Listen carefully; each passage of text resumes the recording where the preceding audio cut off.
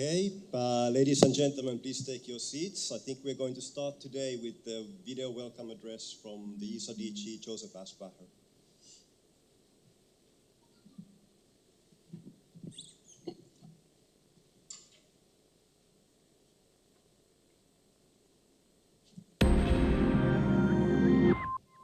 Ladies and gentlemen, dear colleagues and friends, my name is Joseph Aschbacher and I'm the Director General of the European Space Agency. It gives me great pleasure to open the International Workshop on Advances in the Science and Applications of SAR, Interferometry and Sentinel-1 in SAR, the FRINGE 2023, and I'm very pleased to welcome you all. Unfortunately, I cannot be with you today in person in the UK, but I do recognize that it is a high time that such an event takes place to highlight the remarkable contribution of SAR missions. Many scientists and other stakeholders like to say that we have entered the golden age of SAR, and looking at the large number of participants, around 400, from about 40 countries, FRINGE being organized for the 12th time, I can only agree. Since 2014, the number of flying SAR missions has multiplied and includes institutional space agencies, commercial, and lately new space constellations of small SAR satellites. SAR interferometry, the topic of this workshop, is of great importance as interferometry is needed to fully benefit from the SAR instrument capabilities for numerous applications. ESA's involvement in current and planned SAR missions is manifold.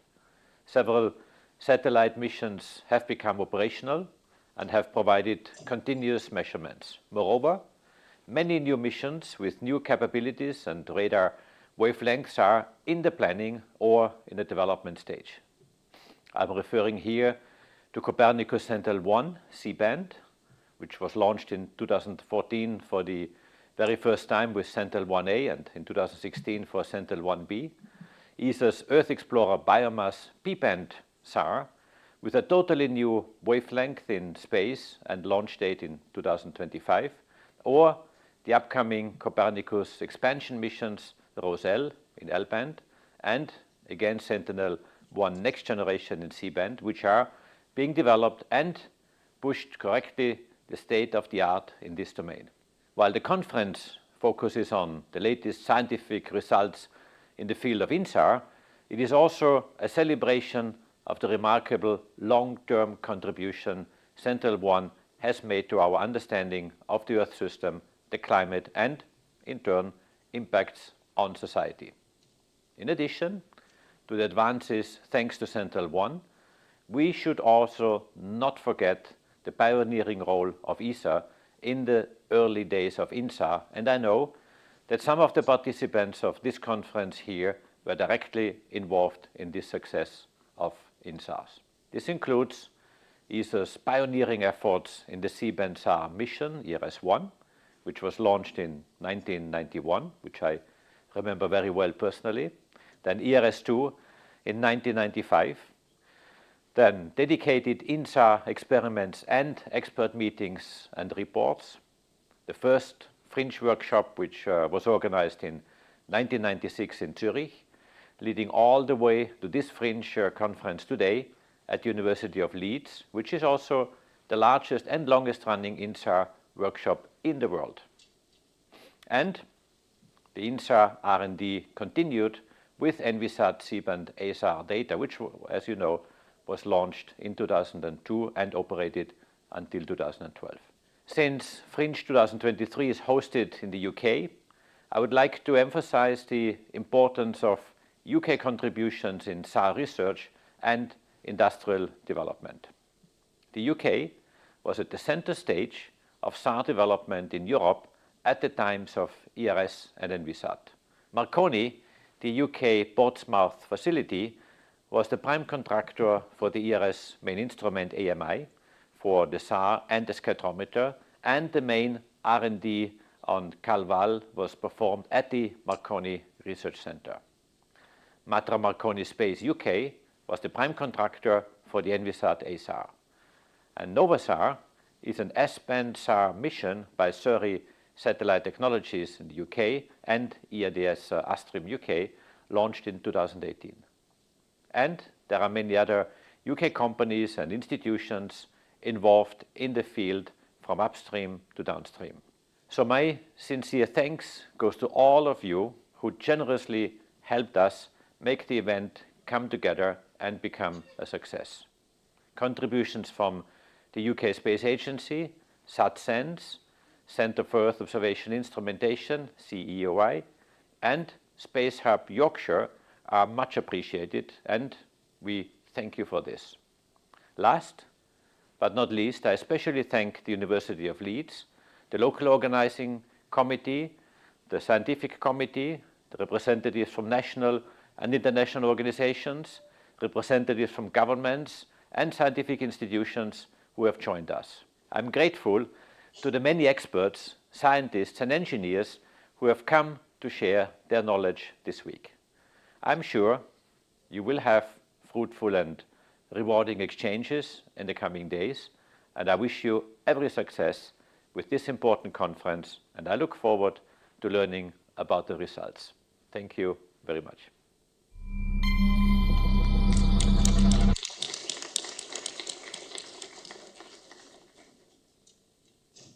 Fantastic. And next we welcome a video from Viscount Camrose, who's representing the UK government through his role in the DSIT department. Good morning and welcome to the ESA.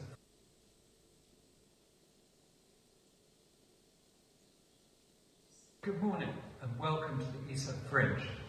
I'm delighted that the UK is hosting this event, bringing together a wealth of experts in the scientific community and showcasing the UK's leading technical capability in Earth observation. The UK is a key supporter of the European Space Agency. We committed to significant investment at the 2022 ESA Council of Ministers, £1.84 billion over the next 5 years, including over 300 million on Earth observation programmes to support the growth of the UK sector and deliver the National Space Strategy. We will participate in the Copernicus programme, a state-of-the-art capacity to monitor the Earth. The UK's association to Copernicus comes at a crucial moment, where the Copernicus space infrastructure and its information services will evolve further, and our contribution to understanding and acting on environmental and climate change related challenges is more important than ever. Access to this unique Earth observation data will provide early warning of floods, fires, and allow the UK's world-leading sector to bid for contracts worth over hundreds of millions. We will work with ESA over the coming weeks and months to support our world-leading sector, to reintegrate the programme and make the most of these fantastic opportunities for our sector. Earth observation is a vital science and continues to be a growing industry. It supports the UK in our ambition to become a science superpower and prioritises our net zero ambitions. In the National Space Strategy, the UK government committed to remain at the forefront of Earth observation technology and know-how. And we have now published our national priorities for civil Earth observation, which will shape our plans in the UK over coming decades to deliver on this ambition. These priorities build on the strengths of our world-leading Earth observation sector and set up the ambitious sector-specific outcomes that will deliver long-term sustainable growth and support innovative use of Earth observation for commercial and public services. The UK is proud to be a founding member of ESA, and Earth observation is a key part of what we do with them, providing benefits around the globe. And a great example of this is the UK's current leadership of the International Disaster Charter, providing data from satellites to aid disaster response all around the world. As I'm sure many of you will be aware, this also includes data from Sentinel-1, demonstrating the importance of SAR. Beyond this, our researchers and companies benefit from access to technical and scientific expertise, delivery support, and international collaboration that ESA membership provides. Nowhere is this better exemplified than in the ongoing development of the Copernicus Sentinel missions, where the UK's EO sector is heavily involved in development of sensors and platform equipment, mission leadership, and scientific research. I hope you have an excellent day celebrating ESA and the really exciting potential of what Earth observation data and technology can do.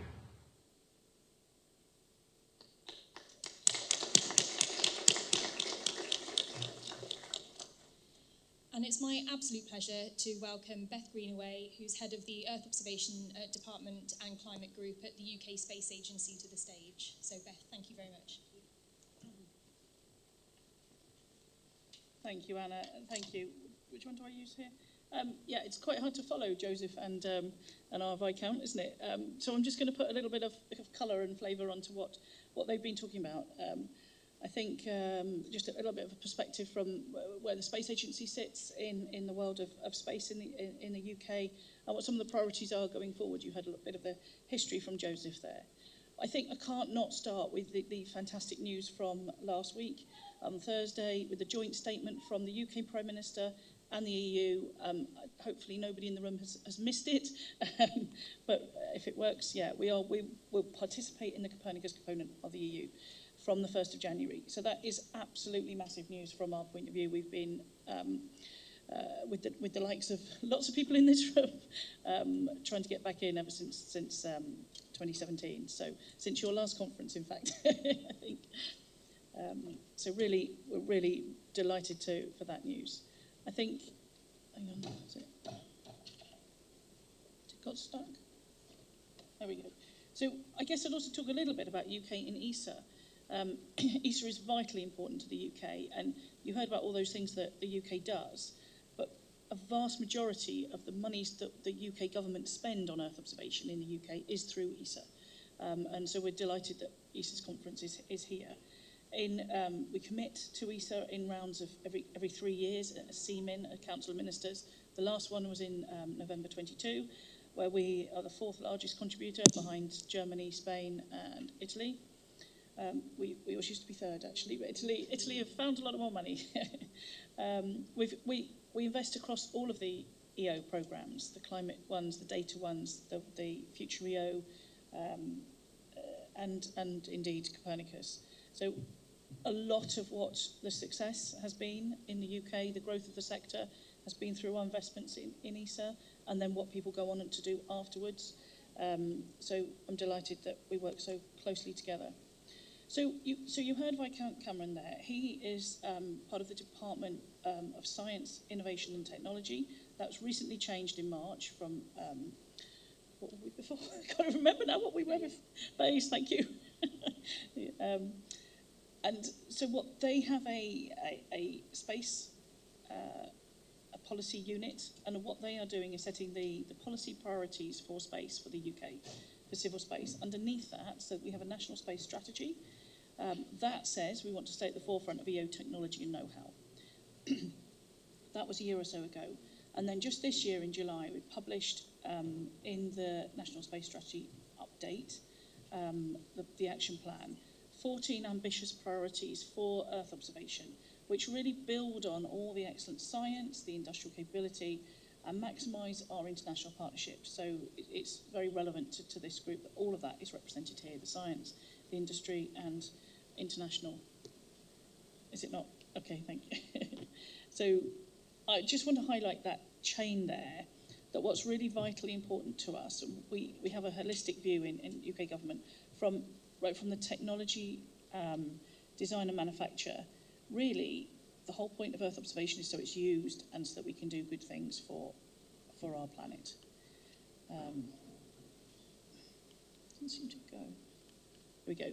So these are the 14. I'm not going to read them all out. You can scan that and read them all in more detail. But they obviously go through, it's around growing the sector, enhancing our national capability for exports, stimulating applications through leading across the civil, picking out the civil and defence dual-use programme. I know SAR is particularly one of those areas that does cut across both.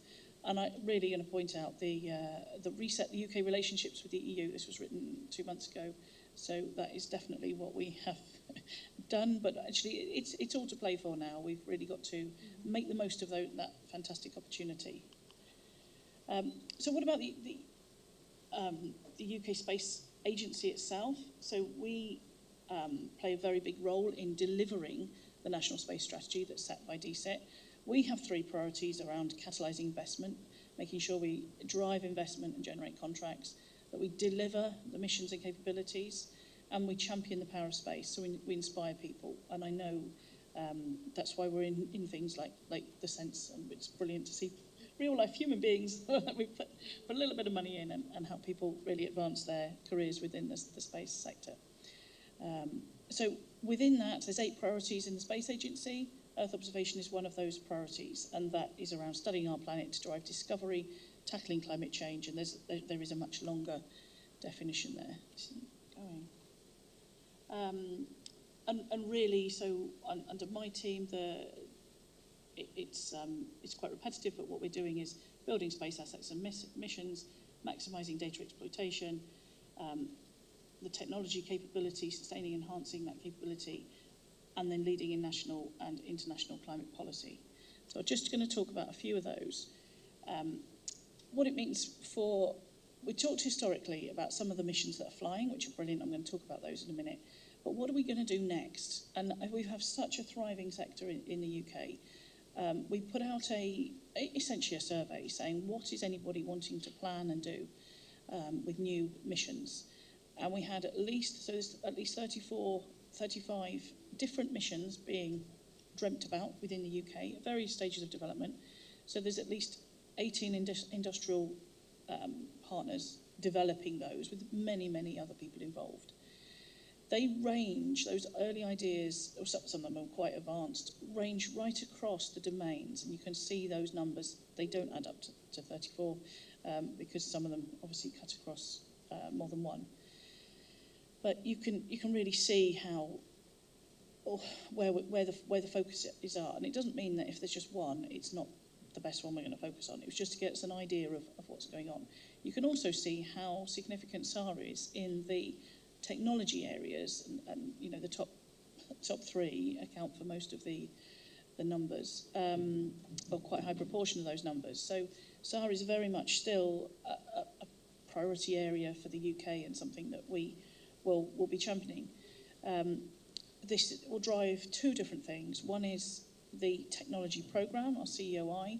There's currently a call out now we've had more money than we've ever had to spend within that programme in the next 2 or 3 years.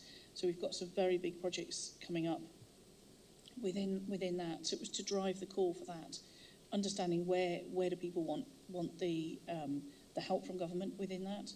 And the other one we're looking at is slightly longer term with DSIT is what missions should we be doing? What should we be pushing internationally? What should we be pushing towards ESA? What should we be doing nationally?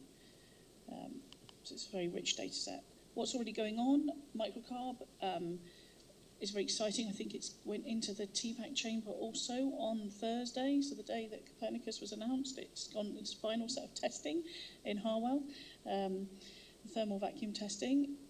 That hopefully will be finished and ready to fly soon. Unfortunately, as everyone knows, there's quite a backup of launch requirements, so it might be a while till that's launched, but we're pushing as hard as we can obviously with CNES and ESA on that one.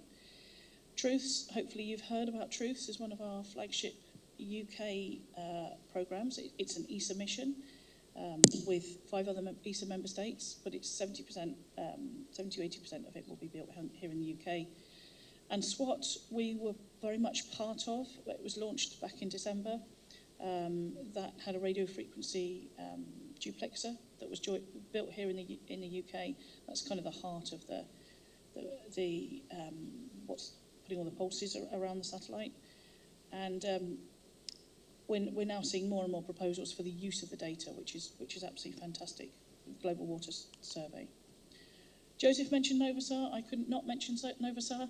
UK, we co-invested in this S-band technology back in 2012. It was. It was flying from 2018. It was novel S-band technology, demonstrating that there could be a low-cost SAR mission with simultaneous AIS for enhanced marine mode. You can see there the first sort of outputs of those, as it were, over the UK. It is commercially owned. People do think it's the UK Space Agency mission. It's not. It's commercially owned and operated. There is a small bit of data that's the UK public good data. It's got many environmental applications. The one you can see there is ice falling from Columbia Glacier from in February. That's maritime mode at a resolution of 6 metres, so these are SSTL. And obviously there's land use applications, many agricultural applications, land classifications, and many more. Of course, because the applications, whilst the technology is great, for me, it's why am I doing this? It's what do we actually use the data for? How does it change our lives? I was really fortunate in the summer. I went to Borneo in the Malaysian rainforest, and we did a bit of tree planting in the some old palm tree areas along the forest, replanted it for the orangutan habitats, and just talking to them there, how are you going to know how they're growing? They actually monitor monthly with space. So it's the tools and techniques we've developed from the Red Plus initiative. Have actually, that money goes to that village community to replant after the palm forest. So it triggers payments to the community to reforest, and it helps us understand and manage the trees, the growth rate, successes and things. So they do really real world applications. We've got to that point though, it was in 1992, which is, some of us remember, some of us, it's a long time ago. I was a student at that time, and the Malaysian Prime Minister, this sort of concept of paying people to preserve their land is like, okay, if you rich people want us to not cut down our trees, you've got to compensate us for it. So that was the concept in 1992, the Rio Summit. It's taken a long time now that we do actually have that in place. So things change, it might take a long time, but there is hope and there is change. So that's very much sort of a public good type thing. It's government money. This is an example of something that, the Red Plus, I think the UK puts in billions of pounds. This is a commercial services idea. We had grants of up to £10,000, and this wasn't even that, for 3 months' bit of work to really look at, can Earth observation do something better with a service that's already been provided, or develop climate services in the real world where there is money changing hands. So this one is very much around smallholder coffee farming in, I don't go, where am I not pushing this to? There we go. So basically, these farmers, which is 50% of the scheme, they get paid if they've grown their coffee productively. But the trouble is, in order to do that, they have to actually, it looks like from space they're cutting down the trees every 3 to 6 years, but that's part of the sustainable practice. What's happening is with the coarser analysis, they're not being paid for that land that is being, because it's being classified as deforest. So what they've done is change the algorithms, and actually then those farmers, and it's because they're such small holdings, that change in payment is a real difference on the ground to that family that are doing that growing, and it keeps it as an organic and sustainable development. So they have put it directly into the sustaining maps. So it's a real live system with just a little bit of help from us. It was something that the business couldn't find enough R&D to do. So that's just a little success story. We're working really, that's one example of how we're working through Space for Climate. We want to convene the satellite EO climate community and others. Across that, those arrows of that value chain that you saw in the earlier slide, with the DSIT slide, really facilitate the exploitation of this data from space, so it really does make a difference on the ground. Space for Climate now has over 60 members from government, industry and academia working in partnership together, and we're taking it to world-leading climate science and services community, really so that the intel and the intelligence that comes from communities like this can really go to people who are going to take action and make better decisions with that information in their investments and their management of land, ocean, atmosphere, etc. So it can't not talk about this slide. I'm going to run through, I think I'm running out of time. I've got a load of on their website is a load of application examples of what's being used. I'll skip through those. And the biggest thing for me this year will be COP28. Hopefully people know what COP is.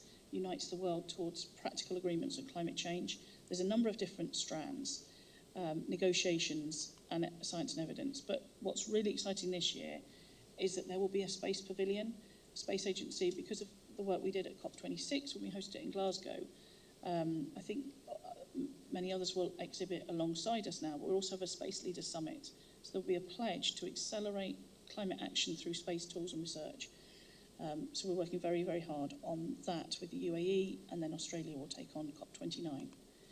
So that's really what I wanted to say. Satellite is a very high priority for us in the UK. It's essential we take that holistic view. We don't develop technologies and tools that aren't going to be used, but also we make sure the users can understand. And I think it's more important than ever with the SAR technology. People, don't obviously see it with the naked eye. So it's very important that we have all this analysis and you intelligent people telling us what it's all meaning. So thank you and enjoy your conference. Thank you.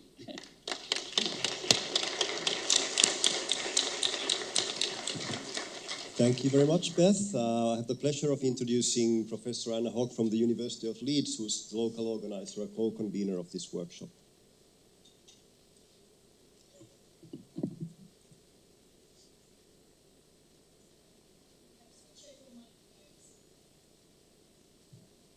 There we go, shall I try again? My voice is loud anyway, so I hope I'll be able to speak loudly and you'll be able to hear me really well. It's my absolute pleasure to welcome you all to Leeds, to the University of Leeds campus for this ESA Fringe conference. At Leeds, our usual experience of going to Fringe is to all find ourselves at Leeds Bradford Airport, catching a plane to Helsinki or Esrin or wherever else we're jetting to around Europe to participate in this conference. So it's really, really a pleasure to welcome you to our home campus and show you where we live and work, and hopefully you can experience that through the week. I'm really excited to listen to some fantastic new science results using SAR data, demonstrating the advances in use of this technology for a range of different scientific application areas. And I hope that in addition to all of the science, we can show you some fun in the evenings as well. So it'll be a fun and social week as well as a science-packed one too. But the reason why we're so keen to host the ESA Fringe conference here at Leeds is that we really are a hub of expertise in using and applying SAR technology to different application areas. We've got huge amounts of capability in using SAR data to study volcanoes, earthquakes, monitoring forests, as Beth has already said, and also studying Earth's ice sheets, which is, of course, what my research group specialises in. If you ever wanted to take a vote on what the best Earth observation satellite is, I think this room would be a great one for Sentinel-1 to get a win on. And so I'm sure we will see common ground on that over this week.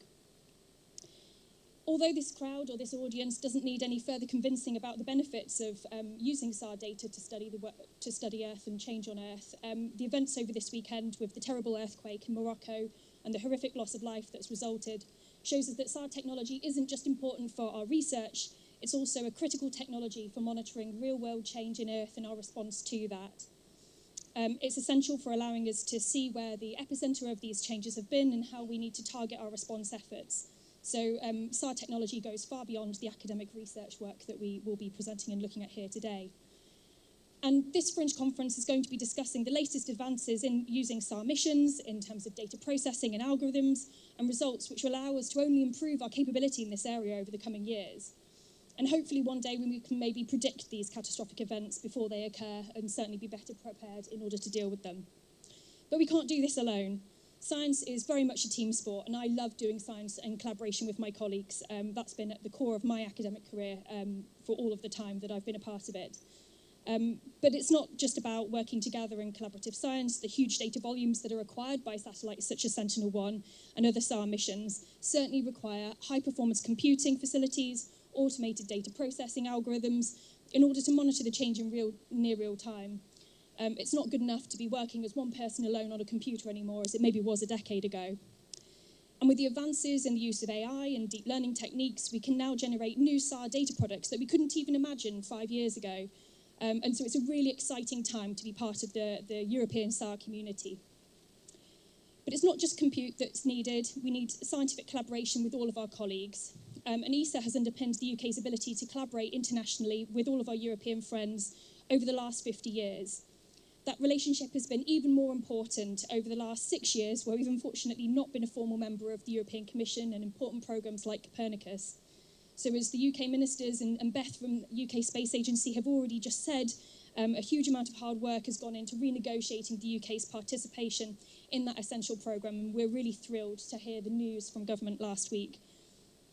As chair of the UK SPAN Earth Observation Working Group, I've always known that the view from the scientific community on this topic has been unanimous.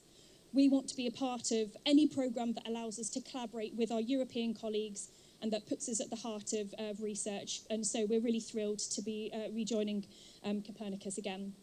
And I hope actually that the timing of Fringe was always going to be good, but coming just a week after this announcement, it means that we'll be able to have discussions about not only what the next ESASAR project is going to be, but also how we're going to collaborate together on new Copernicus projects.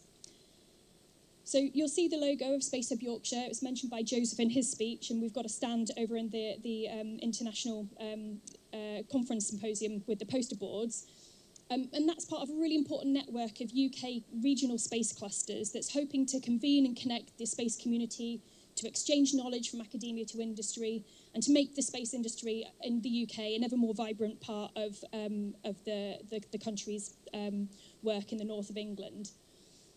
It's really fantastic that we're going to be hosting homegrown companies such as SatSense in that first industry showcase here at Fringe, but also international ones such as Gamma Remote Sensing, who we've all known and participated in Fringe over the last decades. So please take time to visit those companies' stands alongside the fantastic posters during the rest of this week. So UK-funded PhD training programs such as SENSE are also one of the most rewarding parts of my job as an academic here at the University of Leeds. It's fantastic that in addition to the SAR community that have been attending Fringe over the last decades or more, we can be sharing now our Fringe experience with the next generation of SAR experts who will be all attending here this week. Many of those students will be helping us run this conference, handing around microphones in big sessions like this throughout the week, and directing us between the buildings. So please take time to speak to those brilliant scientists. Their involvement in this conference is essential, and it wouldn't be possible for us to run it as well without their involvement. So after some tough years of pandemic, where we as a community haven't been able to meet so frequently, and when we have not been able to be a part of the Copernicus programs in the UK in the way that we might like, it really feels like we're turning a corner now. We're all here together, ready to discuss some brilliant science here in Leeds this week. But we're also at the doorway has now opened so that we can collaborate on funded projects. I'm really thrilled to be hosting Fringe on campus in Leeds, and I hope that you enjoy your time here this week. I'm excited for the science discussions to start, and I don't want to really hold that back anymore. But I just want to wrap up and say welcome to Leeds. Please have fun as we commence this conference. So thank you very much.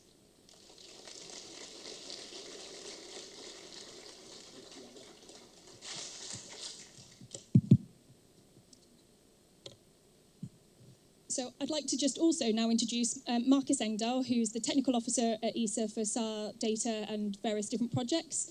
And he is the principal organizer from ESA for the Fringe conference. Welcome, Marcus. Thank you, Anna.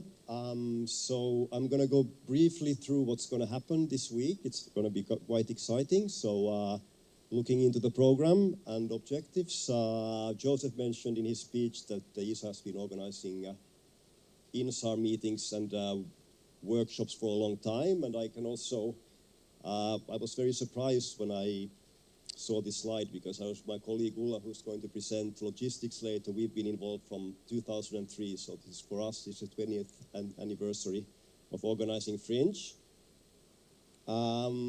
Briefly the objectives, so we're going to review the state of the art in the field of INSAR, bring all you people together so that we can exchange ideas and see where to go, which is the way forward. We're going to present the Sentinel-1 mission status, products, and also the status of our future INSAR missions that are currently under preparation. We're going to look at what you were recommending in the last Fringe 2011, organized online. And it's very important for us that you give us input during this workshop on where we should put our R&D efforts in, and especially in preparation for Sentinel-1 next generation biomass, ROSE, L, and Harmony. So we really need your inputs, and we take those very seriously. So this is one of the main ways that we gather inputs from the scientific community. So one of the outputs of this workshop is FRINGE session summaries and recommendations. We will act on those. They affect our programs. They influence the way we operate our missions, and they influence also future missions in preparation. So in numbers, I think that these numbers are old. I think we are at 500 participants. So, and we received almost 400 papers from almost 50 countries. So this is a large workshop. We have 133 oral presentations and a big poster session of 260 posters. 19 sessions, counting 3 ESA sessions. So immediately after this opening, we have a nice one on Sentinel-1. Then tomorrow morning in plenary, we're going to review the future ESA INSAR missions. And then, very importantly, on Friday, we're going to present the summaries of all the sessions to the community on Friday. So we have a set of theoretical or technical sessions, and then also some applied sessions. So it's a full week. So we are now here in the opening session in Auditorium I. Auditorium II is just over there around the corner. After this session, we're going to have a coffee break, 10:40 if we are not a bit late, but that's when we have the coffee every day, and also at 20 to 4. Lunch break is from 10 to 1 to 2 o'clock every day except Friday. We have plenary sessions in the morning most days, so everybody in the same room, and then we split into parallel sessions. So we are in Auditorium I, Auditorium II, plus in the Roger Stevens building, and Ulla will let you know where the Roger Stevens building is. It's not very far. Yes, so we have one poster session that is split over 2 days, so you can already hang your posters now and just leave them there over the whole week. So we have a lot of time to interact with the audience. But this is a nice Tuesday and Thursday afternoon event. There's going to be some small nibbles and refreshments, and I think it's going to be very enjoyable. We have round tables, so this is where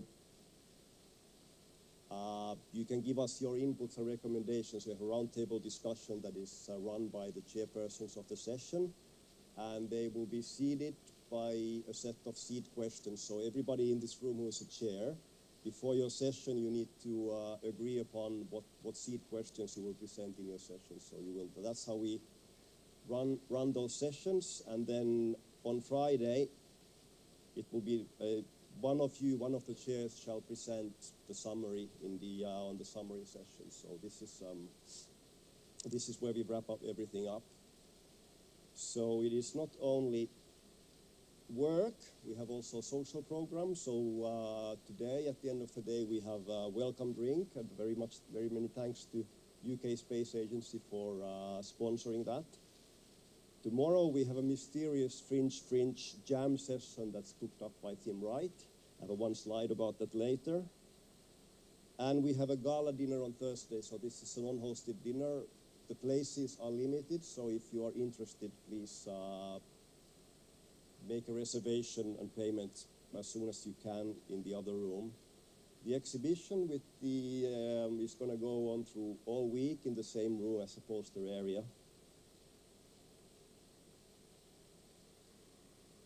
Yes, so just briefly about the presentation. So oral presenters, there's a 20-minute slot, and hopefully there is a couple of minutes at the end for questions and answers. So the chairperson should give you a 3-minute warning.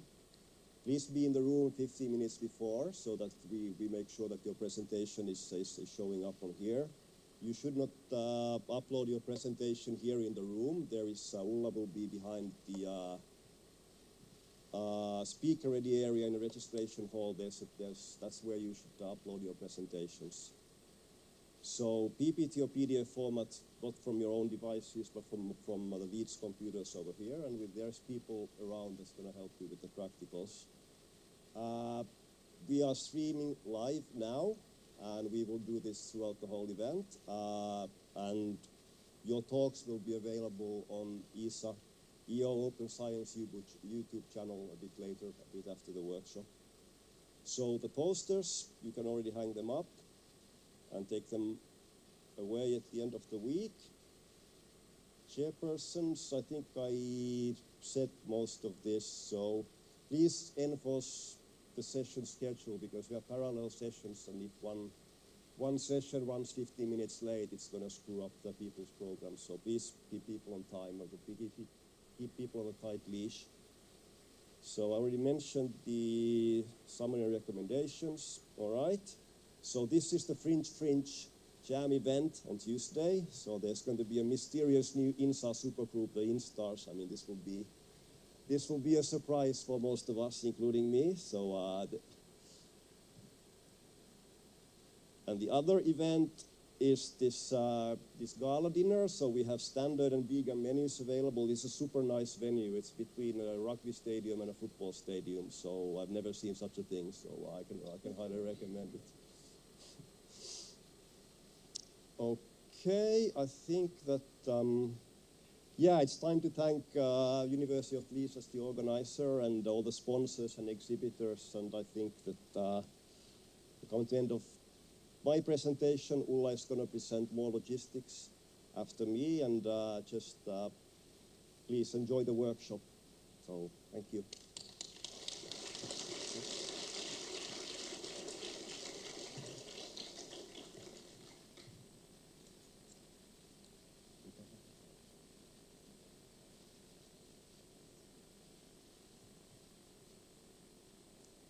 Right, so welcome from the logistic team and all the OC team.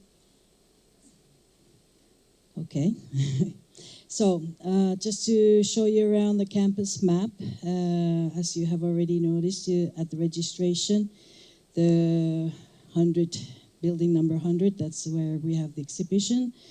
Now you already know your way to the auditorium because you're here, so it's the 101. And Roger Stevens is the yellow one popping up. It's indicated by the arrows on the floor on the pavement. So you have to get out from this one through the registration building and just by the lake. Anyway, we have totems, signage, and volunteers helping you out to find your way to the Roger Stevens. But our sessions will take place there only on Wednesday, Thursday, and Friday. So the first 2 days you have time to get acquainted around this area. And the Roger Stevens is just around the corner. The red one down there is the refectory where you get your lunch. So also there you have arrows on the floor just to find your way around, okay? And always there we have people indicating the road just in case you don't find it. So the registration is open every day and it's available through all the day and all the week. There's a team supporting you for any inquiries. Once you get here, you get your badges as you have already. And you please wear them throughout the whole week, every day. You can leave your luggages and your coats. There's a cloakroom area, and you can ask registration desk for that. Should you need to have individual small meetings, you can book meeting rooms at the registration desk, always with my colleagues. Lunch vouchers, if you bought it online, you should have already received it. If you didn't, then you will just get to the refectory and pay directly. I'm missing a bit here, but for the gala dinner, there will be a pickup at 18:45. Anyway, we will indicate it to you better after the Thursday poster session. So you will be escorted to Parkinson building where the bus will pick everybody up. But that will be organized on Thursday and you will be indicated, taken there directly. If you didn't pay your dinner online, you can do so at the registration desk. There's an online payment position where you can pay your dinner. If you don't pay your dinner by Wednesday lunchtime, it will be cancelled. If you have not booked the dinner but you would like to join in, you go to the registration desk and you ask them to book you to the dinner. Everything by Wednesday lunchtime, because we need to advise the Headingley Stadium about the numbers. Then useful info, we have electrical sockets in the corners of the meeting exhibition hall and the registration hall. There will be some European sockets, but they still need to be delivered. So later on today, we shall install some European plugs too. Parking, if you need to park a car, there's a on-site parking indicated with a P letter. And that's the code 267333. It's the 24-hour parking. So you have to go to the parking area and ask for information there. So this is the whole plan. You get in, there's the entrance, as you can see, the exit to get to the auditoriums. The registration area is clearly indicated. The clock room, you asked at the registration, but it's that corner. The speaker upload area, where I will be waiting for your presentations, please, at least, let's say, morning or the evening for the morning, or the morning for the later afternoon sessions. So let's not try to make it too tight, because we still need to upload everything. There's, okay, the toilets are behind the registration desk in the hallway. Then you have the tunnel that connects the exhibition area with the registration area. We have 3 catering points, 1 in the registration area and 2 in the exhibition hall. You have exhibition booths all around the hall and the poster boards in the middle. So it's very visible, you can't miss them. So the coffee breaks are every morning and PM as from the program, and the catering points I've indicated. Water is at the dispensers.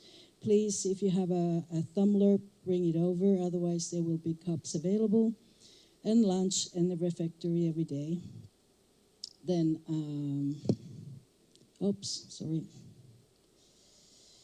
So the social events, just very quickly today, the welcome cocktail, courtesy of UK Space Agency. Tomorrow, the poster session with some drinks, and the Fringe Jam session at the refectory, courtesy of Tim Wright and SatSense. Thank you. The doors open at 7 p.m. There will be food 7:30 p.m. and music until 10:30 p.m. On Thursday, we have another poster session with niblets and drinks. And after that, as we said, the gala dinner at the Headingley Stadium. Okay? Enjoy your workshop. And now we should go to the exhibition area, poster area, to get our coffee break. Okay? Thank you very much.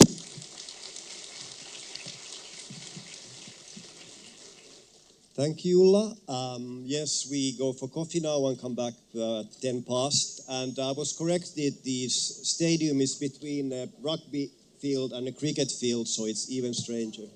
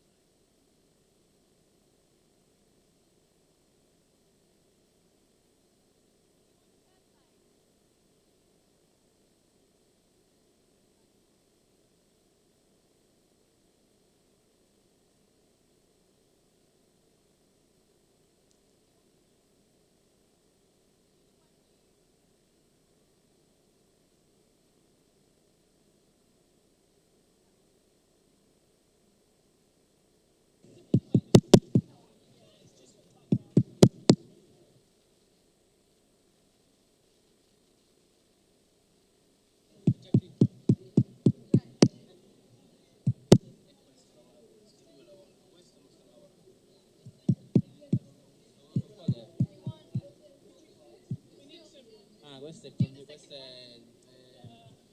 coso di corrente, stabilizzatore di corrente. Questo non so perché non lavora. Questo qua che è l'unico buono non lavora.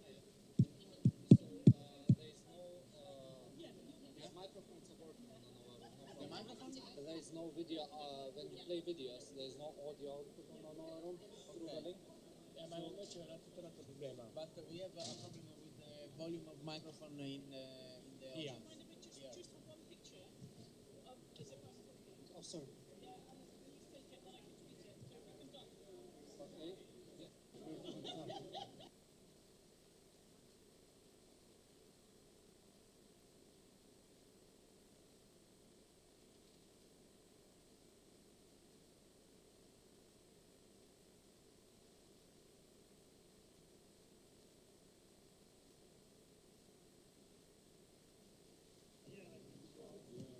Ehi, ehi, ehi, ehi, ehi, ehi.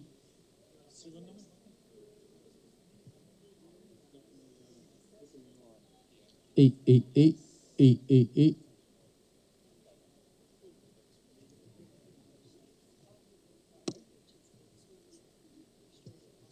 Ehi, ehi, ehi, ehi, ehi, ehi.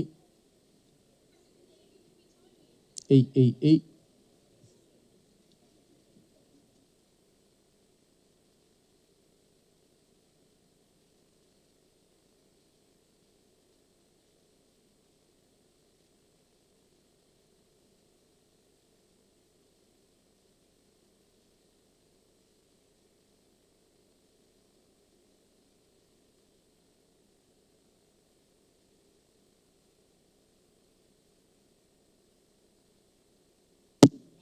Ehi, ehi, ehi, ehi, ehi, ehi, ehi, ehi, ehi, ehi, ehi.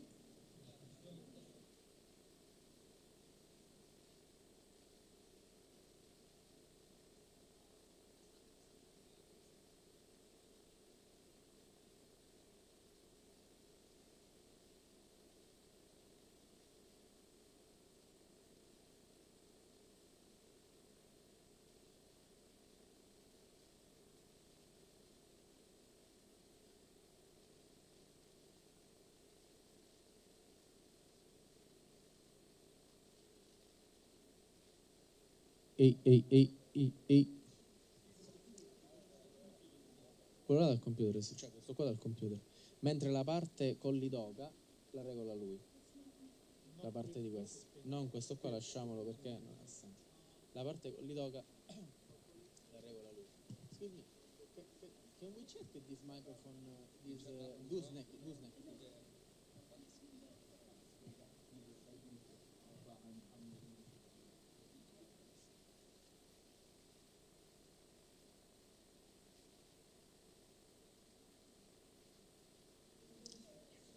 Check, check, check, ehi, test, test, test, test, test, ehi, check, check, check, check, check, ehi, check. No, no, questo lascialo spento. Cioè, this is switch off, switch off. Perfetto. Ehi, check, check, ehi, questo è il collo d'oca e basta, questo è spento. Ehi, check, check, ehi, test, test, test, ehi, check. Ehi, sulle alte, adesso glielo faccio togliere. Ehi, check, ehi, test, test, test. Yeah, feedback on the high frequency. If you... Yeah, I've tried rolling off the frequency. Do you have a parametric equalizer or shelving? Parametric? Not shelving? No, it's all parametric.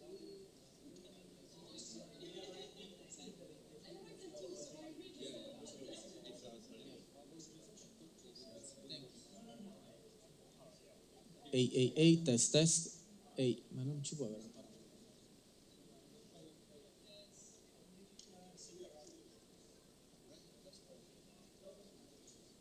Faccio io, parlo io sul mano.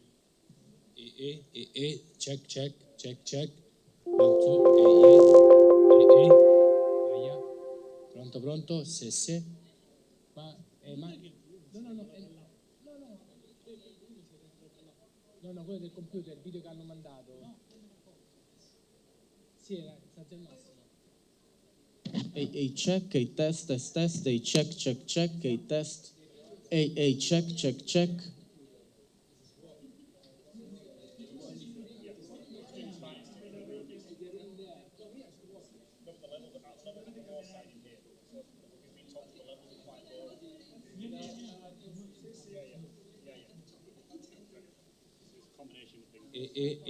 ça, ça.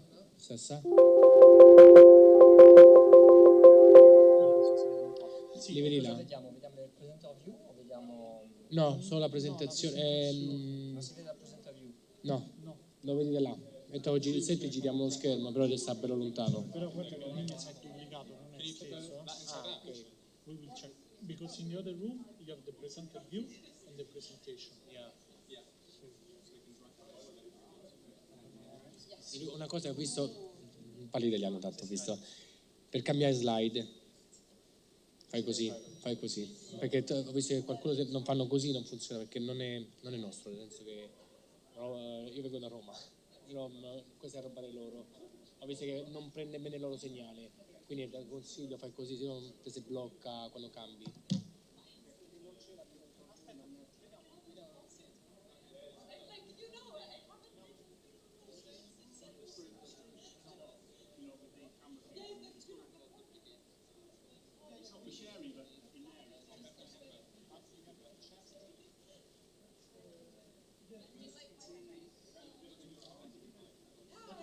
Hey, check, 8, test, hey, check, hey, check, hey, check, hey, test, hey, prova, 1, 2, hey. Faremo senza, quindi grazie.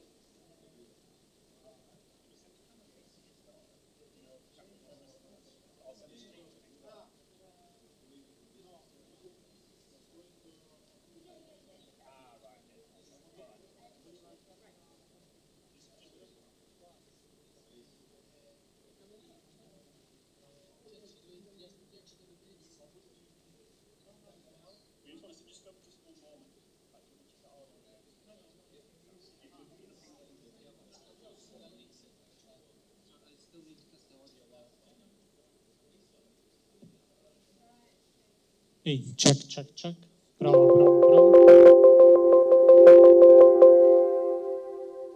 Ehi, check. 1, 2, 1. Prova. Ehi, check. Allora, Salvatore, ricorda che giustamente i presentatori saranno così e purtroppo più di questo non gli puoi fare, vanno pure indietro, e questo è il problema. Con Odoka infatti dovrebbe essere quello più... Ma perché non mettiamo quello? Sebbe, che dici Salvatore? Lì siamo già Prova. palla di fuoco, Di tutto? dal mixer, stiamo uscendo belli presenti. No. That's what I'm asking for. Yeah. The problem is this. That's, The problem is not from that mixer, but from this mixer. And that's I Ma non lo possiamo escludere, sono microfoni, non si può escludere il mixer. No, perché sono con quegli ingressi in quel modo. I'm trying to boost it over there as much as possible. Yeah, no. If it's the switch. I am a max opener. The only thing I'm worried about is it's just on there, it's some kind of button, and as soon as I press it, it goes like super loud, really quick. You know? Even because you are maxing. Yeah.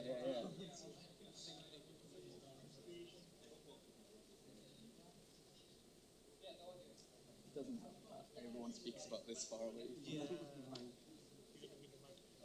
So she was like, Odin's there, and I was like, she's going too loud. That should be really loud. But...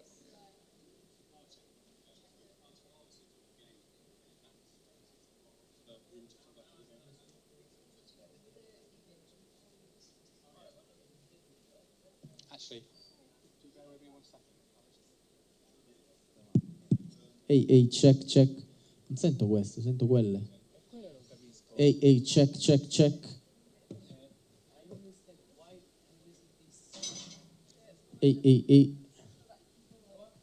Ehi, check. Questo distorce già l'amplificatore. Check.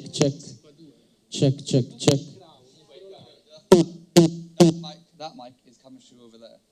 That one is linked to my system. That's why it's crackling. It's turned up so loud. The distortion it's from here. if I take this over here now, I can control the volume of this one over here. 1, 2, 1.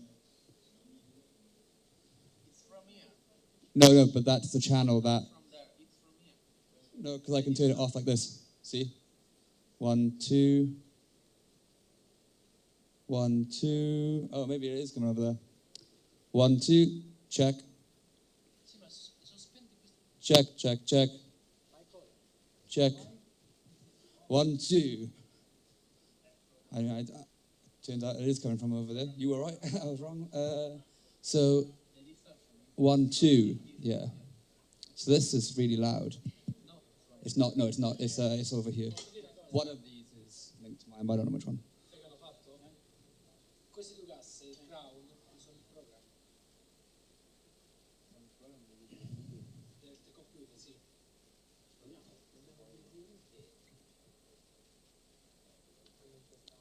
One, 2.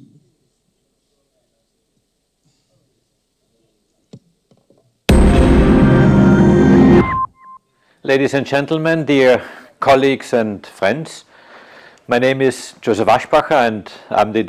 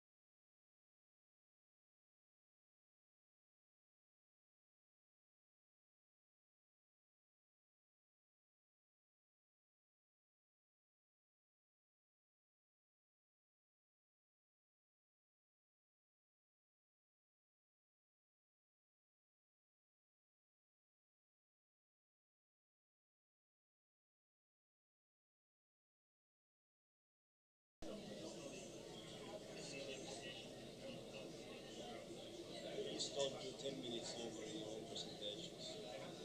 Let's try, at least try to hold the same tune. No?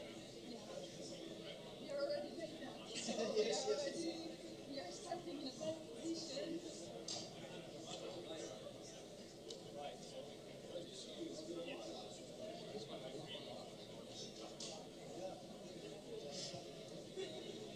Please have a seat. We're going to start the session in a few minutes from now.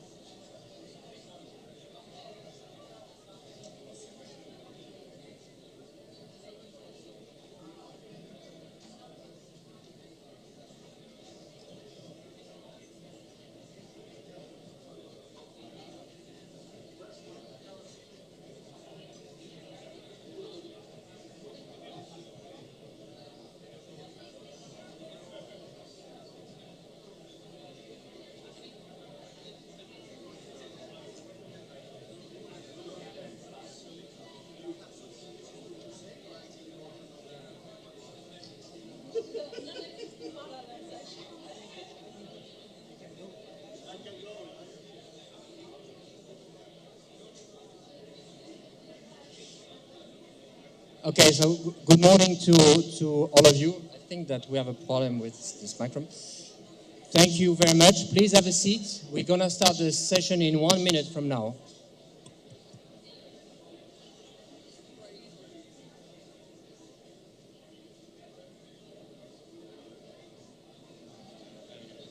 Is this working? I think that there is some scratch.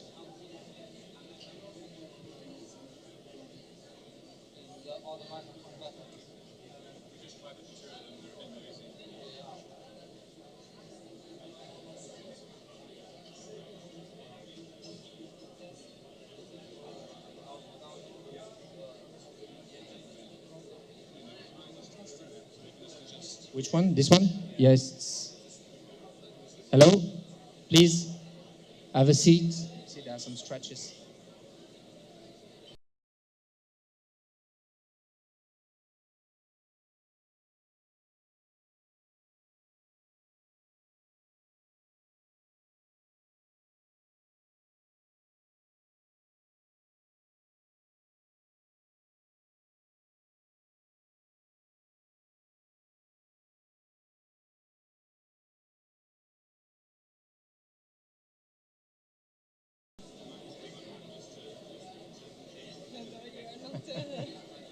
Maybe you should try.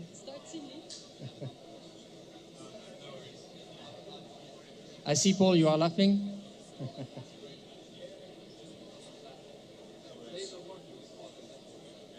I think it might be an issue just because of background noise. When it quietens down, it should be. Okay. What I'm going to do is bring the lights down. Okay.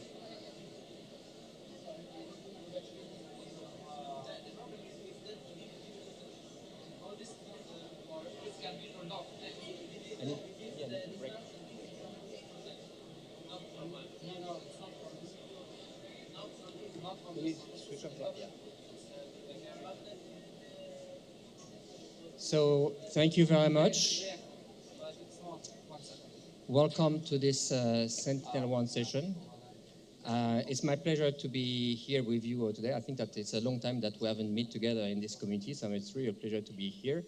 I am Nuno Miranda. I'm the Sentinel-1 mission manager. It's a pleasure to share or co-share this session with my colleague Muriel Pignon, which is the data quality manager. This session will have 4 presentations. The first 2 presentations will be given by myself and by Muriel, where we will basically give a broad overview of where we stand with the missions. Maria, I'll let you introduce the two others presentation if you want. Yes, so following this overview from Nuno and myself, we are going to have two presentations that are coming from the Mission Performance Center, which are giving more details in some relevant parameters that we monitor, which are related to INSAR, and then also in a recent development that we had in our processor, which is related to RFI, and also the impact that it might have in interferometry. So I think that we're going to start with the first speaker, which is me. Can you hear me okay? Yes? Okay, perfect. Is it hard to understand? Okay. So, I need this one, yes. So, so in this presentation, I'll give you I'll try to give you a broad overview of the Sentinel-1 mission, what we have done over the last years and where we are heading to.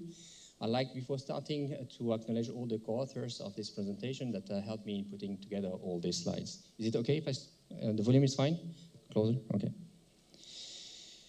Before diving straight away into Sentinel-1, I'd like to start this presentation by widening a bit the landscape and presenting briefly what are the ESA observation programs. That is basically composed by three different pillars or elements. The first one is the science elements, which is articulated around our Earth Explorer missions that are really state-of-the-art instruments that are there to consolidate science around climate variables or biogeophysical variables.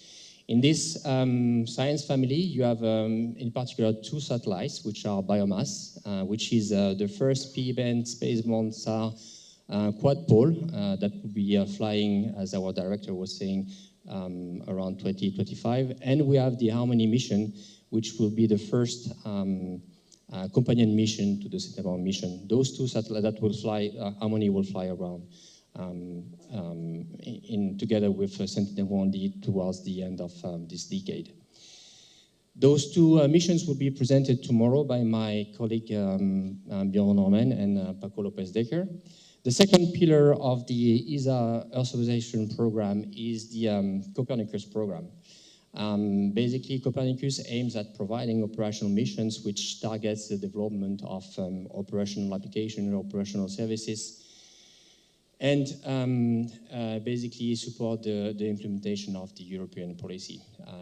It's in this program that we have our flagship spacecraft, the Sentinels, Sentinel-1, Sentinel-2, but also those missions that are now complemented by a new program that is less known, which is the Copernicus contribution missions.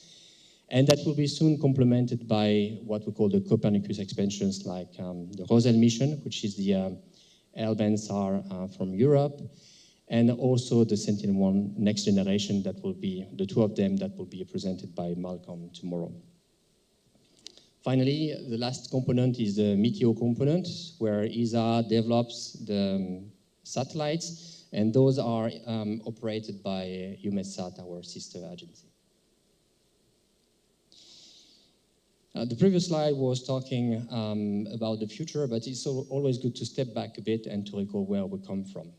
Sentinel-1, I used to say, is standing on the shoulder of our precursors, like the ERS mission, the ENVSAT mission, and also on the shoulders of the Canadian RadarSat Constellation mission. I think that those missions have been necessary to develop most, if not all, the applications that today Sentinel-1 and RCM are today supporting, and that have been key to develop the European leadership in SAR and remote sensing in particular. Overall, if you look back, it means that we have now 30 years of data record at C-band that are extremely useful to look at climate data records or science in general. This slide is a bit busy, and I think that a lot of people was a bit expecting this slide. It gives the it presents the agenda of the Sentinel-1 mission. It's busy, and the mission is really, I used to say, running in a complex context. The mission started in 2014, as has been recalled by Joseph, with the launch of Sentinel-1A from a Soyuz launcher in Kourou, and that has been complemented 2 years after by Sentinel-1B. And the mission was running nominally up to the premature failure of Sentinel-1B back in December 2021. So we are now running in what I call a degraded configuration, and it puts a lot of pressure, as I used to say, in the remaining unit that is Sentinel-1A. Sentinel-1 was running nominally. I've been performing nominally over the last years up to December last year, October last year, where we had a major failure on the propulsion system that forces us to switch to the redundant side, putting even more pressure into the system. All in all, it makes that it is the ESA and the European Commission top priority to launch Sentinel-1C as soon as possible. Today, we don't have a clear date for the launch of Sentinel-1C.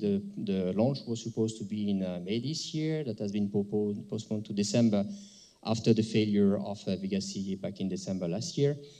And that has been postponed another time towards, we hope, spring to autumn next year due to the negative outcome of the engine test that happened before the summer.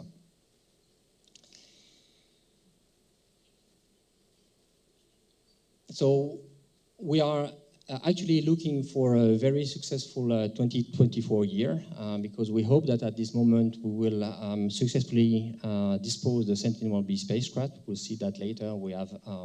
I have a slide on that, on the fact that we are currently doing the disposal of the spacecraft.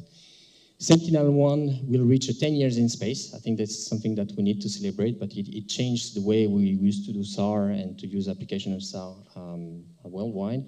And we are looking forward to have a very successful launch of Sentinel-1C.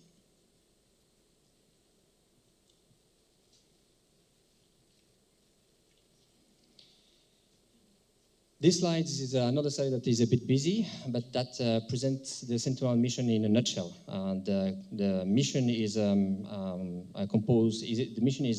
a constellation of 2 satellites located in the same orbital plane, 180 degrees apart, in a near-polar sun-synchronous orbits at around 700 kilometers. We have both spacecraft, or each unit have a 7 years lifetime, with 12 years for consumables, which means that 12 years of fuel, basically. We have a 12 days repeat cycle interferometric-wise for each satellite, 6 days if we consider the mission. The main payload is, of course, a C-band SAR at C-band, yes, with single and dual pole capacity, incidence angles from 20 to 45 degrees, and a very stringent radiometric accuracy requirement of 1 dB 3 sigma, and a fairly okay noise equivalent sigma 0 of -22 dB. Sentinel-1C will provide another payload for the first time, which is NIS. In terms of imaging modes, I think that you all know them pretty well now. We have 4 exclusive imaging modes. The strip map mode, which is a legacy mode. Actually, I think that strip map will be abandoned for Roselle and for Sentinel-1 Next Gen. So it's this last time maybe with Sentinel-1, first generation, that will fly this mode. We have our main horses over land masses, which is the interferometric wide swath that relies on the TOPS mode. IWS has a swath of 250 kilometers and a resolution of 5 by 20 meters.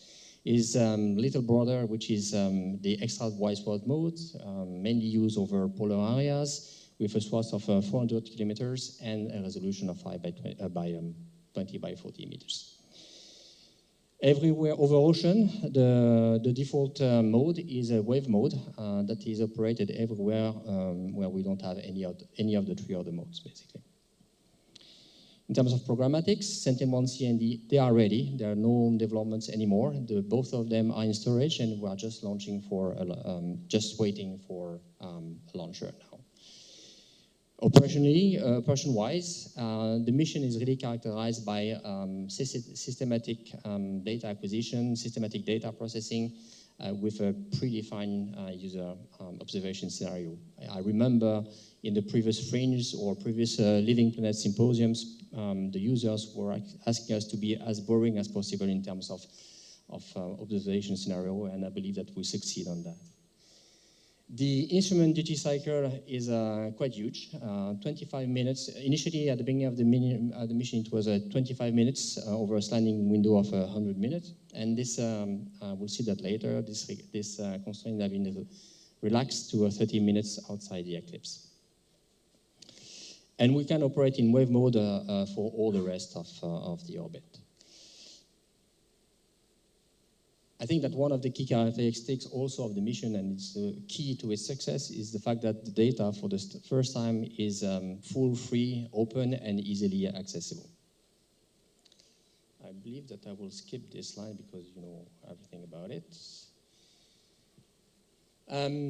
Okay, so these slides basically presents the systematic Sentinel-1 observation scenario that we are putting in place in several years. In the left-hand side, you see the scenario that we have been running since more or less the launch of Sentinel-1B that represents the configuration with 2 satellites flying. On the right-hand side, you see the situation or the observation scenario that we are playing now in this, let's say, degraded or contingency scenario with Sentinel-1 only. You can immediately see what is the impact of losing one satellite, which is that basically we lost our capacity to do global coverage. And of course, we have to make some choice and trade-offs, and we kept the priority to support European users, European services, and also to keep imaging over major area of interest like tectonic areas or volcanoes. We also have lost, as you can see, is the pointer working? Yes, we also have lost our capacity to do 6 days a repeat cycle, and we have a much degraded revisit over northern areas. All this information is available online. There is nothing new. But I wanted to spend a bit more time on what we are doing now. It's not the first time that we are running a scenario of 1 satellite only. We are doing that, of course, before the launch of S1B. And these slides try to show you what are the differences of the observation scenario before the launch of S1B and after the failure of S1B. And in this plot, basically, you can see on the right-hand side that the logic of the contingency scenario on which we are running now is really meant to disrupt as less possible the time series worldwide. So you can see that if you look at specific areas that I have highlighted here, we have a much better coverage with 1 satellite over North America, over European waters, over Africa, over Asia, India, Australia, Indonesia. So that's really the logic of the scenario that we are running now. And of course, this has a counterpart. And the counterpart is that you can see that over northern areas, we are doing much less than what we were doing before. And this is possible thanks to the cooperation that we have with CSA and the RADARSAT constellation mission that have been we have been working with them in order to put in place some contingency measures. So RCM is acquiring much more of this data for supporting our Copernicus services, and in particular the marine service for the CIs, services. So this is really important. It's really trying to make you understand that we are today making a huge effort in order to make sure that worldwide, not only over Europe, but worldwide, the time series is kept at least at 12 days.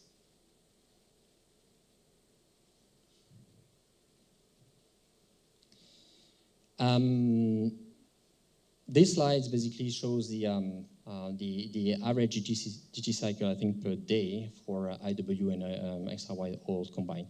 I think that it's important to mention that the improvement that we had in coverage that we have seen in previous slides, we are doing much more over certain areas, is a direct consequence of the duty cycle optimization that we have done over the years. And this came in several steps. Of course, first, at the beginning of the mission, we slightly ramped up the observation in order to put the system space and ground into stress. At some point during the mission, back in, I think it was in 2007, we introduced EDRS, which is the European Data Relay Satellite that offers us more capacity of acquisition and more capacity of downlink. And you can see how by introducing EDRS, we have been able to increase significantly the duty cycle. The other optimization that we have made back in 2018, I think, yes, was the relaxation of one of the main constraints that we're having in the instrument, which is this maximum 25 minutes of a duty cycle that have been relaxed, and now we can operate up to 30 minutes outside the eclipse. You can see here it's a very short period between May to August, where we are constrained to 25 minutes, and outside this period we can go up to 30 minutes. You can see also that, so we have been trying to optimize the duty cycle over the time, but now we are reaching a cap. I mean, it's clear that we have no more capacity with Sentinel-1A. We try to accommodate for some user requests here and there, but there is no capacity left in order to increase the sensing substantially in specific areas. Just to give a bit, to open a bit the box of this slide. So this slide basically gives the amount of high bitrate data that we are acquiring today, and it separates now this time by IW and NW. And the previous slide was hiding a reality that is, with the increment that we have of duty cycle over the years, we favor much more IW, and we favor much more the acquisition over land masses and the construction of INSAR time series than acquiring data over northern areas with extra wide swath. All in all the optimization that we made and the logic that we had in our observation scenario makes us that Sentinel-1 is, even if we are running in the degraded configuration with one satellite, is really prompt in supporting cryosine, in providing archive, archive, and in providing fresh information to support extreme events like earthquakes. You have here few examples, but there can be plenty of them, of the earthquakes that happened this year over Turkey. We are also supporting the forecast of hurricanes. This is the example of Hillary that badly hit California this August. This data, complementary to RADARSAT-2 and to RCM, are really helping the Met offices in tuning or verifying the accuracy of their provision, and also for supporting events like flood.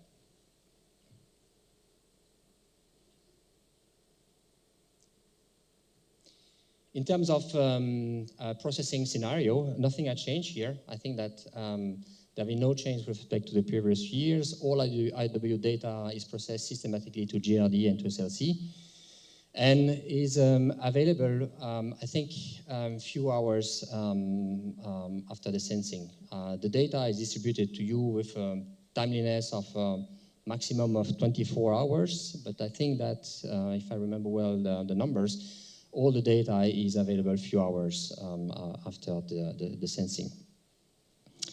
So IW global processing in SLC, and there are, we also process some extra wide SLC marginally. Actually, I just discovered recently that this area has been increased in terms of processing for SLC. I don't know the reason why, or none of my colleagues are capable of explaining why. So if there is someone that is using this data here, I would like to speak to him, actually.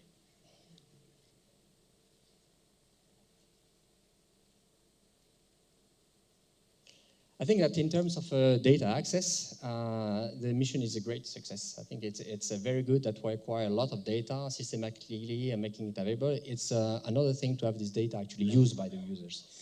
And the data access is something that we are carefully looking at, and that we measure through indicators that are measured regularly over time.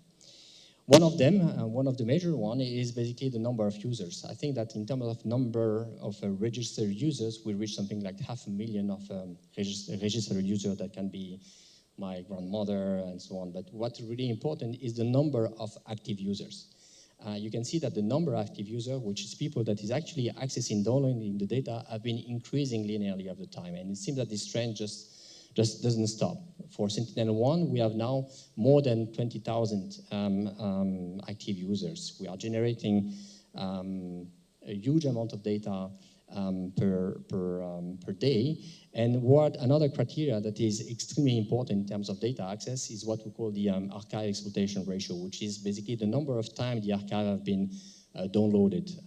And for Sentinel-1, we are reaching, depending on how you look at the data, how you look at numbers, between 20 and 12 and 20 times the archive have been already downloaded. So I think this is a great success. How long do I have, Muriel? 5 minutes?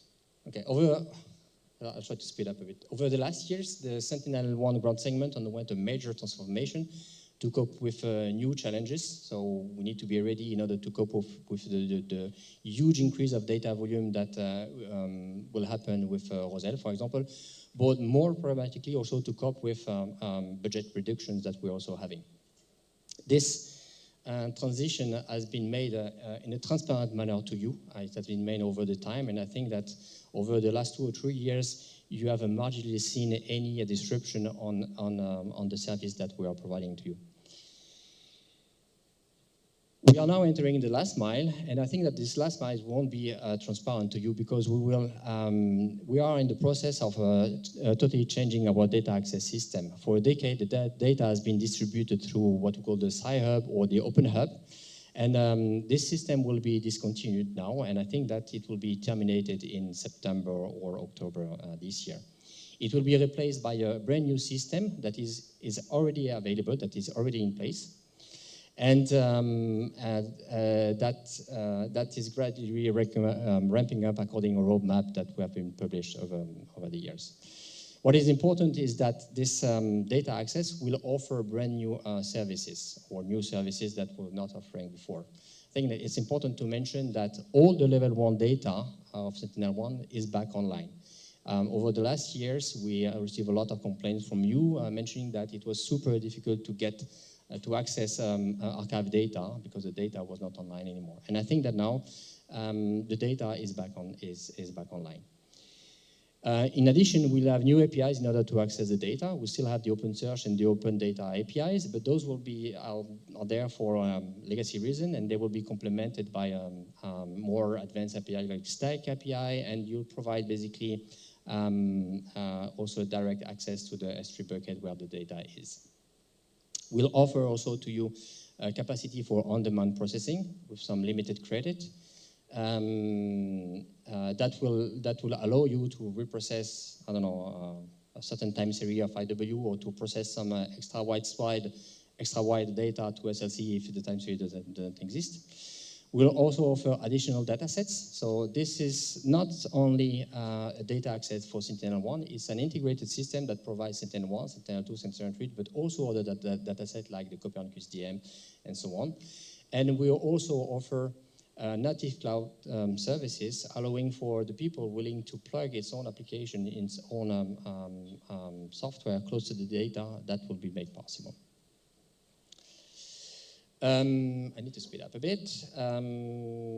This is just to present you the approach that we are doing for the disposal of Sentinel-1B. So we lose Sentinel-1B back in December 2021, and the spacecraft entered into disposal phase in August 2022 when we started preparing basically the disposal. The disposal that we put in place is a phase approach where the objective is mainly twofold, is to deorbit the satellite in 25 years and fully dispose the spacecraft, having depleting completely the fuel. So this phase approach has started already. We started by lowering the spacecraft by 2 kilometers in order to clear the orbit for the new satellites like Roselle, Sentinel-1C, Sentinel-1D. In order to do the massive deorbiting, we are using a new attitude that has never been used so far. So we had to enter for a period of 2 months of testing this attitude, and we are now in the period where we are massively deorbiting or lowering the orbit. We hope that our disposal orbit will be below the Starlink envelope, so at an orbit around 530 kilometers, where we'll start to do some depletion burns in order to entirely empty the tank. At that moment, we will passivate the spacecraft. The spacecraft won't be a space debris, but a well-known space object, well-tracked space object. And if everything goes okay, we'll have a natural decay of, it will re-enter the atmosphere in 12 years, much better than the 25 years guideline that we have. So where are we? So far, so good. We are massively lowering it.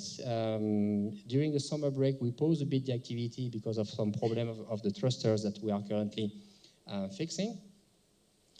And this will restart it soon, and I think that we are looking for a full disposal towards February and March next year. Just a recall, ERS-2 is still flying and will finally enter the atmosphere this year. So last slide. I need to be quick. I have 3 slides more on Sentinel-1C. So this is just to give you a status of Sentinel-1C and D. The role or the goal of 1C and 1D is to continue the 1A and 1B mission, of course. It flies exactly the same SAR, so there won't be any disruption in terms of SAR mode, characteristics, and so on. Sentinel-1C is built, 1C and 1D design is built on the same design as 1B with evolution, some improvements. The main improvement or the main evolution is that we have this AIS payload. We have also changed the internal calibration scheme that would allow us to marginally improve the radiometric performances. We have qualified the spacecraft for launching with Vega C, and previously it was Soyuz. And 1C and 1D are ready for launch. So this is just to show you a bit what we expect to have in terms of improvements of radiometric performance. Those are marginal improvements. We basically changed the internal calibration approach that will allow us to achieve a slight better radiometric stability. But I think it will be very hard to see that any improvement if we compare that to the noise that we have in the time series over the transponders, but still. And I think that the most important is that the change of the internal calibration approach allows us to introduce proper noise pulses all along the data take. And thanks to that, we'll be able to perform a much better denoising that we are doing today with 1A and 1B. And this is my last slide, I think. The last thing that I wanted to mention was the fact that we'll introduce this AIS, which the scope, of course, is to provide a mean to ship to improve the ship detection and ship identification. The AIS will be run in parallel of the SAR data. The footprint of the AIS has been made such that it matches the IWS footprint in order to maximize the SNR and to minimize the problem, the message collisions. The IAPS observation scenario is still under discussion. Likely, we'll go for a real-time scenario over European waters. This is a clear scenario that has a clear interest for our Copernicus services. Elsewhere, it's still to be defined, so I would be happy to discuss with you some of the possible scenarios. And the data policy for the AS is still not yet defined, and we are discussing that with the Commission. Thank you very much.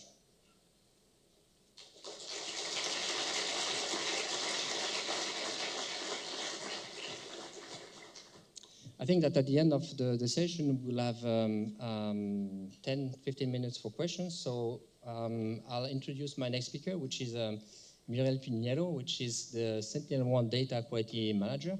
She's basically taking care of the performance of the Sentinel-1 mission, and she'll give us a status of where we are.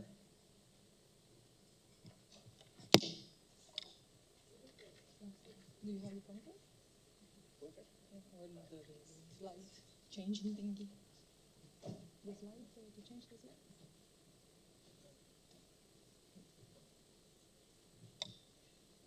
Hi. So good morning, all. I'm going to be talking about the product performance of Sentinel-1 today.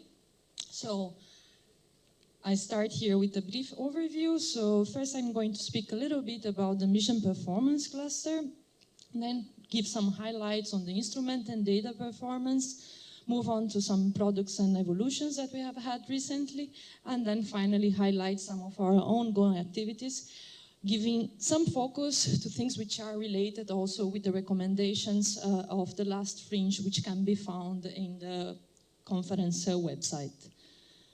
So starting with the mission performance cluster, following the CalVal approach that we have for Copernicus, when we enter operations phase E2, the CalVal is carried out by what we call the SAR-MPC, the Mission Performance Cluster. So this is a consortium formed by different experts from different European companies and institutions, and it is responsible for several things, including, for example, user iteration, the routine quality control, the expert data analysis and monitoring, the CalVal, the execution of the CalVal approach, and also the provision of the reference data that we typically use for our approach, the maintenance and evolution of our algorithms, both for the level 1 and level 2 part, and the monitoring of the instrument. I give you some links so you can have some further information, in particular in terms of the algorithms and in our processor versions. You can find in the SAR-MPC website a complete list of the evolution of the processor, including the latest version and the upcoming one, which should be deployed in the next weeks. You can also find in our online library several documents, including our activities and our product specification documents. The MPC, in its CalVal monitoring, it's also responsible to issue some documentations. We compile the performance information. In particular, I bring your attention to the annual performance report, which usually appears around February, March. And here you have a link to the 2022 one, where you can find an extensive compilation of results spanning from level 1 and level 2, showing that the performance of our main quality indicators is stable. And we also have a series of quality disclaimers that disclaim problems, anomalies that we might have in our data sets. In particular, these quality disclaimers can be for things which are a single event, for example, in the case where we have some data which is processed without external orbit information, and I leave here some examples. And we also have some quality disclaimers for problems which are repeatedly occurring in the data.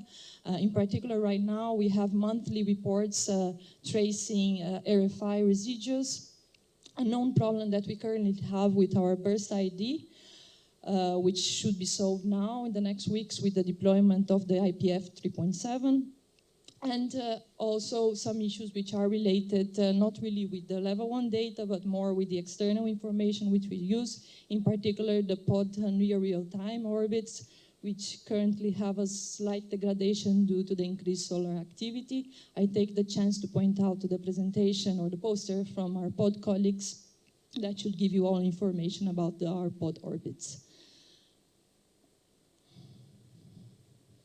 So I just want to encourage all of you to always contact us when you have issues related to data quality that might be useful to you, because we are prepared to perform expert analysis to help sort out what is happening, but it's also very helpful to us because it helps us to improve our approach and improve our data continuously.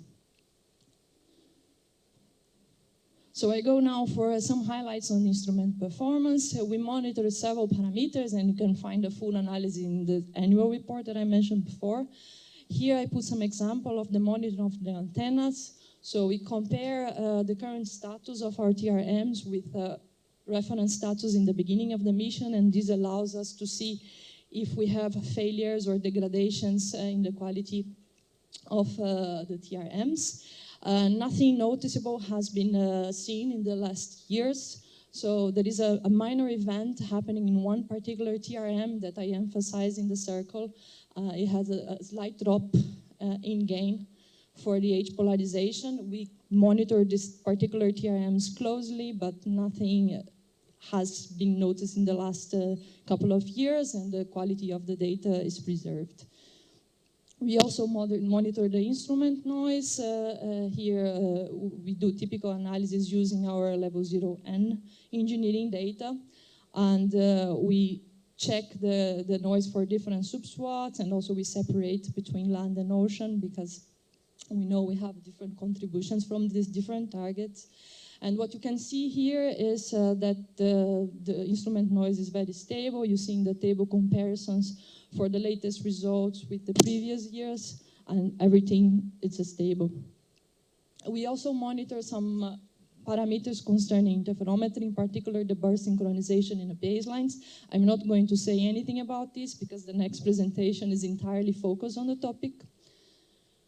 And we also monitor the radiometry. Nuno has already showed this plot, but here basically we have a time series that spans from 2017 until today for Sentinel-1A and until the failure of Sentinel-1B. And as you can see, the radiometry is relatively stable and we are within the performances. One thing to notice is that we continuously improve the quality of the radiometry, and that includes sometimes adjusting the calibration factor, and in particular also adjusting our elevation antenna pattern, hopefully to improve the quality of the data. And this sometimes makes that our data, our time series has some slight discontinuity in the radiometry. This is mostly seen here in the time series of Sentinel-1B in this vertical line. So what we did also recently was to document an approach to post-process this discontinuity and correct it using a recompensation of the antenna pattern. So here you can see the consistent time series, and then you note that everything is a little bit more homogeneous, and the performance is also slightly improved. I leave here the link to the paper where we describe the approach. We also try to improve our Calval approach as we go. In particular, recently we have been trying to tackle an issue that is known, which is a slight worse calibration that we have for the HH polarization, and also some inconsistency in the behavior that we have across the modes for this polarization. So in order to try to tackle that, we have recently changed a little bit the mission acquisition over some specific targets, in particular over the Canadian transponders, also in comparison with CSA for the activation of their transponders for Sentinel-1. We have also now alternating HH and VV acquisitions, both for the CSA side and also over Surat. We have also increased a little bit the pattern of acquisition of our rainforest targets to have some overlap EW and IW acquisitions with similar geometries. And we are now analyzing all the data to see if we can improve a little bit the HH radiometric calibration as well. Here you can see some gamma profiles, which are these profiles over the rainforest that we typically do. And you can see here that we did confirm that we have a slight offset between IW and EW. So we plan to do a calibration of EW relative gains. We also monitoring the absolute location error. In particular, we do two kinds of analysis. First is what we call out of the box, which means we don't apply any atmospheric correction, any solid earth. And this is the results that we get. You can see that even though we don't apply any of these no corrections, we still have a relatively good geometric accuracy, definitely still within the requirements of Sentinel-1. And of course, once we go for the more precise characterization of this error, then including all this environment and system corrections, then we are able to reach a decimeter accuracy. We have also run recently a recalibration of the timing offsets that we have. So these are these global timing offsets that are required to center this cloud of points that I shown just in the previous slides. This has been done in the context of our new product, ETAT, that I'm going to talk about a little bit later. So basically, this product has an auxiliary data, which is called AUX-ITC. This is available in the SciMPC website, and this auxiliary data has annotated these calibration offsets that one would need in order to achieve this zero bias geometric calibration. So we have, in the last months, run an extensive recalibration of these offsets and profiting from different calibration sites, in particular Surat, plus data from the geodetic observatories. And with the results, we can see that the biases of Sentinel-1A and B, especially in range, are now closer to 0. We have also been trying to see if we can put some corrections to compensate some offsets that we see in the subswat. So if you go back to the previous plot, you can see that in particular the calibration of the IW1 seems to be a bit off in the Surat data analysis.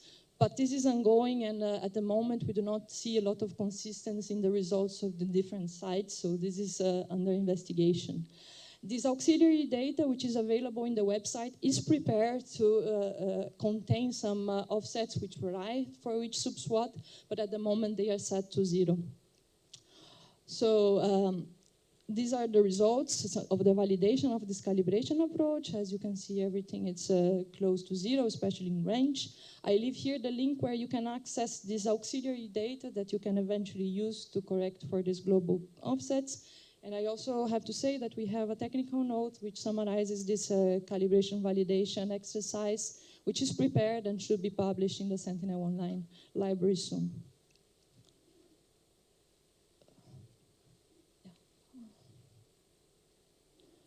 So a bit of highlights in products and evolution. So one thing that we changed relatively recently, at least after last Fringe, was a correction for radio frequency interferences. Since November 2021, we have deployed the module, but just performing the detection based on our rank echoes. Since then, we have been collecting statistics on the RFI, and we have used the data on a test mode in order to tune the algorithm and assess the quality of the correction, including an assess of the impact in interferometry. And the operational filtering of the RFI has been activated and later in March 2022. Again, there is going to be a dedicated talk.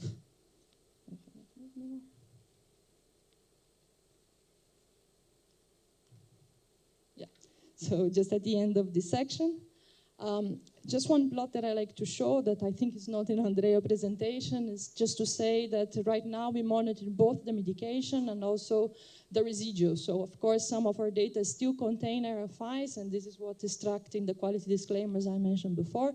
And here you can see a map which show where we have these residuals, which is now in a much, much smaller proportion of our slice. In particular, we know that we have some residuals when we have 2 SAR similar systems interference.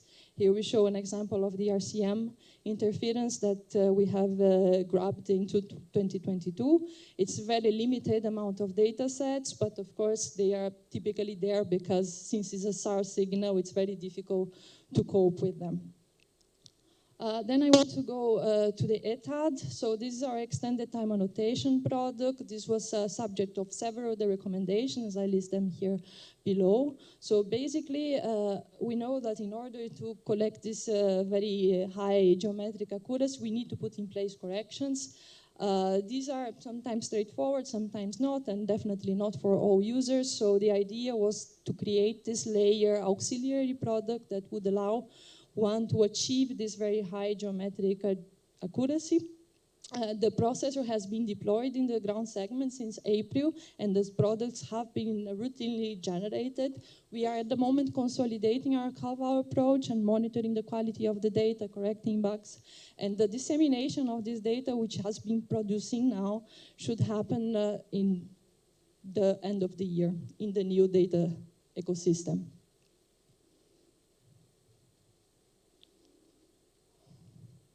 Yeah, so in the Sentinel Online document, you can see several documentation, including the ATBD and the product specification, and there is also a poster about the product.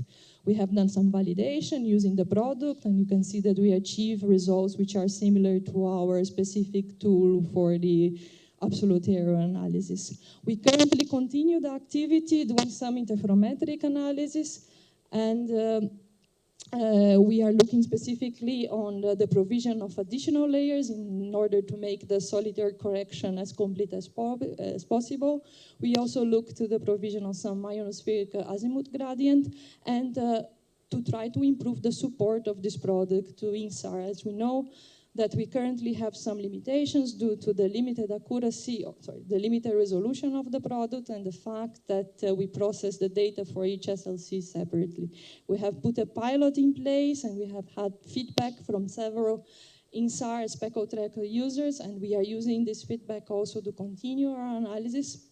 And we will have a session this afternoon with some dedicated talks, in particular from DLR, from JPL and DDA.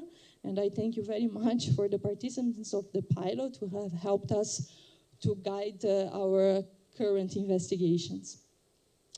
We also do user support, as I say, and here I just want to quickly mention an analysis that we did recently of the data which was processed without pod orbiters back in 2021, because we have had some evidence from users that our initial thoughts that an analysis that this had no impact in our level 1 data was maybe not accurate. We have run analysis comparing data processed with and without orbits, and we confirmed that at least from what we can see in the data, there is not particular degradation as we had expected.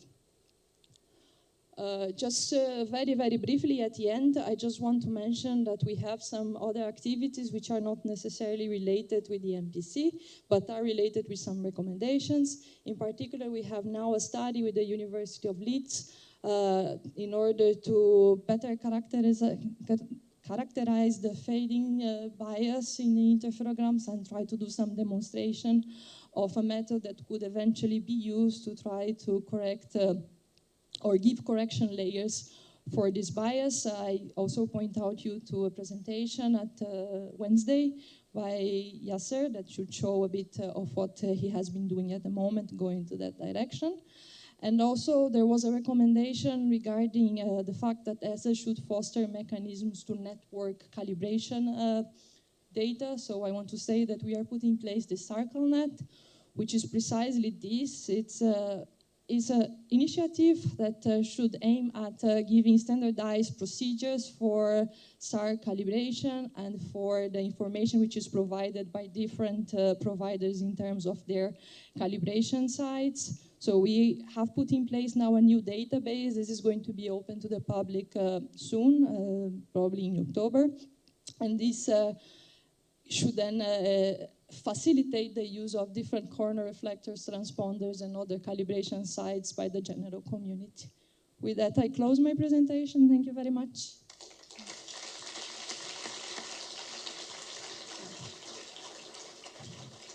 And I call Alessandro to talk a bit more about our validation. Thank you.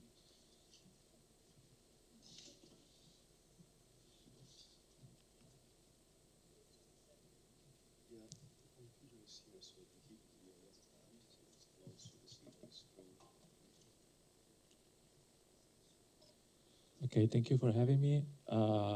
As a member of the SRMPC, I will discuss about the monitoring that we perform over the interferometric parameters, and I will describe recent implementations regarding the annotations of burst cycle IDs and the publication of burst ID maps.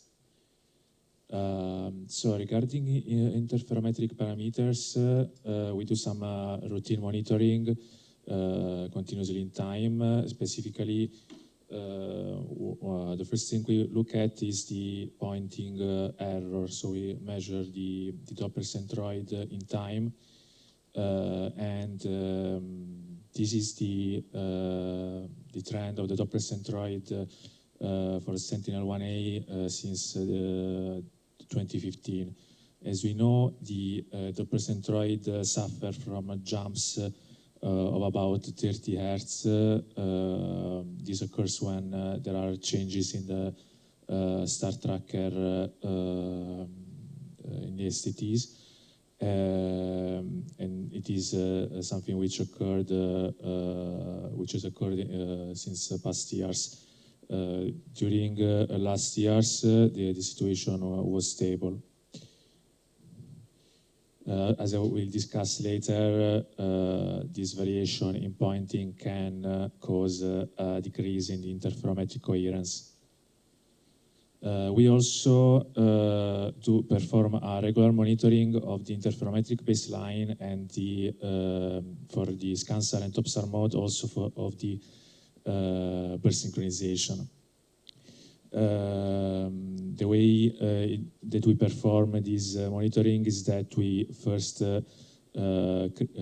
create an OBS product, an orbit baseline and synchronization product for each acquisition, and then we pair two OBS products from two acquisitions to compute the relative baseline or the relative burst synchronization.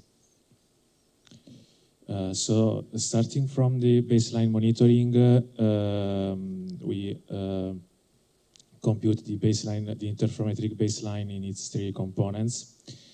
The way we have performed the monitoring in the past years is the monitoring of the present, of the baseline of the present, of the current cycle with respect to a reference cycle. So we have selected and we've chosen a fixed reference cycle, specifically cycle number 60 from September 2015.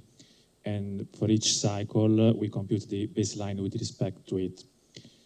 Recently, we have tried a new different monitoring in which we, for every cycle, we compute the baseline of that cycle with respect to the previous one.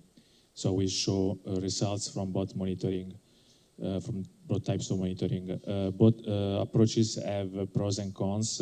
In the first case, we have a fixed reference cycle, but we suffer from seasonal trends, and all the measurements depend on the chosen cycle. With the previous cycle, with the monitoring with respect to previous cycle, we capture current properties, but we always have to take in mind that the secondary cycle changes. So this is the monitoring with respect to reference cycle from 2015. You can see that at the beginning of 2015, the situation was not quite stable. But after that, the baseline, specifically the normal baseline, which is the most important one, was always under values of 250 meters, whereas the critical baseline is at around 5 kilometers. Since about 2022, the maximum and minimum values have increased, reaching values of plus minus 500 meters, which is about 10% of the critical threshold.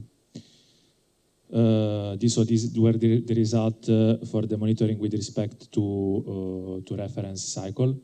These are the results in the case for the monitoring with respect to previous cycle. The results are similar, so we have an increase since 2022.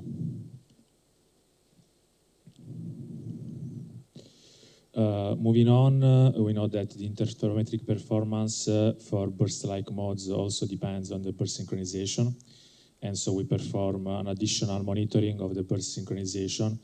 The way this monitoring is performed is that we start from a reference cycle. We perform a direct geocoding over a grid of reference points, and then we perform an inverse geocoding from ground to the orbit of the cycle that we are monitoring. Also, in this case, we perform a standard monitoring with respect to a reference cycle. It's the same cycle, and recently we have started also monitoring with respect to previous cycle. So these are the results of the burst synchronization with respect to reference cycle since 2015.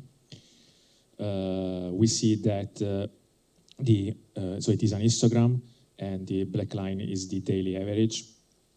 We see that there is a seasonal trend, and the average values reaches values up to -5 milliseconds of synchronization error. This is a zoom over the last 2 years. You see a significant oscillation at about September, October 2022. And it appears that the values have increased a bit after that, or at least after 2022. The average value has reached, now reaches values at about 10 milliseconds. In order to better investigate this increase in burst synchronization error, we have implemented the monitoring with respect to previous cycle. This approach removes the seasonal trend and reduces the dispersion in the monitoring, but it also becomes more evident that since middle of 2022, there has been an increase in the synchronization error. So we've gone from 5 milliseconds to 10 milliseconds at least. One possible cause for this increase in burst synchronization error may have to do with an increase in solar activity, which has affected orbit control. We have entered into a new orbit cycle, into a new solar cycle in 2019, and it seems like it's stronger than previously estimated. Of course, to investigate this approach, this problem, we replicated a monitoring which was performed during the commissioning phase of Sentinel-1 in order to separate the instrument from the orbit control. So specifically, we analyzed the measurements from the ABS products with respect to the we compare the angles we measure from the OBS products with respect to the angles from the mission planning file. The results of this analysis is that we observe a discrepancy which has not changed in its statistical properties since the start of the mission. So from this analysis, it would appear that this increase in burst synchronization would not be caused by a deterioration in the instrument per se. Now, of course, we know that both the error in pointing and the error in burst synchronization can cause an increase in the interferometric coherence. This is a time frequency diagram for the topstar mode, and the colored band corresponds to the antenna from the acquisition from the antenna, whereas the oblique black line corresponds to the target under observation. Of course, when we create an interferogram, we have to look at two acquisitions, and we have to look at the superposition between the bands of the two acquisitions. So a pointing error would cause, in this diagram, would cause a vertical shift between the two bands, which reduces the bandwidth in common and causes a decrease in the interferometric coherence. For Sentinel-1A mode IV1, we can compute that for a pointing error of 30 Hz, which would be around the worst case. For each 30 Hz of pointing error, we would have a loss of about 3% of interferometric coherence. On the other hand, a burst synchronization error would cause an horizontal shift between the two acquisitions, but we can convert this horizontal shift into a vertical one, so we can compute the equivalent pointing error, and we can use the same formulas from before. This tells us that for each 5 milliseconds of burst synchronization error, we have again for IV1, 2 and 3, a loss of about 3% of coherence. It's also important to take in mind that from the way the way the two shifts, vertical and horizontal one, combine, it is actually possible that these two effects can either combine together, causing a larger coherence loss, or they may compensate each other. Moving on from the monitoring, I'm here also to describe the topic of burst cycle IDs and burst ID map. So from the version 3.4 of the IPF, the annotations now contains burst cycle ID numbers in the case of top SAR modes. Specifically, they report two different burst ID numbers. The absolute burst ID identifies unambiguously a burst since the beginning of the mission, whereas the relative burst ID identifies it unambiguously since the beginning of the current 12-day cycle. They identify it within a subswat, whereas the burst within the same burst cycle across different subswats will share the same burst ID.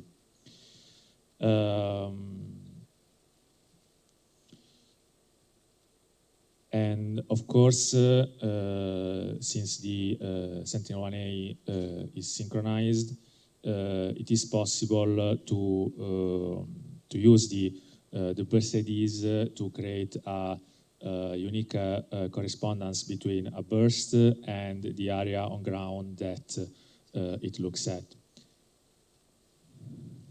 On the topic of burst cycle IDs, returning on the topic of SAR MPC, as the SAR MPC website routinely publishes disclaimers whenever there is something to report. In the case of burst IDs, there is a small percentage of products which have been found to have wrong burst ID values. There is a shift by 1. And the number of affected products has been estimated on about 1 to 2%. The cause of this problem has been understood.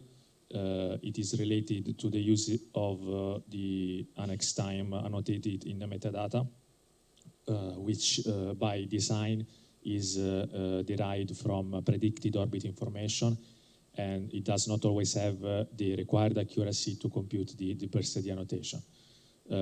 So the problem has been understood and will be addressed in the next version of the processor, which will be the 3.7 and will be delivered soon. One thing that the SAR MPC website does, it reports the list of the affected products whenever we find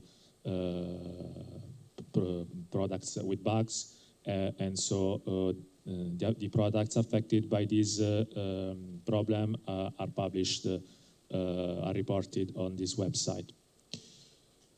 On the last topic, so we have moved from the topic of burst ID to create the burst ID maps. The burst ID maps basically associate each are file that are maps that you can download and which contain association between each relative burst ID. Yes, and a geocoded polygon on ground. So you can download them both in SQLite format and KMZ format. They are basically databases with these fields. For each relative burst ID, The record will contain the corresponding subswot, the relative orbit number, whether it is ascending or descending orbit, the time from an X in second, and the corresponding geocoded polygon. This is an example of what you would see if you open one map in, for example, in this case in Google Earth.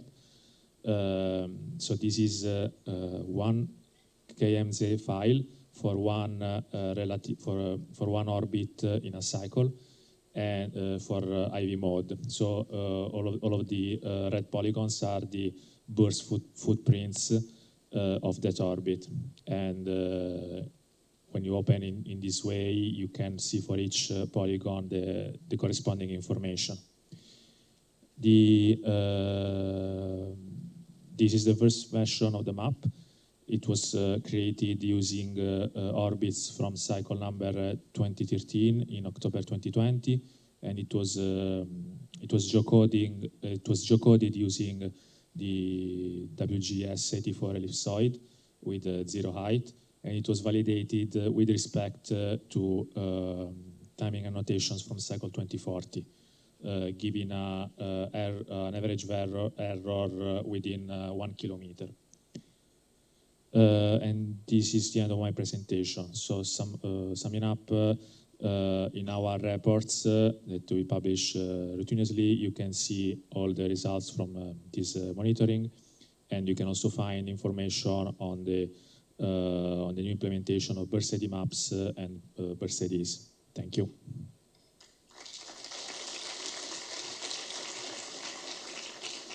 Thank you very much.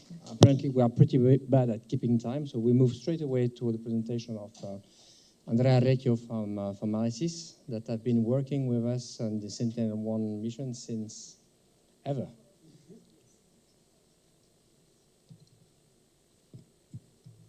Okay.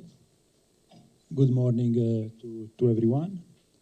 So this presentation is about the improvement of interferometric coherence through RFI mitigation in Sentinel-1 products. Okay, it is another work that was performed in the framework of the SAR-MPC. SAR-MPC is looking at monitoring the quality of the Sentinel-1 products, but is also responsible of the maintenance of the official Sentinel-1 operational processor, the IPF. And we basically do both maintenance activities, so fixing bugs. We find bugs in the IPF, even if we are using it since 10 years. Sometimes we introduce them ourselves, so we have something to do later. And but also we work on the evolution of the operational processor, even if we know that interferometric community does not like very much evolutions, because we go to we impact on your time series. In the past, we had to go back, so from some evolution that we introduced, because we were impacting the quality of your data. And now I'm talking to you of a recent, a couple of years ago, evolution that we introduced in the operational processor, which is about the RFI mitigation. This is an evolution that impacts a lot on the quality of the data. It improves the quality of the data, but it could also introduce some issues for you. So our goal was really verify that these issues were not affecting the interferometric community. So RFIs are known, so they come from either from the ground or from other sensor working in the same band of Sentinel-1, and impact the quality of the data. They cause these very bright artifacts that you can see on the right. They are known since the beginning of the mission, Sentinel-1, and have increased during the mission, so we have observed an increase of the contamination. We know also that other bands are even more affected. For instance, L-band, where ALOS and also SAOCOM sensors already foresee a mitigation of the RFI in their operational processors. That's why, in the end, we decided to implement this RFI mitigation also in the Sentinel-1 processor, even considering that in the future the situation could be even worse if some services that now are outside the C-band used for Earth observation could migrate in this band, even worsening the situation. Basically, this is the algorithm that we have implemented to perform this RFI mitigation. I provide some details, but I will not go really into the more technical details. Basically, there are two steps. A pre-screening steps that is only based on noise measurements that basically is aimed at enable or not enable the RFI correction on the Sentinel-1 products. And if this pre-screening is positive, we go to the detection and mitigation module, which works on raw data, so on level 0 data, and corrects the pixel where RFIs are identified in order to remove them from the finally generated level 1 products. The most important thing is that this is a destructive step in the sense that we really need to cancel out some pixel or to filter out some bands in the spectrum in order to remove the artifacts that you have seen before. We also introduced a full new set of annotations in the Sentinel-1 products in order to describe what happened at processing level and if a product has been effectively affected by this RFI mitigation.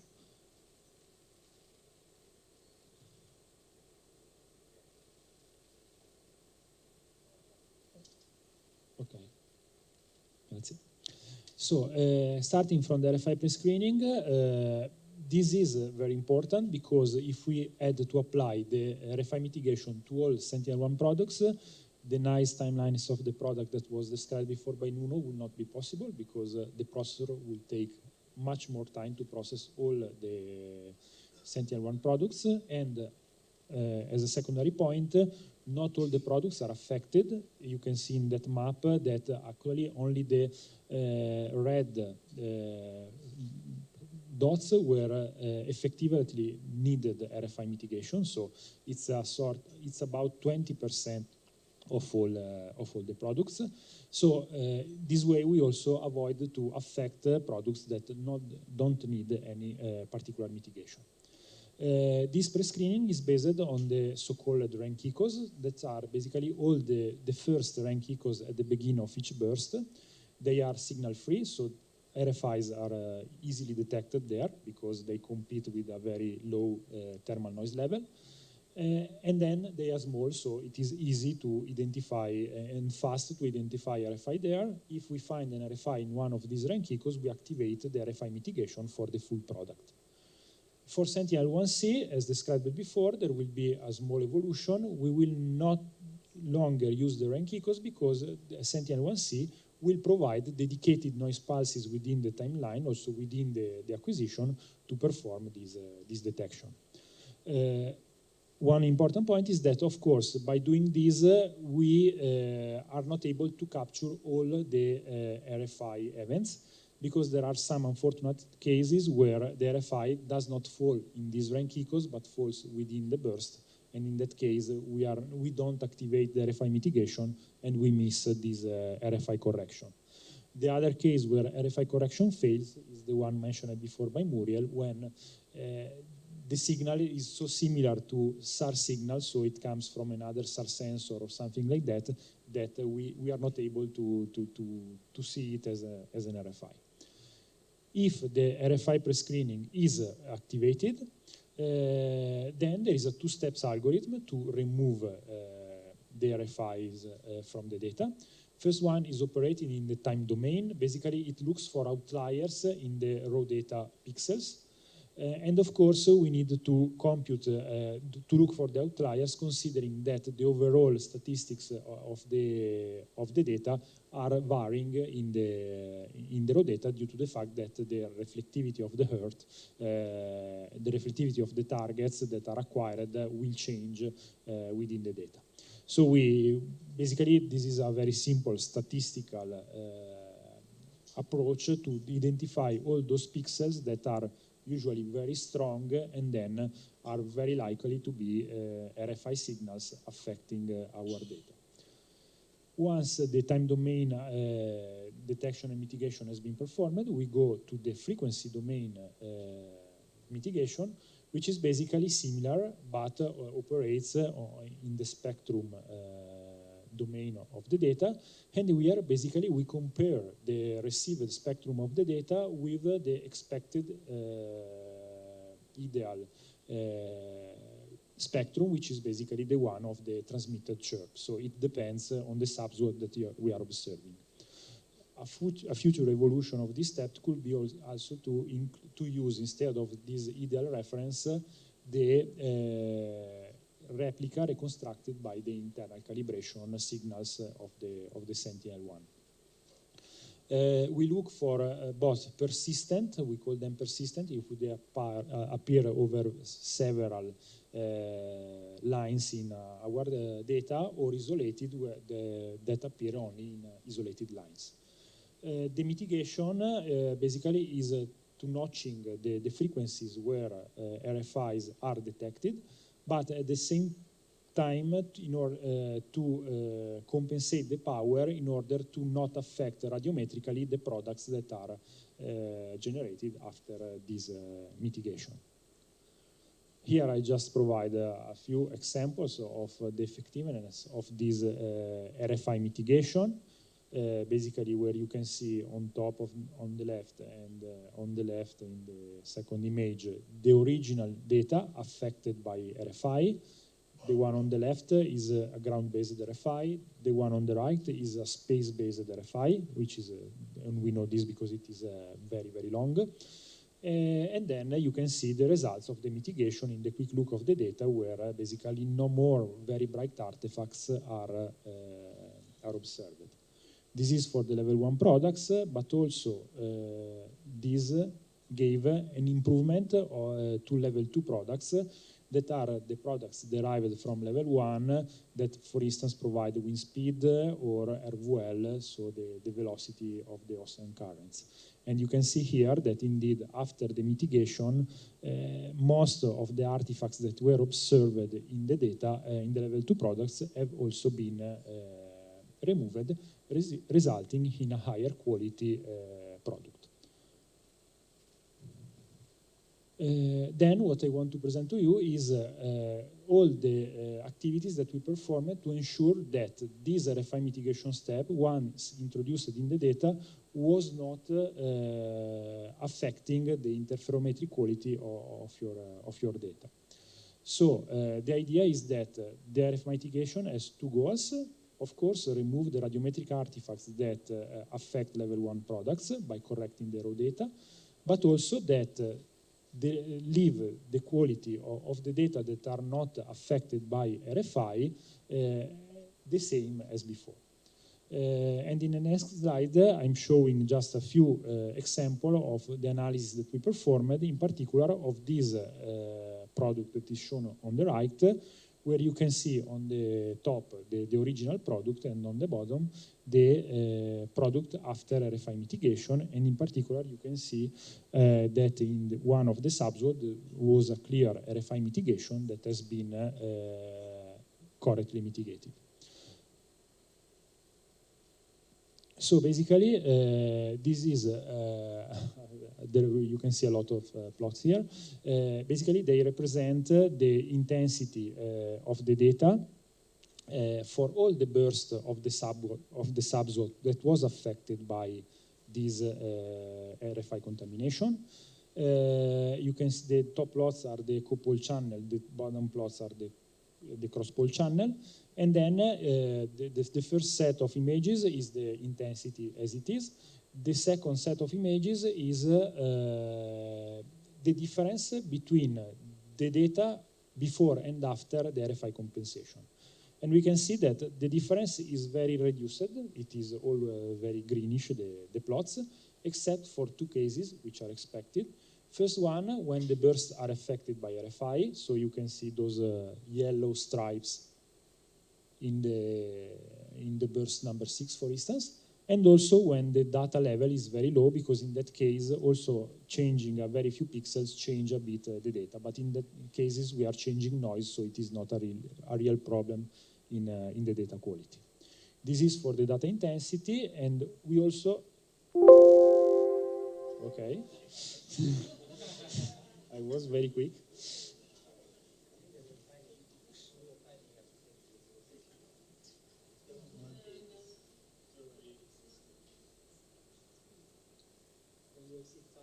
Okay. Okay. Okay, we also analyzed the phase of the data, of course, by doing the self-interferogram between data before and after the RFI contamination. Now, the sets of plot represented on the top is basically the interferometric coherence computed on these data before and after RFI contamination for co- and cross-pol data.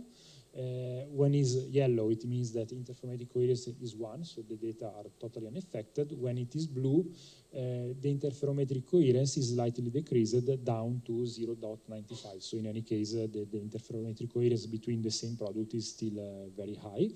And we can see again that the only effect is really observable when an RFI is present, and it's okay because we have corrected it and we have changed the interferometric coherence, and when the data are very low, so we are changing a bit the noise realization.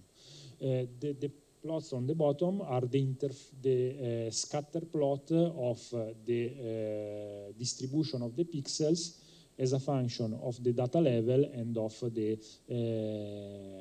interferometric coherence, and you can see that all the yellow spots where most of the dots are located are very close to interferometric coherence of 1, meaning that the interferometric coherence is almost unaffected and the data phase is preserved. Then I just want to conclude by showing you an interferometric case study of a very strong RFI over Dubai. And basically what I will show, this area over Dubai often shows strong RFI contamination. And we basically take two Sentinel-1 products separated by 12 days and process them with and without RFI mitigation. And we use the resulting SLC products to generate two sets of interferograms and coherence maps. In particular, the interferograms were generated from products with no RFI mitigation, so the original status of the Sentinel-1 processor, and with products with RFI mitigation, so the final new status of the Sentinel-1 processor. And I will show the results of the interferometric processing in the next slides. Here is just an example of the products. So you can see that RFI contamination was really very strong. Artifacts, radiometric artifacts are really evident in the quick looks. And then after RFI mitigation, almost no radiometric artifact is observed. Now I'm going to show you the interferogram and the coherence maps of the red area, of the red box in the product, which corresponds more or less to IW1 and IW2 subswot, while IW3 was mostly C, so I discarded it basically. So this is the original interferogram with RFI mitigation not activated. Well, it's a nice interferogram, but you cannot really see the artifacts of RFI related to RFIs. But if you then go, okay, if I switch back and forth, yes, you can start to see the effect of the RFI mitigation. There are some artifacts here and there, some phase artifacts here and there that disappear if we activate this RFI mitigation. from this phase plot, it's maybe a bit difficult to see it, but if we go to the coherence map, then it starts to be very clear. So here, the artifacts in the coherence maps are clearly visible, I think, even where the RFI was present before. And then if we go to the coherence map,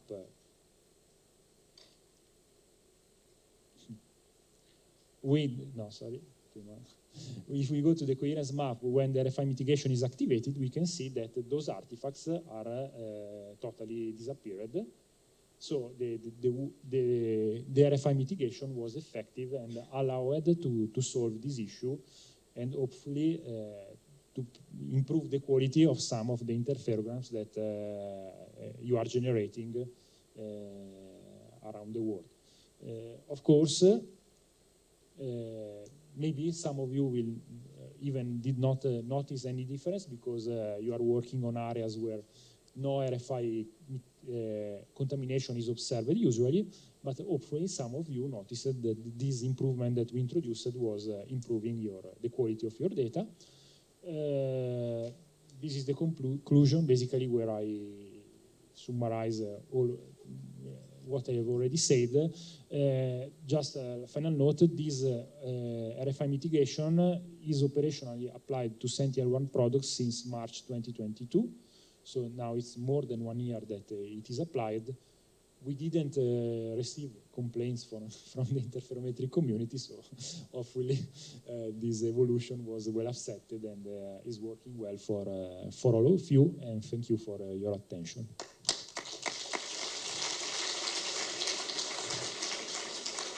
Thank you very much, Andrea. Very clear, very interesting. So we have 5 minutes for questions. So is there any questions for any of the 4 presenters that no?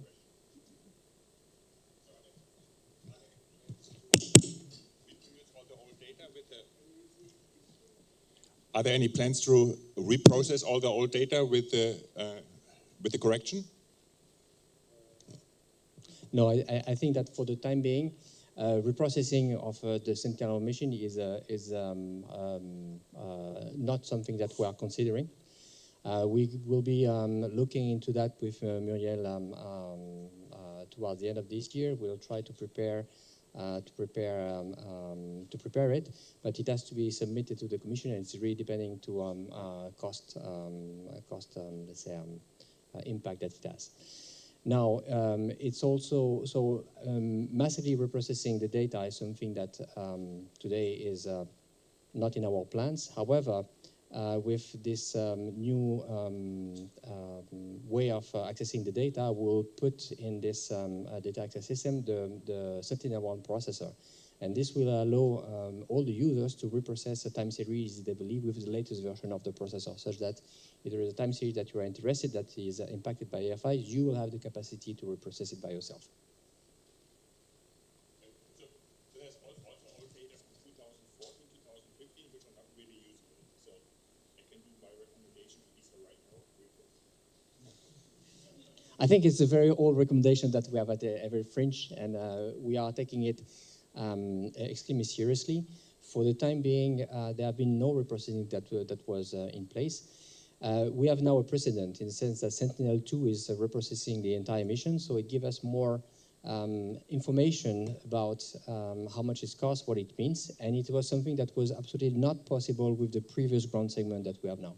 With the transformation that we made over the years, going to a cloud infrastructure, this has become technically possible. It's just a matter of cost now. So we are one step further reaching that goal.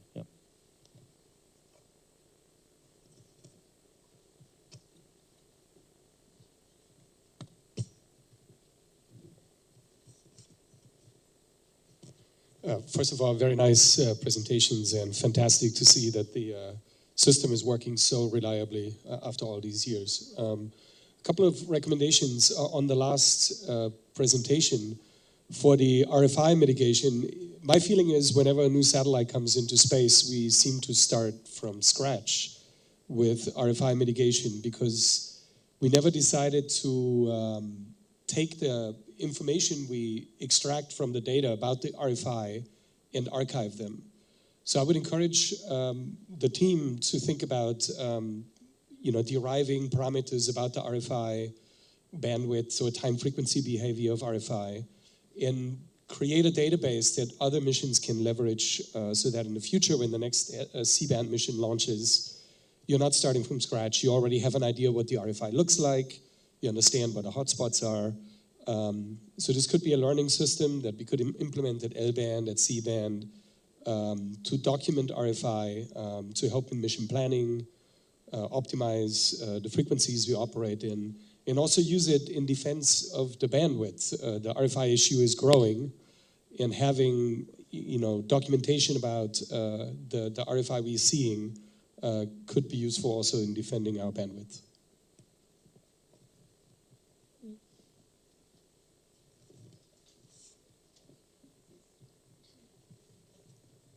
Hi, thank you, Franz. I just want to say that I completely agree with you, and also to point out that in all these annotations that Andrea mentioned, I think we already have some useful information. So we are annotating and all the parameters which are related to the RFIs of the data. Maybe they are not complete, maybe we have to stand, but of course any feedback on that is also welcome. And I think it would be nice indeed to then collect all this information and transform it into a more usable database. I think that we have also tried to start that at CEU's level, to try to compile and create a database at CEU's level to document this, and I think it's definitely relevant. And it's also something that we have in mind for biomass. So there, the same, we want to put in place some sort of database and hopefully try to profit from our noise acquisitions, also to try to characterize this at a different band and further promote this RFI database concept. So you'll be discussing that at the next CEO's Caval workshop, I understand. So any more questions?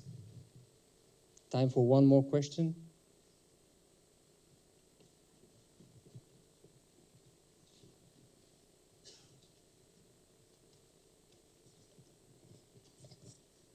ICARS, some concern about orbital tube maintenance.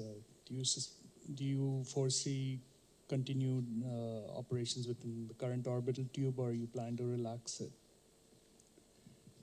So I think that the general idea is to keep the orbital tube maintenance as it is, with a caveat that we are preparing the Roselle mission, and I think that in order to prepare for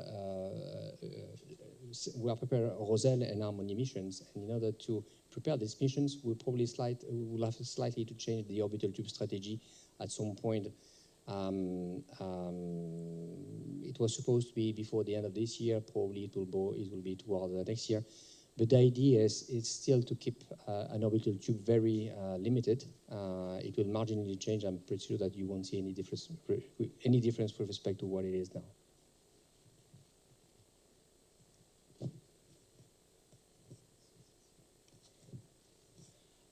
A very quick one, just for the ascending node time issue. Those products are going to be reproduced or not? The products which have problem with the ascending node time for burst IDs. Sorry, Harsh, I didn't understand the question. The burst the problem IDs. With the burst IDs? Yeah, some of them determining the burst ID, as you guys showed today. Sure.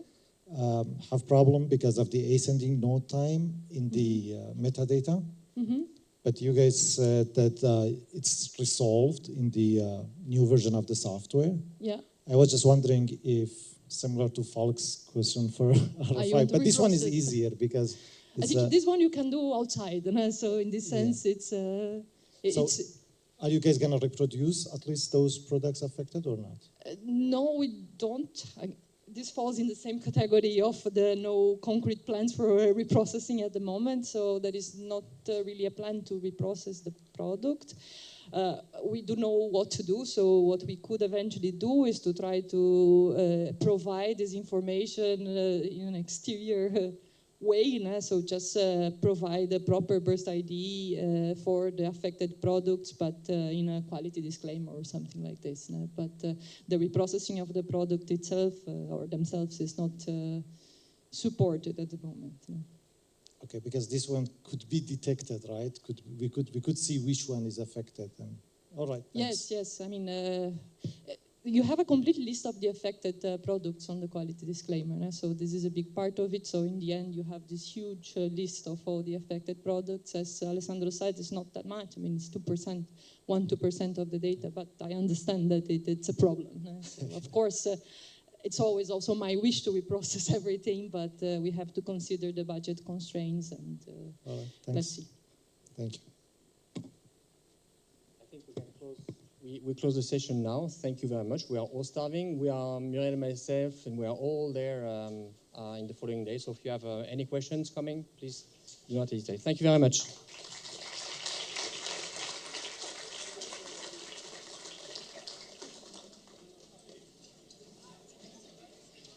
Thank you very much. Thanks to you. Went smoothly.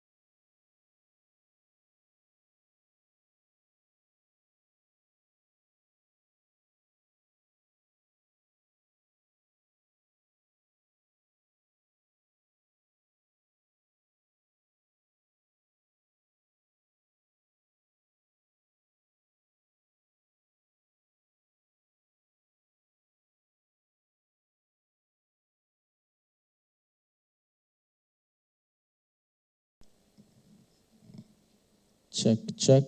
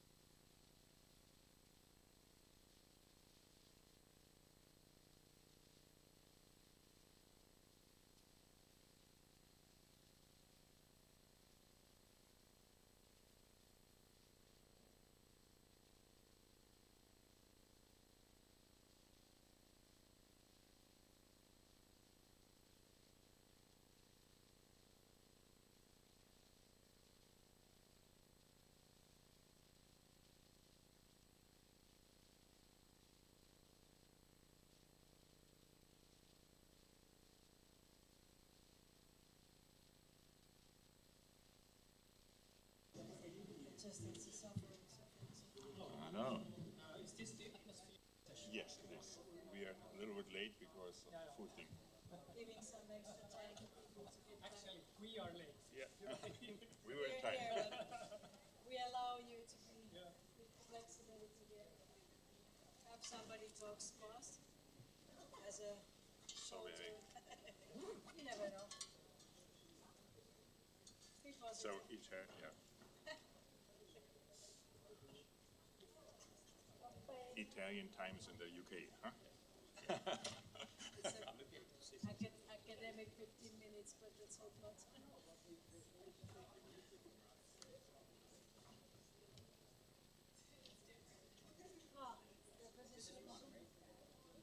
Sorry, we're in Auditorium I. Yes. Scott. Nice to meet you. Yes, this is one. This is Iron of the Atmosphere, and then the Odyssey, something inside the Odyssey.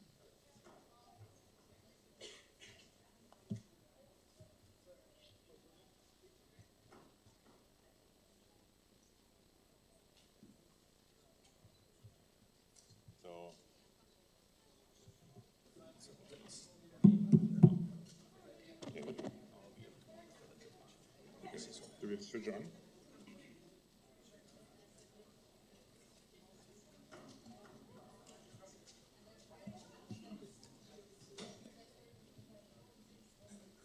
It's getting crowded there. Are people coming? Yeah. Well, that looks more crowded because it's smaller and this is bigger. So should we start? If you have the first position.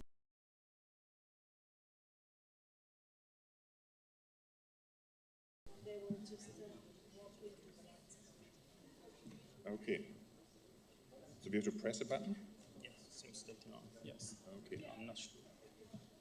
The one is not on. Yeah, probably it's working. Yeah. Okay, I can start.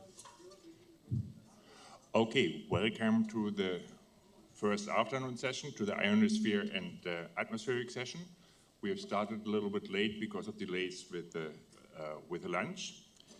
And yeah, welcome everybody. And so my name is Falk Amelung. My co-chair is Giovanni Nico. Yeah. And yeah, okay, wear my glasses. You can say it. Maybe I can read for you. The first presenter is Felipe Betancourt-Pavan, who is going to present a work. The title is Towards an Interferometric Autofocus for Ionospheric Phase Signatures in Biomass. We have 20 minutes, and 3 minutes before I will give you the time. Thank you. Yeah, you hear me well? Yeah. So welcome to my presentation of today, which is like building the path towards the interferometric autofocus for the ionospheric signatures in biomass. I'm going to, wait, can I? Okay, now. So I'm going to speak about a bit about biomass and about the ionospheric errors. Then I'm going to describe a method for the calibration of the, a method for the characterization of calibration errors, and then I'm going to show some examples with the Faraday rotation and the autofocus. Then later, I'm going to also describe a new method to kind of combine the solutions that I get from calibrating the single pass products with interferometric products and try to gain a bit of resolution. And at the end, I'm going to just wrap up everything with a summary. So a bit about biomass. It's just going to be a new SAR mission that is going to be launched in 2025, and it's going to be the first time we're going to have a P-band, fully parametric system working from space. Then we're going to be working at very low frequencies, and the drawback then is that we are more affected by the ionosphere, so it will leave a signature in our images. The effects that we see in our products are the delay of the wavefronts that produce geolocation errors, phase cleansing in the interferometric pairs, phase errors that introduce azimuth shifts and defocusing, and then dispersion, and then rotation of the polarization angle because of Faraday rotation. Just as a disclaimer, the ionosphere has a background and turbulent component. The background is changing slowly, and the turbulent is made up of electron density irregularities that change quickly, and we're interested in them because they are the ones that produce defocusing and scintillations. Regarding the assumptions that I'm going to use, so we know the ionosphere is like a volume, but the interesting electromagnetic interaction happens close to the height of maximum ionization. I am also going to assume that the background component of the ionosphere can be completely removed, and that's a reasonable assumption because we are sampling at a very high rate, so you can actually do lots of averaging. And the assumption that I'm actually interested in is that the spatial distribution of the irregularities change in a stochastic and stationary manner.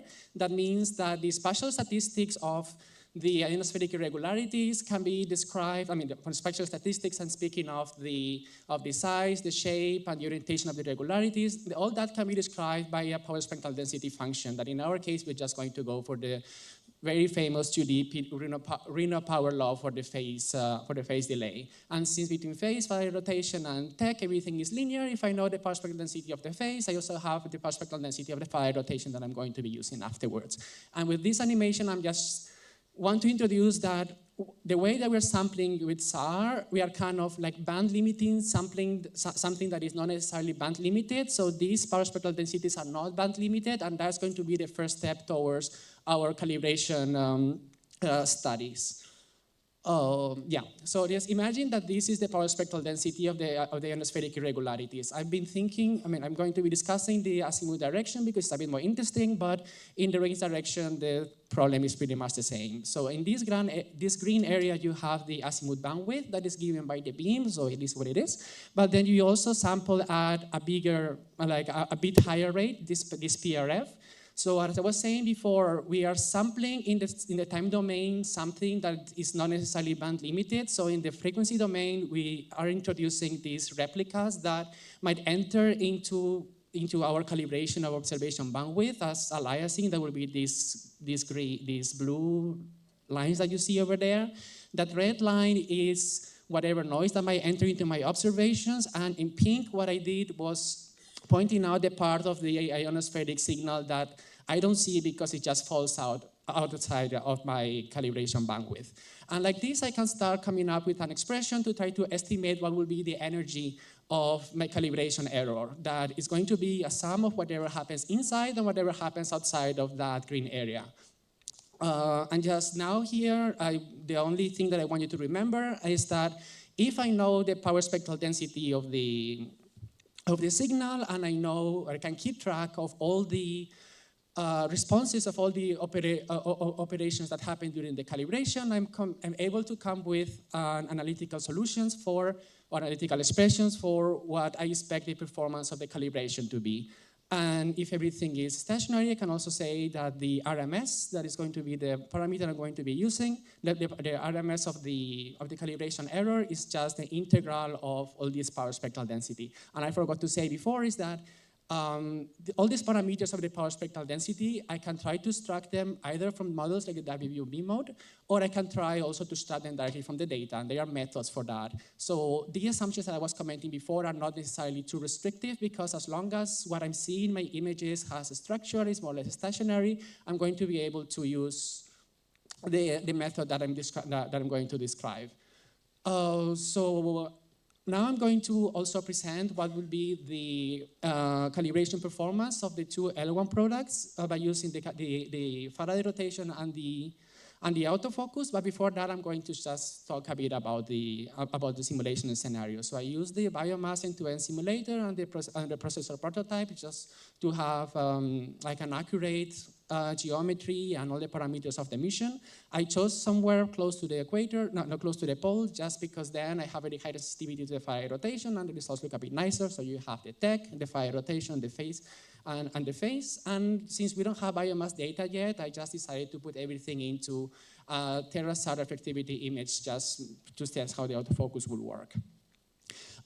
Yeah, regarding the Faraday rotation, so you know that the radar waves go down and up, and it goes to the ionosphere 2 times, and every time it goes to the ionosphere, the polarization angle rotates a bit. And there are different ways to measure that rotation angle. The most efficient way is the Birkeland-Bates estimator that is limited by the signal-to-noise ratio, that if I assume that is more or less the same everywhere in the image, it translates in the frequency domain as just some kind of flat noise. So if you check the power spectral density of the Faraday rotation and where it cuts this noise floor, I can also design a filter that will cut just there, limiting my resolution at the maximum frequency that I can measure. So I don't let a lot of noise coming in, but I'm actually letting part of the signal coming out. And that is what you actually see up there in the error map, which is not just noise, it has a structure, and it's just the high frequency component of the Faraday rotation screen. And the RMS of that map is just the sum of whatever happens inside and outside of the band. So inside you have whatever noise, some aliasing that I usually will, I will neglect because it's very small, and the part of the signal that is just not visible because we are not calibrating it. And I did this for another thing, but I thought it was nice to show that in the polar cases, we expect with calibrating with the Faraday rotation to have some resolutions we go around a couple of kilometers, which I think is nice. Regarding the autofocus, the thing is a bit more complicated, so I'm going to try to go a bit step by step, and I hope that you can follow. So I'm going to be navigating between the picture, that's the figure that is like in the top left, sorry I can't point from this side, and the equation that is down left. So the autofocus works by blocks, and what it does is that locally it measures the amount of defocusing that is related to the second derivative of the phase variation along the azimuth direction. I try to zoom it in the middle picture because it's a bit of a weird second derivative. So the way the map does it is that calculates the second derivative of, the second derivative is kind of like the difference of the two slopes that have, the two slopes that are across the two halves of the syntactic aperture. That's the red and the green line. So there are probably other ways to do it, but for me what made sense was I took these three blue dots, and then I draw the slopes, and then I do the difference between them. And as you can see on the bottom right equation, so all that at the ends are linear operations that are not necessarily adding anything weird into my red component in the bottom left equation. This B is the block averaging that happens because of the block. This is the block averaging in the range direction. Since now I am sampling at a much lower rate, the aliasing is going to enter into my solution, so that's why I have to keep it in mind. And at this point, I'm going to have just like a map of second derivatives at the centers of the blocks that I will have to integrate 2 times. That's that integration part. And like this, I come to a downsampled version of the final solution that I'm looking for. Those are these blue stars that have to upsample it again with a linear interpolator in order to be able to correct for everything in the images. Yeah. And like this, I'm able to come up with let's say a solution for the performance that I can expect from the autofocus. So on the left will be like the analytical solution, the analytical performance, and on the right I have what I am able to recover with the autofocus as it is in the processor prototype at the moment. So you can see that the solutions are very similar, the error maps as well. The error still has a structure that is aligned with the regularities, which is fine. And but I can see it better in the power spectral densities, where I see that if you notice at the beginning, it seems that I have like a bit more energy in my solutions, and that happens because of the aliasing, and all these notches that go down like this are because of the linear interpolator that I'm using for upsampling, that is like multiplying the machine square in the frequency domain. And here I just have the input response of a couple of point targets in my image, so I can see that at least the mean lobe is a bit recovered, or is better recovered, yeah. So like this, I'm able to, let's say, come up with expressions for the performance of the single pass calibration. And then we see that there's going to be some residual phases and some residual errors left behind that are going to be able to see in the interferometric products. Then I have to calibrate them. Maybe there are methods for that. But I was thinking that given that the single pass solutions have lower resolution than the interferometric ones, but the interferometric solutions only give me differential information, I was thinking that there must be a way to connect both so I can obtain at the end better single pass solutions. And I thought that the way would be forcing the single pass solutions to, like, I calculate them separately, but I force them to be consistent to what I see in interferograms. And that's what I'm going to discuss now. So in biomass, we're going to pass like up to several times in the tomographic phase. So we have actually like a lot of passes and a lot of information we can combine. So let's say I take each of the individual passes, I calibrate them as we know, either with the Faraday rotation, the autofocus, or a combination of both. And then I will get some phase estimations with whatever error. Then later I do this interferometric calibration, and I get the differential phase with whatever error. And then I put everything together into some system that I expect that is able to cancel out all these inconsistencies and gain a bit of resolution. I went for a least square system because I know that it's able to combine different data sources, and also since at the end everything is linear, even in the interferometry you're just doing one minus the other, so then why not? But the thing is that at the end I'm going to be able, I expect to get like better solutions for the single pulse solutions. And then now I'm just going to show, like in each column, there's some 1D simulations that I did. I think, let me check the colors. So in green you have some phase that I simulated. In blue, yeah, it's in blue, what I will recover by looking at the Faraday rotation, and in green, in orange, like what I will obtain if on top of that I also use the interferogram into my combined data. And maybe we can see it better that in the next, that if we have like a lot of data combined, so I'm having like, I'm able to obtain better solutions. I can see that also better here, where I can see that the more passes I have, the more information I'm combining, the better the solution I'm going to get. And I need to confirm this, but I think all this looks to me like a 1 over n or 1 over square root of n passes, but I don't know, I have to check it out. For the autofocus, I'm also getting something very similar. So just notice that when I do like a lot of passes, I'm actually able to just cancel all these inconsistencies and gain actually quite a lot of resolution that I didn't have before. And also when I do the RMS of the error, I have more or less a similar result as before. Just it looks a bit ugly because I think that the granularity of the autofocus error just affects my solution. Yeah, and just to finish up, so we have proven that with some spectral analysis, I can characterize the performance of the calibration methods. That is a good thing to have.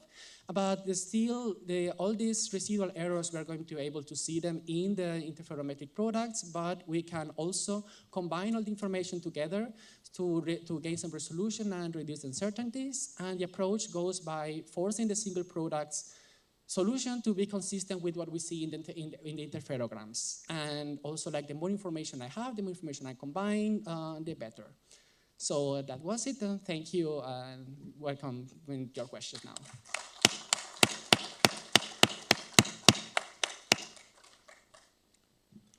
Okay, thank you very much, Felipe. I'm sure there are some questions.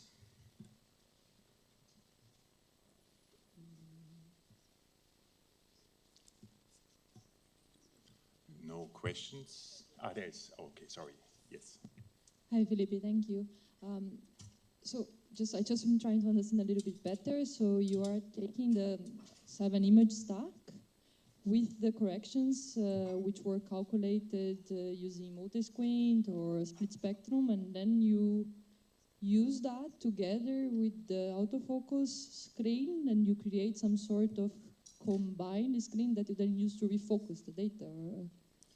Yeah, so what I'm trying to do is, so I have the calibration of the single products from the one hand, and then I have the interferometric calibration on the other hand. But so then I have like two different kinds of solutions, and then I kind of put them everything together into one system. So like this, I'm able to get better solutions for the single pass products. Yeah, no, because I see two things. One thing would be to improve really the results. The other thing is to actually provide ionosphere estimation. No? Yeah, I mean, yes, the ionospheric estimation, like the irregularity, you know what I mean. Yeah, it's one of the biomass secondary objectives to provide some sort of tech maps. Yes, and like this, I'm getting, because when you are calibrating, you need to get a reliable ionospheric screen that is an ionospheric product. So yeah.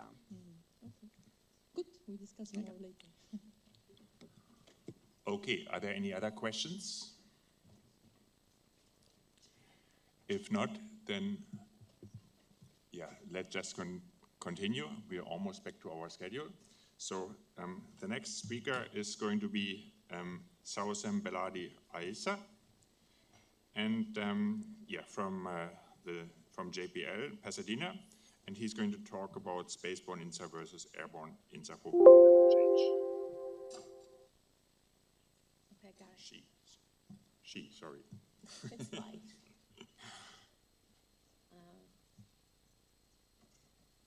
Okay. Hello, everyone. My name is Sausem Beladi Aisa. I work as a postdoc at the Jet Propulsion Laboratory, and I have the honor to present on behalf of my colleague a summary of our work entitled Spaceborne INSAR and Airborne INSAR for Water Level Change Monitoring in Coastal Wetlands. Wetlands, where water meets land, they cover up to 8% of the Earth's surface. They are an important ecosystem. They ensure a bunch of services such as water purification, flood protection, carbon sequestration, and so on. Yet the world has lost up to 65% of its original wetlands. Thus the importance of their hydrodynamic processes monitoring. So far, the observation of their hydrodynamics was achieved using a network of water gauge stations. They do provide measurement of water level change with fast temporal sampling, but they are spatially sparse. That's where SAR interferometry emerged as a valuable tool to characterize hydrodynamics on a larger scale. So at Jet Propulsion Laboratory and through the NASA Delta X project, we aim to generate hydrodynamics models using jointly in situ measurement and remote sensing measurement. We intend to do that on a local scale using airborne remote sensing and a larger scale through a global Delta project using spaceborne remote sensing. So for the airborne sensor, we use the Avaris NG for spectrometry, and AirSWAT for surface water topography and slope, and UAVSAR L-band for interferometry measurement. Okay, interferometry in wetlands. It works thanks to the emergent vegetation, which with water create a double bounce back scattering. So after removing the topography component, the phase difference or the interferogram will be proportional to the water level change, and that's what we are looking for. Although in practice, INSAR processes is the same for INSAR, for airborne or spaceborne, but the challenges and the consideration faced are different. For instance, for the airborne INSAR, the main problem we faced was the atmospheric effect, but more specifically the wet troposphere. We're talking here about 12 to 15 kilometer each of altitude. So using the UAVSAR acquisition, we applied S-base as a time series analysis. We generated water level change maps. And however, we observed those maps are to be used to calibrate the hydrodynamics models.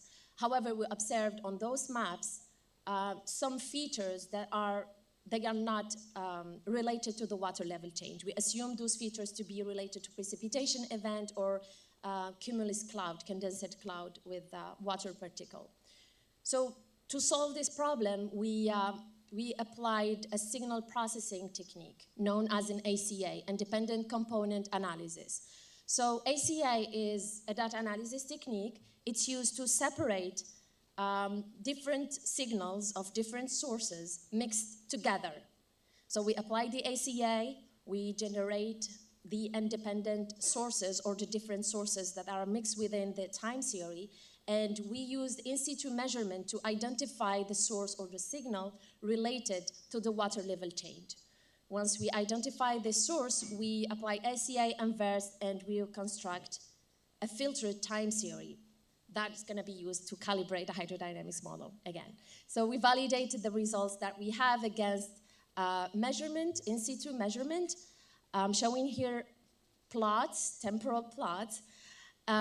So the blue line is the in situ measurement. The red line, the green lines are the temporal trend before the filtering, and the red one is after the filtering. As we can observe after the filtering, there is a better correlation between the water level change measured with the in situ, with the water station, the water gauge station, and that what we achieved after the ICA filtering.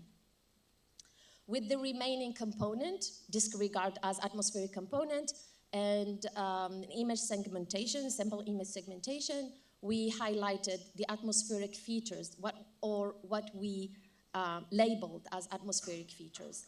And we validate them against NextRad. It's a ground-based weather radar using S-band.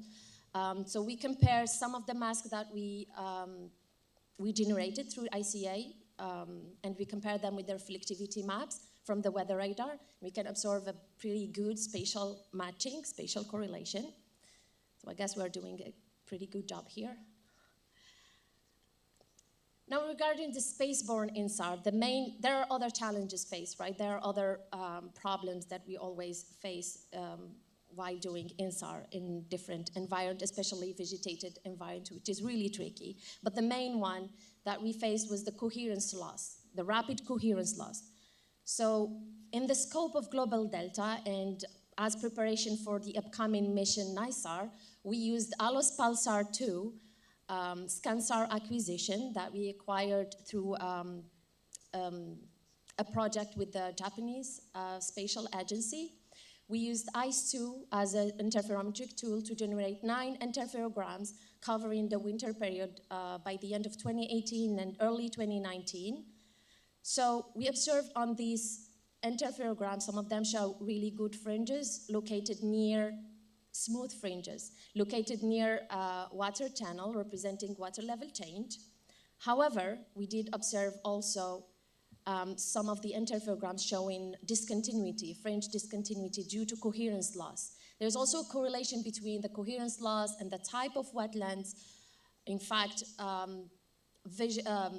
forested type of wetlands, they tend to have a better coherence than herbaceous type of wetlands because the woody trunk of the forest is more resistant to wind and atmospheric effect, so they tend to have a more stable and better coherence in time compared to the vegetated, compared to the herbaceous type of wetlands.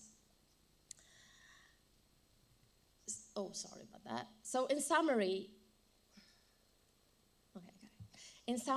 as a takeaway, at JPL, we have, through NASA Delta X project, we are using remote sensing measurement to calibrate hydrodynamic models. Those acquisitions, specifically the UAV SAR acquisition, were affected by atmospheric delays. We did successfully identify those atmospheric effects and filtered them using independent component analysis. And we're aiming to do the same thing, but globally using spaceborne images, spaceborne remote sensing. We do have preliminary results that show they are promising, but I'm pretty sure we still have challenges, yes, to be faced and solved. For the time being, I think we're advancing pretty good. Thank you for your attention.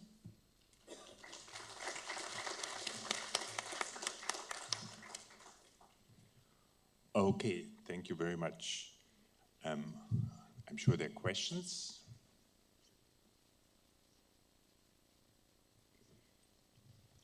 No questions? I do have a question. How many of those UAV SAR images did you have? Oh, so we had 16 flights, and the images we used for this data set specifically, there were seven images. And what was the temporal baseline of those? 20 minutes, between 20 to 20 minutes. Yeah, between 20 to 13 minutes. 30 minutes. 13. Yes. Okay. Thank you. Okay, there's another question up there.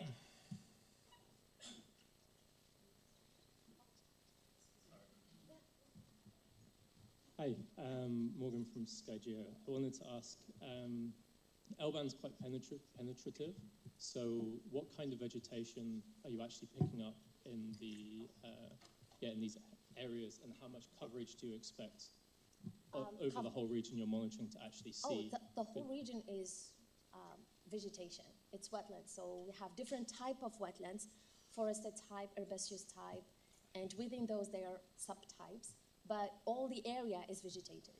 Yeah, but so, yes. Sorry, my question is L-band is commonly used for penetrating vegetation. And so, but here you're saying you're using it to actually monitor the double bounce between the vegetation and the water level. Yes. So what kind of vegetation is it possible to do this technique with? Because I'm assuming you need quite big it's not just some grasslands, it's... Oh, yes. So that's, if I understood properly the question. So it works in different kind of vegetation, but with the L-band, it works better with forested type of vegetation or more tall vegetation. C-band would work probably better with shorter vegetation, but the problem would be the coherence loss, because herbaceous type of wetlands is more sensitive to wind. So even if we do have signal, it's going to be pretty bad signal. But the L-band shows better results with forested type of wetlands. They are pretty high, but still the penetration allows that. Okay, thank you. Did I answer the question? Mostly yes. I mean, my question was kind of some areas are going to have larger growth than others. So I'm interested how you manage the coherence loss between these areas of higher vegetation and lower vegetation.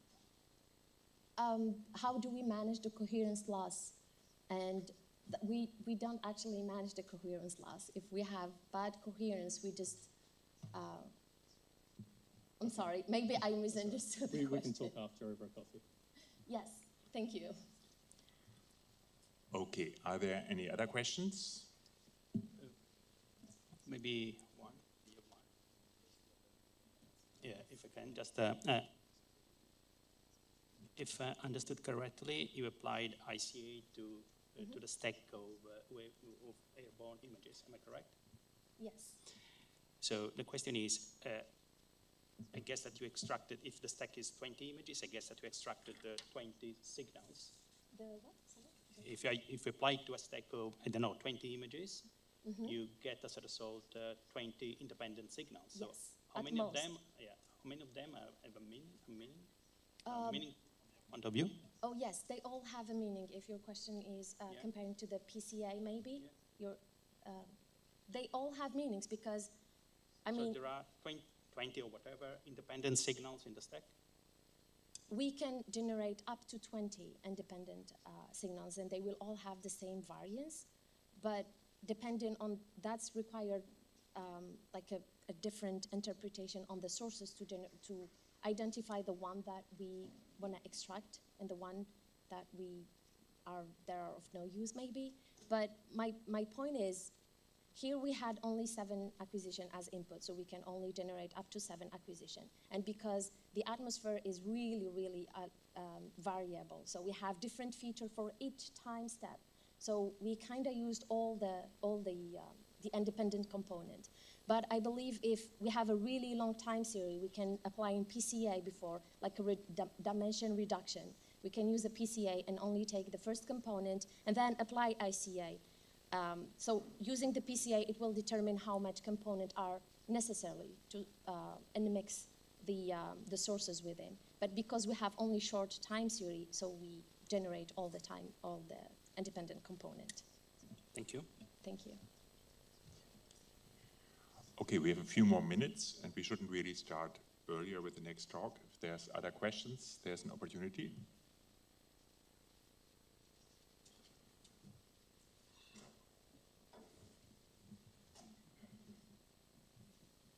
I'm not sure if I understood well. You said that you are making images, one image 20 minutes after another one. Am I right? Or 50 minutes, doesn't matter, but... Yes, it's acquisition every 20 minutes. Yeah. And how large change of the biomass or of the water level do you expect in 20 minutes? Oh yes, yeah. Because we are talking about coastal wetlands in Louisiana, the tides change really rapidly enough that water level can reaches, okay, let's say 20 to 30 centimeters. It can change within half an hour or 45 minutes. Yes, it's really that fast due to tide cycle. It's really fast. Yes. Okay, thank you. Yeah, welcome.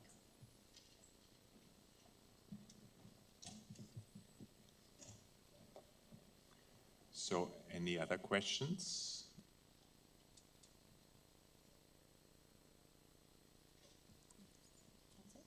Thank you. Oh, yeah. Okay, I still have questions. So the whole campaign, okay, with a 20 minutes time difference, so the whole campaign took how long? 3-4 hours or something like that. Is that right? Oh, yeah. So we had many flights during fall and during spring, and even during fall, like we have 3 days. Each day we had many flights. So this is just a sample of one footprint, one data set. But even for one footprint, we had like 3 or 4 data sets of spring and fall. And every day it was around 3 hours to 5 hours of acquisition. And yeah, we did that spring and fall, 3 days each, I think. So in general, we had 16 flies. 16 flies with that, yeah. Mostly the baseline varies between 15 minutes to 30 minutes, and the whole acquisition time was between 3 hours to 5 hours. And so the tidal signal is probably something what you can eliminate, because we know how much the tides are. No, that's exactly what we want to do. We want to, so the idea was to do acquisition during different period of the tides, low tides, high tides, or between tides. And we wanted to retrieve the dynamics, the water dynamics through tides, to generate models, to know which part of the river delta, Mississippi River Delta, is sinking and which part it might resist to the sea level rise. Okay, thank you very much. Thank you. So then we can, thank you. Then we can go ahead with our next talk. The next presenter is my co-chair, Giovanni Nico from the CNR in Italy. And he's going to talk about digital twins of the atmosphere. Thank you. Good afternoon to everybody. Besides me, the other 2 colleagues who participated to this work are Pedro and João Catalão from the University of Lisbon. And okay, the question of this talk is what we try to do, to understand if the assimilation of INSAR data can help to update the numerical weather models and do it a better digital twin of the atmosphere. Move this way. Okay, this is the outline. I will shortly introduce the concept of INSAR meteorology, skipping all the part of INSAR processing, and recall the concept of a digital twin. Then I will show a few visualization tools for the analysis of output of numerical weather models, and then we'll try to answer the question, which is the title of this talk, showing the result of an example. So this is the assimilation scheme that has been applied. It's one of the possible protocols that can be applied. Okay, put at the bottom a reference, but okay, there are many others. So we have we start from an acquisition time of the SAR image, which is TSAR, and then this will also set approximately the time when the output of the assimilation will be generated. Then the model is started, is warmed up 6 hours before using a spin-up procedure, and starting from TSAR, there is a time window, and 6 hours, whatever, within which the output, the forecast, the predictions are produced. And from the mathematical point of view, it is used a cost function, JX, that consists of different, let's say, ingredients, so to speak. Y is the SAR image that is used that is assimilated into the numerical weather model, and then there is the output of the assimilation, which is X, and the XB is the background, the output of the numerical model before the assimilation. Why SAR maps should be better than other measurements that are usually provided to a numerical weather model? The reason is that precipitable water vapor maps produced using a stack of SAR interferograms are characterized by a higher spatial resolution, so they can get, let's say, better information about the spatial distribution of water vapor into the atmosphere. And the B is just a matrix that is used for studying the correlation of the solutions, which are generated different times, separated by 12 hours, and each solution is run for 24 hours. One information, sometimes which could be useful to understand when the assimilation of sun interferograms is useful. Not always it is useful. What we observed is that when the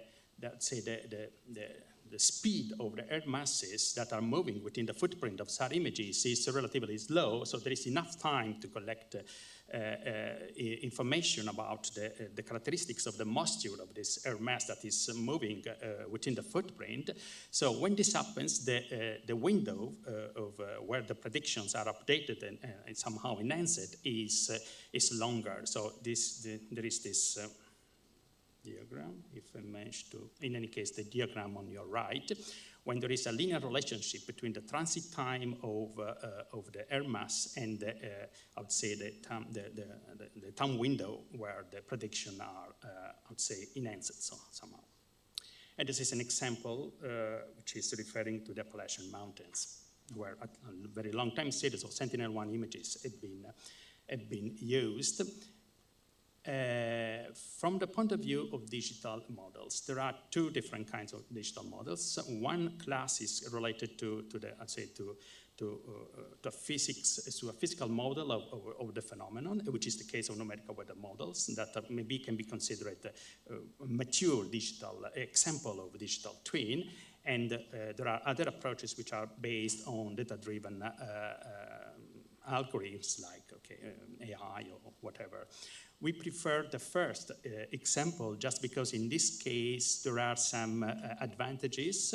We don't need huge data sets, so we can have an idea about the variables which are useful for the interpretation of the phenomenon. And I would say there is a higher potential of generalization because we know what are the assumptions, what are the limits of the assumptions that have been done, so we can also understand how far we can use it to predict some event. So this is an initiative of the European Commission. We are not working in this, but it was, I'll say, our reference is Destination Earth, and the atmosphere is one of the domains of this initiative. And the need is to monitor and simulate, to develop tools to monitor and simulate the atmosphere for meteorological purposes, and to, in that case, was anticipate natural disaster that, in our understanding, is get better prediction of extreme weather events. And this is what we tried to do. So we used an example of numerical weather model, which is WRF, just because we have more experience on this numerical model, but other models can be used, like the French AROME or the German Cosmo. And we use as a data lake Sentinel-1 images, so long-time series of Sentinel-1 images that have been used to generate precipitable water vapor maps. ERA5, because ERA5 is a model that is used to set the initial and the boundary conditions of the WRF model. And the digital twin engine is the mathematical tool of the 3D bar simulation I mentioned at the beginning of this slide, that is used to, I would say, to create replicas of the WRF model, to update, to change the values of variables of this model, and then from these updated variables try to get some prediction, for instance, of rainfall patterns or whatever, also the moisture in the atmosphere. So some visualization tool. One useful visualization tool is the concept of Lagrangian, which is a way to describe the trajectory. This is the mathematics that is used to describe, to draw these trajectories. This is an example on the left. There are 4 different trajectories. The colored dot is the starting of this movement of a given particle in the atmosphere. In this case, 18 is the time where, at the top, the title of this plot is the time where the assimilation has been started, 19 is the day, and 18 hectopascal is just setting the altitude in the atmosphere where the particle has been started to be observed. And then we have 4 different trajectories that can also on the right, it is basically the same plot that is seen from a different perspective. This is useful because we can have, I'd say, a tube of trajectories that are helping us to visualize what is happening into the atmosphere. And on the right, the color is representing the specific humidity, or better, the change in the specific humidity that is generated after assimilating the numerical weather model. And this is also useful because besides the dynamic, the visualization of the dynamics into the atmosphere, it's also possible to have a look at what happens at a given place. For instance, a given point on the terrain surface with given latitude and longitude, so we can see what happens at these columns along the time. And in this case, two variables are observed, are shown better, the specific humidity and the temperature. So how this is, how these two variables are changing along the time due to the assimilation of INSAR data. And again, we can use these two visualization tools to study I'd say a real-life event. This was an example of extreme weather event that affected the southern Spain in Andalusia, and the paper at the bottom is describing more or less the results of this assimilation. In this case, we're using the concept of Moller diagram. The shaded figure at the bottom is the digital terrain model of that area, and what we can observe in this slide is how the water vapor mixing ratio, which is similar to the specific humidity, there is just a change in the density. We need to multiply by the density of water vapor. How this is changing along the time, and also how this quantity is distributed both in space and, let's say, latitude and longitude. And besides this, is also represented the information about the temperature. And okay, and now with these visualization tools, I can try to describe the example that we use to try to answer the question, which is the title of this presentation. The phenomenon is the low-level jet that is affecting South America. This is due to the winds that are blowing from the northeast part of, from let's say Guyana or northern part of Brazil, and this is pushing the air masses towards the Andes, and this is giving rise to a concentration of the moisture, which is represented in this slide. And I don't know if I managed to show the pointer. Maybe, okay, maybe here. This is the tube, or if you want, the channel where the moisture is concentrated. These are the hands, and this is I'd say the spatial distribution of this channel. So this channel is moving along this direction towards Argentina, Uruguay, towards the sea. And this is the phenomenon that has been used to try to, in this assimilation, to try to better describe the phenomenon itself, which means the spatial distribution of the moisture. So after the assimilation, maybe I jumped something. Sorry. Okay. Okay. So what we observed is that after the assimilation of INSAR data, we observed a better precipitable water vapor using the numerical model, and compare this with GNSS stations that have been are available in that area. And we observed also the updated prediction of rainfall patterns with the measurements of the GPM satellite. And these are a few images. So on the left there is, I'd say, the geographic area, and on the right there are two examples of SAR interferograms. It's not SAR interferogram, this is already the map of precipitable water vapor. This map has been geolocated and has been also calibrated using GNSS data, and a solution of the WRF model has been used to compute the precipitable water vapor at initial time. So in this way, the differential estimates of precipitable water vapor, which are provided by SAR interferometry, have been integrated. So what we can observe is here a better visualization of the channel, of the tube with the moisture where that is expected for this phenomenon. And this is a comparison with the ERA 5 product, where I'd say the visualization of the tube is not so easy, the meaning that the model is not able to reproduce this phenomenon. These are just some of the, I'd say, the positive some of the results. In some other cases, I'll say Sentinel-1, the assimilation of Sentinel-1 data did not provide an update of the WRF, also due to the, I'd say, the speed of the movement of the air masses within the footprint.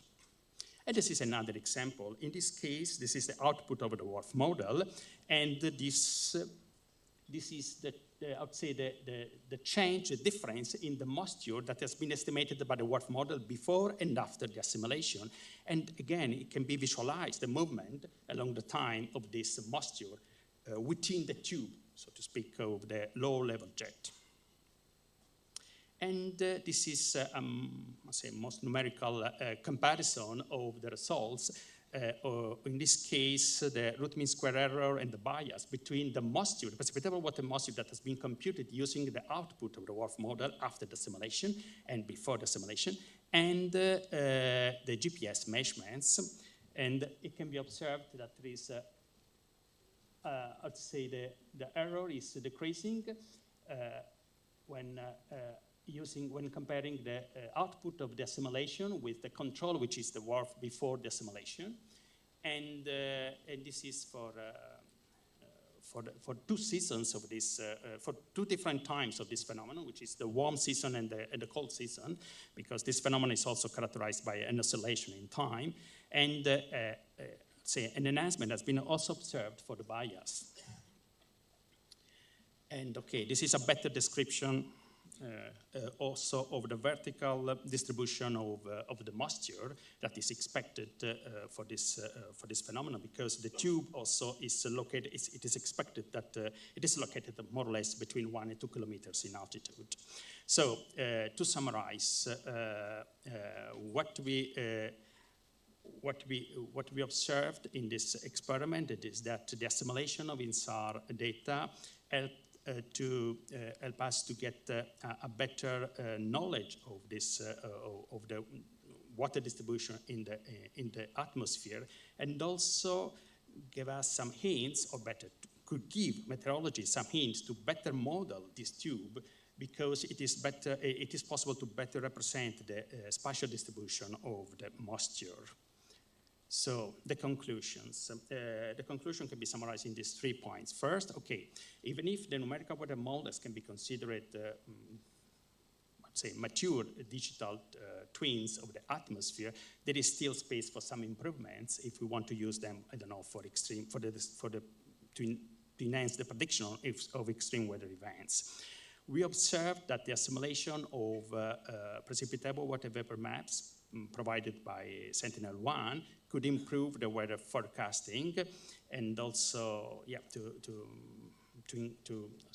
update the predictions of the numerical weather models. And this can support something that we can call precision meteorology, which means be able to better describe, to better predict extreme weather events. And the last point is that the assimilation of these maps can also help to update the value of variables of the numerical weather models, and this can be useful to generate synthetic data. Maybe I don't know.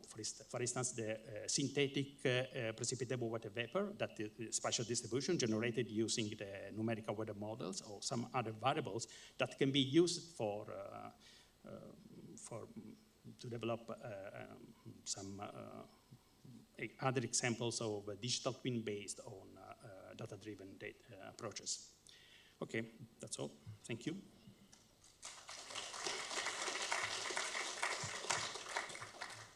I don't know if you have some questions. Thank you very much, Giovanni. Okay, yes, questions? Felipe? Hey, yeah. Thank you for your presentation. I was wondering, like, how often are you acquiring? What is the temporal baseline of these Sentinel-1 images? Because my question was like, you are kind of tracking these water vapor features, and I was wondering like how stable in time they stay, so that you're able to say, okay, this is the same one that is just moving. If I correctly understood your question. Okay, this is one of the points, it's assembling in time. In this case, the temporal baseline is 12 days, if I remember correctly, but both ascending and descending tracks have been assimilated. But this is one of the limitation of this technique, because of course you can measure the moisture in the atmosphere just at a given time. So you have to use the difference between the two measurements to. Okay, that answers my other question. Was whether there was possible, or you were thinking on doing some kind of real-time estimation of the all these atmospheric events that you are describing. Yeah, my understanding of real time or near real time is the following. I introduce a given. I update, let's say, the precipitable water vapor information provided by Sentinel-1, but other satellites can be used. This is just an example now. So I can give more or less real-time predictions within a window, let's say, of 6 hours, 4 hours, depends on what I told at the beginning, how fast the air masses are moving within the footprint. So it is possible to provide these updated predictions of the WRF model just within these small windows to get better predictions of some weather event. So in this respect, it can be more or less real time, but just for within small windows, not in a continuum. Okay, thank you. Okay, are there any other questions over there, Ramon? Yeah, thank you very much. I was wondering, you have precipitable water vapor maps, but in principle, you measure the delay, right? So we could have the integrated reflectivity. So in the integration with the weather models, is it really necessary to go to precipitable water vapor in the first instance, or can you directly assimilate the delay? So we try to do both. Actually, they are quite similar. So we tried both assimilation. Our understanding is that because precipitable water vapor is just the delay multiplied by a given constant. So it's basically I think you have the humidity and the temperature and the pressure. Yeah, which can change, but we use just one constant for a given area. But so in the assimilation, it's possible to directly have the integrated effect in there. Yeah, thank you. Okay, any other questions? If not, then let's thank our speaker again, and let's move on to the next speaker. That is Jihong Liu from KAUST in Saudi Arabia. And he's going to talk about INSAR tropospheric delay modeling. Okay, the floor is yours.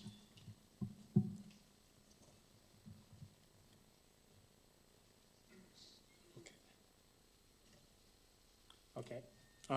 Thanks for your coming. My name is Jihong.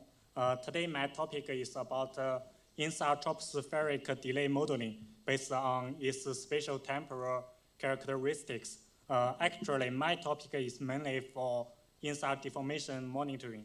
So for INSAR tropospheric delay correction. Sorry. Okay, as we know, INSAR interferograms contain not only displacement as well as atmospheric delay, orbit error, or decorrelations noises. Among these, if we want to get accurate INSAR displacement, we should first correct these errors. Among them, the atmospheric delay is the most difficult component to correct. So nowadays, one of the most common methods is to use the independent data set, like weather models or GPS, then interpolation with these weather models to get the INSAR atmospheric delays. And however, due to their inconsistency of the spatial temporal resolution, or in some locations there are no sufficient observations. So sometimes if we correctly use this kind of method, the result will get even worse after correction. And also there is another kind of method, I call it a data-driven method. They just use the correlation. For example, it's the correlation between the DM and the stratified delay, then correct this kind of component. And another kind of use the temporal random characteristic of the turbulent delay to correct the atmospheric delay. However, due to the existence of each error component, and we generally correct one kind of errors independently. So the existence of other kind of errors will affect the correction in performance. And also there is no mathematical models for the atmospheric delay based only on the INSAR data. So my method is about aims to model the INSAR tropospheric delay and at the same time as well as the orbit error. However, from this equation we can see if we want to correct the errors, this is just a yield-post problem. So my solution is to incorporate their spatial temporal characteristics as additional constraints to make this equation can be solved. So first, as for the deformations, I consider it is correlated both in spatial and the temporal domain. Of course, in the temporal domain, we can this kind of correlation is not included like the earthquakes. There are suddenly jump for the deformation. And for the stratified delay, they are generally correlated with the local DM. And in a small zone, we can generally fit it with a linear model with the DM. So we call this kind of component like the DM correlated component. And the following, as for the turbulent delay and the orbit error, these two components have different spatial characteristics in a large area. But if we zoom in a small window, as we can see, they can be fitted by a position-dependent ramp. So I call these two components in a small window as the trained component. Sorry. Oh, here. Oh, as the trained component. So in the following, so my proposed detrained INSAR method is to decrease both the trained and the DM related component in INSAR time series.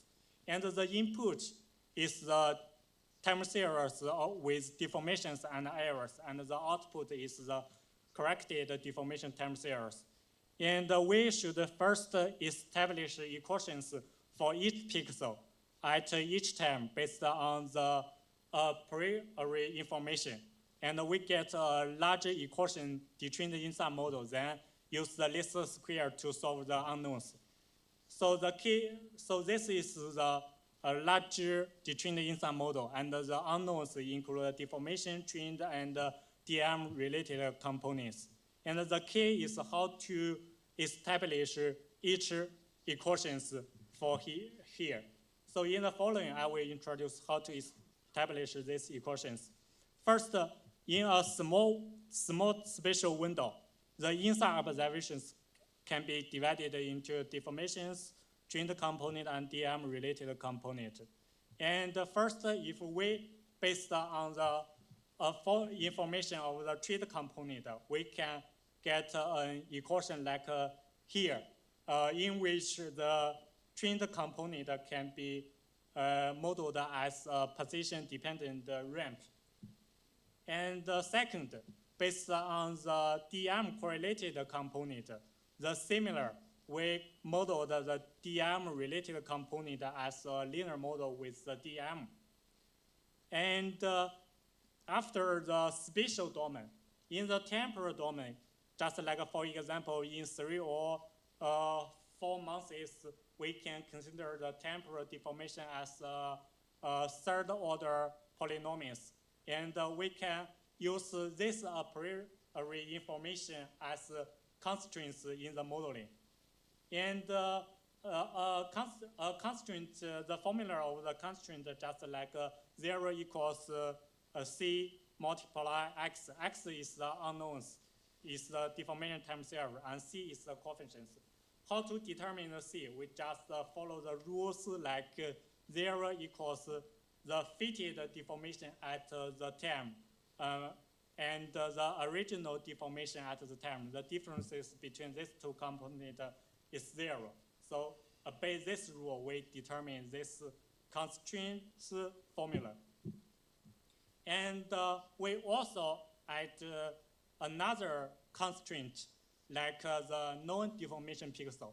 As we know, inside deformation, we generally need an unwrapping reference, like in the far field or in some non-deformation area, like a GPS or something else. So if we have this a priori information, we can also model as a constraint, like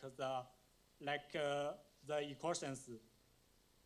So after this 4 a priori information, we can combine all these informations and establish the equations for each pixel at each time.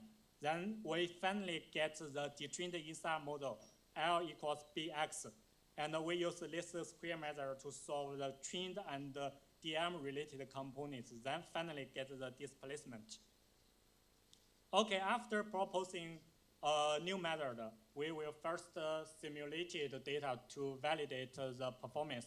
First, we simulated the deformations and the orbit errors and the turbulence, and as well as the stratified delays. And sum all these components, we get the final simulated insert data set for correction. And for comparison, we also include 2 benchmark methods. The first is we call it a fit filter method. That means just fit ramp and DM correlated components in the spatial domain. Then use a temporal filter in the temporal domain. And another method is the common scene staking method. Here is the comparison between different methods. First, the first row is the fit filter correction result, and the second row is the residuals. And these 2 rows is the common scene staking method result. And here is our proposed detrained insert method. As we can see, our method have small residuals and more clear deformation time series. And also we use the 2021 Madu earthquake as the real data case studies to validate. And here is the cosmic 3-dimensional deformations. It's a left lateral strike slip events. And we use 16 months of Sentinel-1 images for the deformation monitoring. And here is the uncorrected accumulated deformations for ascending and descending orbits. And here, for the real case study, we also involve the independent data set, like the Gagos and the ACAMS for comparison. Here is the result. And also, we use the data-to-data-driven method, fit filter and CSS for comparison. And the last is our detrained insert method. As we can see, our method can get more clear result for the post-seismic deformations. And there are also several GNSS data for validation. Here is 4 examples. As we can see, for example, for the first GPS result, in the first several days, the deformation variations, our result can clearly capture this variation. The red dot is our detrained INSAR result. And here is the RMSEs by comparing with the GNSS data. As we can see, our method can get the smallest RMSEs. And also, here is an interesting event that occurred in the August, 3 months later of the earthquake. There is a small event here. And our method can clearly capture this small event deformations. However, for the fit filter and CSS method, the fit filter, there are some severe atmosphere delays here, and we can't clearly identify the event deformation. As for the CSS result, since they have a temporal filter, so the cosmic deformation of this event will be distributed in the near acquisitions. As for the independent data, due to their limited observations, it can hardly capture this small event. And we also show the temporal deformations of 4 points here. As we can see, the red dots, our method can clearly capture the deformations and the occasions of these small events. And here is another example about the Turkey earthquake. Here, the original data is from Kanwan at UC Berkeley. And this is the 6 months post-seismic Sentinel-1 data. And our detrained INSAR method can clearly correct the atmospheric delay as well as other errors and make the deformation much clearer. And here is another example is near the Dead Sea. And this Dead Sea, the water level decrease induced the rebound of the ground. And figure A is the before correction, and figure B is after the detrained INSAR correction. As we can see, our method can make the deformation much clearer. And here is also a GPS data. GPS station is here. And we compare with the temporal filter method. The green dot is the temporal filter result. As we can see, there are very obvious annual variations of the deformations. However, due to some variations of the original data in 2016, in the year 2016, and the filter method, the green dot, can't capture the annual variation in this year. However, in our method, the blue triangles, although there are 2 acquisitions have deviations from the GPS data, but the overall the temporal pattern is consistent with the GPS data. So this is also validates the performance of our method. And we also open our detrained INSAR code.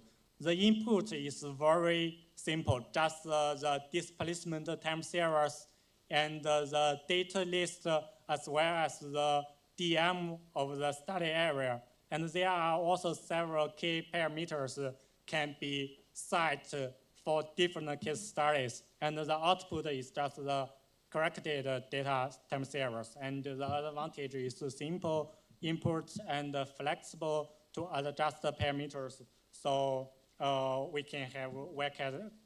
why not have a try here? So finally, conclusion. We propose here a detrained INSAR method for correction the atmospheric delay, and we conduct simulation and real data for validation. And the detrained INSAR code is open, and I think INSAR atmospheric delay is still a challenging topic. I just want to contribute a little for this topic. And to be honest, the detrained user I can't say is the best, but at least in some cases it works. And also there is other advertisement, and I have another topic, another presentation about the all-fault deformation of the Turkey earthquake from 3D displacement, and they are also open code to share. Okay, thanks for your attention.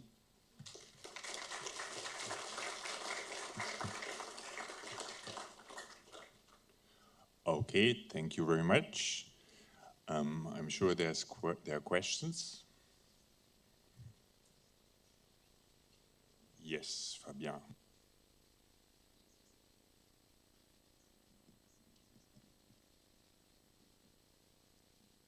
Yeah, thank you for your talk. I was wondering, so if I understand correctly, you are looking on Windows, on local Windows, to calculate the correlation, the stratify and all. Do you have a recommendation on the Windows side that we should use on, especially volcanoes, if we have stratify signal that might be also correlated with topography? Do you have an idea of the best kind of window size to use in this case? The window size, I prefer to use like the 1 to 2 kilometers for the window size, the spatial window size. Okay. Here I didn't consider using the spatial variable window size because just maybe I can improve the window size in the future, but it's not fixed right now. Yes, yeah. Just fix the window size. Okay. Thank you. Thank you for your question. Yes, here's a question, David. Yes, if you have GPS data in the region, can you incorporate that into this whole structure? Yes, I can. In the model, I have the setting for incorporating the GPS data, just like input to assist the model. Okay, thank you. I also have a question. I have two questions actually. The code, Python or something else, and the other question is the images what you showed, the comparison after your correction and before the correction. Before the correction was without any tropospheric correction, or? Okay, the before correction is no atmospheric correction, just the original.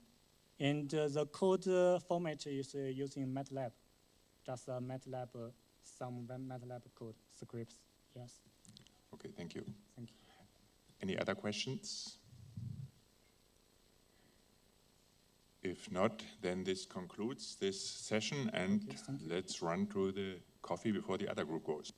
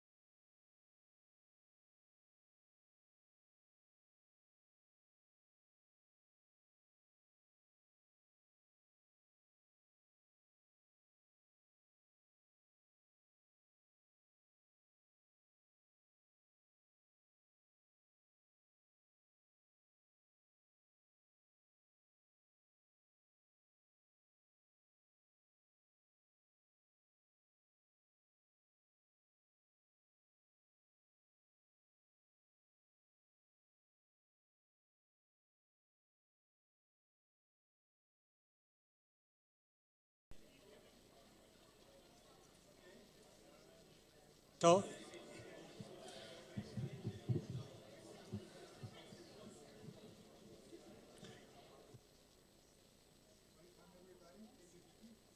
I have to press this button. 1, 2. Ah, yeah. No, it's working.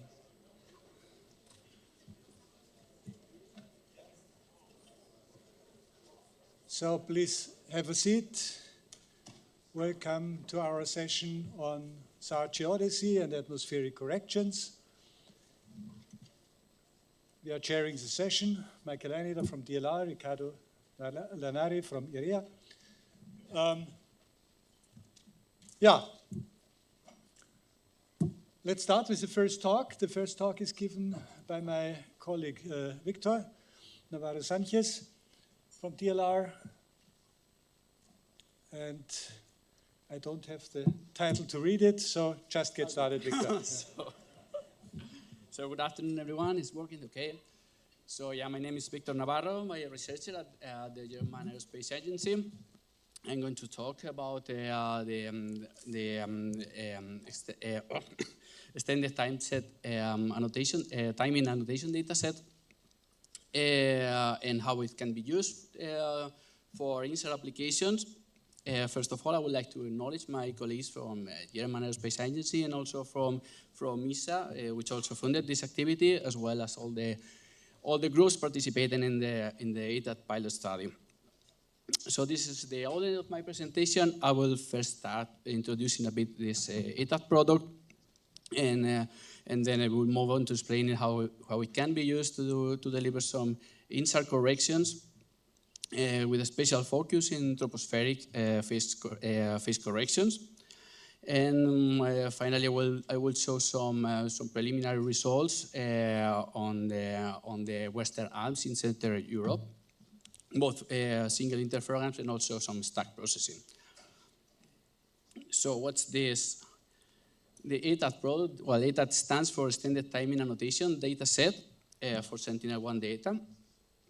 This is a new auxiliary product developed by ISA with DLR as contractor, and its main goal is to improve the accuracy of the geometric accuracy of Sentinel-1 products from meters to a few centimeters.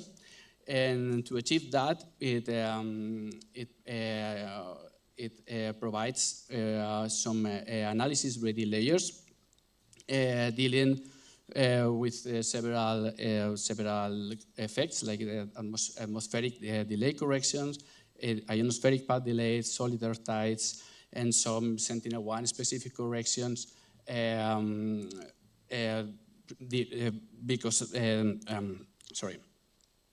related to approximations during data processing.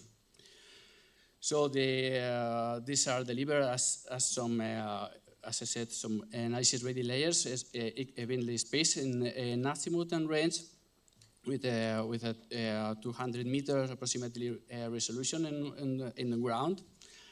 And the production of this, the routine production of these products has started already, but it will be probably disseminated by the end of this year. But this is not where ETAT finished, because we already started to work in the scientific evolution of this ETAT product, including new correction layers like ocean tidal loading, pole tides, ionospheric azimuth shifts, and probably what's more important for this presentation is the tropospheric delay to height gradient. This I will talk a bit more on that. So these layers will be validated and probably included in the next iteration of the ETAT product. So, sorry. Okay, so yeah, as I already said before, the main goal of this ETAT product is to improve geolocation accuracy of single SLC products. But the path delay corrections, the range delay corrections provided in the ETAT product are actually closely related to phase shifts, so they can be translated using the Sentinel-1 wavelength, and then we can get some interferometric correction screen by taking the difference phase from a reference, a secondary and a reference product. Of course, that implies that these products have to be co-registered to the same reference grid. And at this point, it's worth noting that the ETAT product is actually generated on a data tape by data tape basis. So that means the correction grid are produced following the timing and the geometry characteristics of SLC. So they are not perfectly aligned, independent from one product to another. That means the corrections, as you see in this magenta dots and these crosses, these are the geographic locations of the grid on two consecutive products, so they can be sampling different heights, especially in areas subject to layover when it's converted to radar coordinates. So a netted pilot study was run where some of these products were delivered to several study groups, and they use it for various applications like co-registration, geolocation, and also, of course, including INSAR. And the overall feedback was good, but some groups show that when applying this correction directly to INSAR, they show some visible artifacts in the correction phase screens. Like for instance, Irea and Trial Tamira noticed that. And it soon became evident that these artifacts were related mainly to tropospheric corrections, because the tropospheric corrections are closely are very correlated with topography. So the fact that we are sampling them at sometimes significantly different heights and providing the correction at this height, if you don't take into account this difference when you are interpolating to the reference grid, then you get this sort of artifacts. So resampling an ETAT product to a different reference grid has to take into account this, and we propose to do so by using this tropospheric delay to height relation to adjust the tropospheric path delay at the grid point height to the grid of the target point before performing the lateral interpolation. This is better observed with a small proof of concept. Here we took two bursts from two consecutive ETAT products, and we co-register one on top of the other using the geographic information, the lat-long information. And then if we just take the differential path delay directly by subtracting both, you see some artifacts appear. I don't know if this works. You see some sort of noise-like effects that are closely correlated to the height. If you repeat this operation with a height layer, you see these artifacts are pretty much the same. So we propose to correct that, to accounting for this using this gradient, but with this gradient layer is not a part of the ETAT product just yet. So, but we can still try to estimate it from already available data while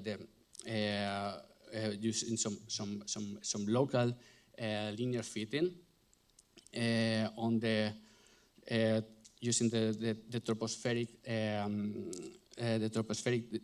differential in range. Sorry, yeah.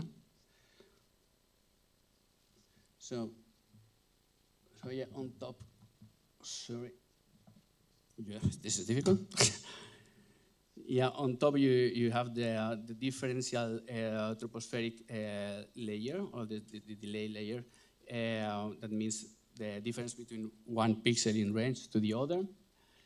And at the bottom you have the differential height. So you can do a linear fitting on both of them. We do that following a sliding window linear regression with a 5 kilometer window. Which is, we consider that size suitable for this application, and then we get an estimated gradient. And then this gradient, just in combination with the differential height between the correction points and the actual target point, then we can get an artifact-free layer. In this case, with a frame around, because we don't consider the points where the sliding window could not be fit.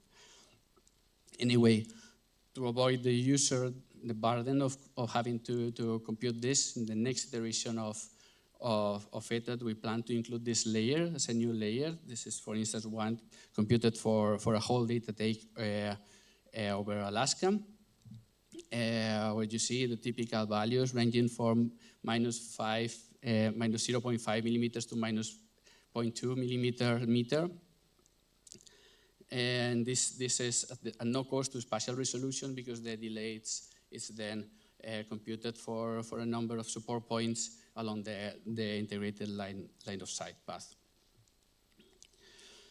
So just to show you how this correction looks, okay. So in the left-hand side, you have the uncorrected interferogram, where you see a lot of fringes, especially in the right, in the bottom right, related to this stratified troposphere, where they are correlated to topography. In the middle is the correction layer that we produce. In the right side, you see a much smoother interferogram after removing this layer, but this possibly you cannot see that at that resolution. So if you zoom out a bit, you can maybe see it clearer here, where you see that a lot of fringes from the uncorrected phase have been removed in the corrected phase. Now, in order to actually quantify this gain, we run a stack analysis. So we take 3 years worth of Sentinel-1 and Sentinel-B acquisition and perform a joint persistent scatter and distributed scatter interferometry analysis. First of all, let me show you some variograms here, just to characterize the improvement that these corrections had. So these variants are obtained on the unwrapped faces of the measurement points, and they represent the interferometric. These are obtained for pairs of points at different distances. For those we have like a double difference. We have the interferometric difference and the difference between point for short temporal baseline interferograms. So when they are shorter, these mid and long scale effects are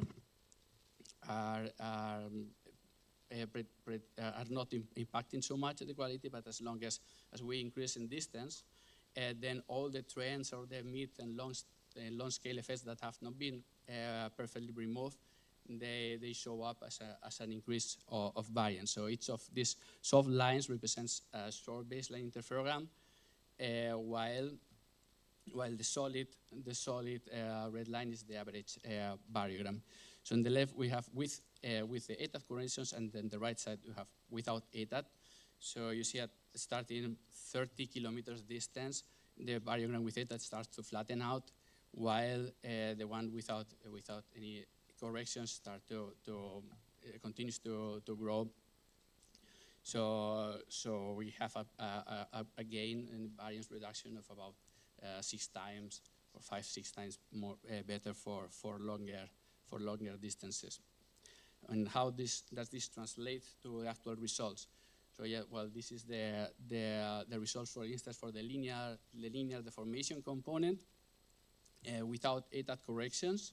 You see a anomalous ramp going actually in the direction of the topography increase also, but it also includes also solitary tides and ionospheric effects. So all of this combined produces this anomalous ramp in the linear deformation, which is then removed after if we correct firsthand all the interference with this tropospheric with this screen phase correction screens. And the same thing happens with the topography update component, or also called the DEM error component. You also have this anomalous trend removed. So to wrap it up, so this ATAT product, the base ATAT product, will be available probably from autumn this year, or maybe winter.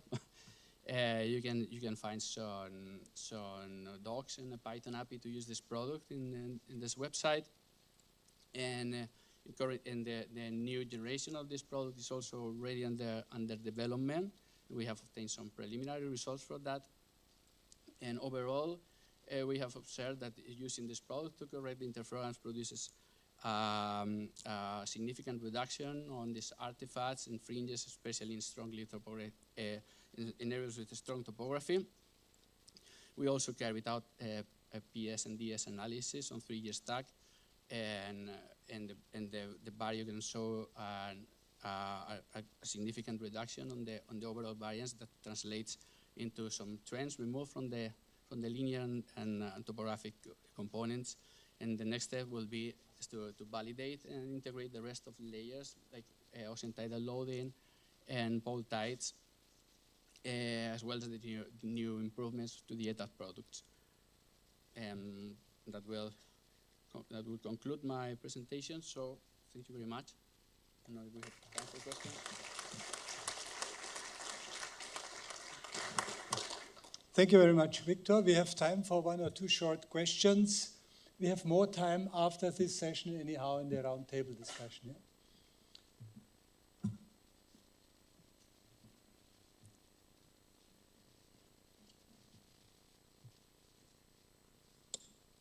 So you estimate the elevation-dependent troposphere in 5 by 5 kilometer squares. Do you allow that to be completely independent from one 5 kilometer by 5 kilometer to the next one, or is there some kind of a spatial smoother that does not allow the troposphere to change too abruptly?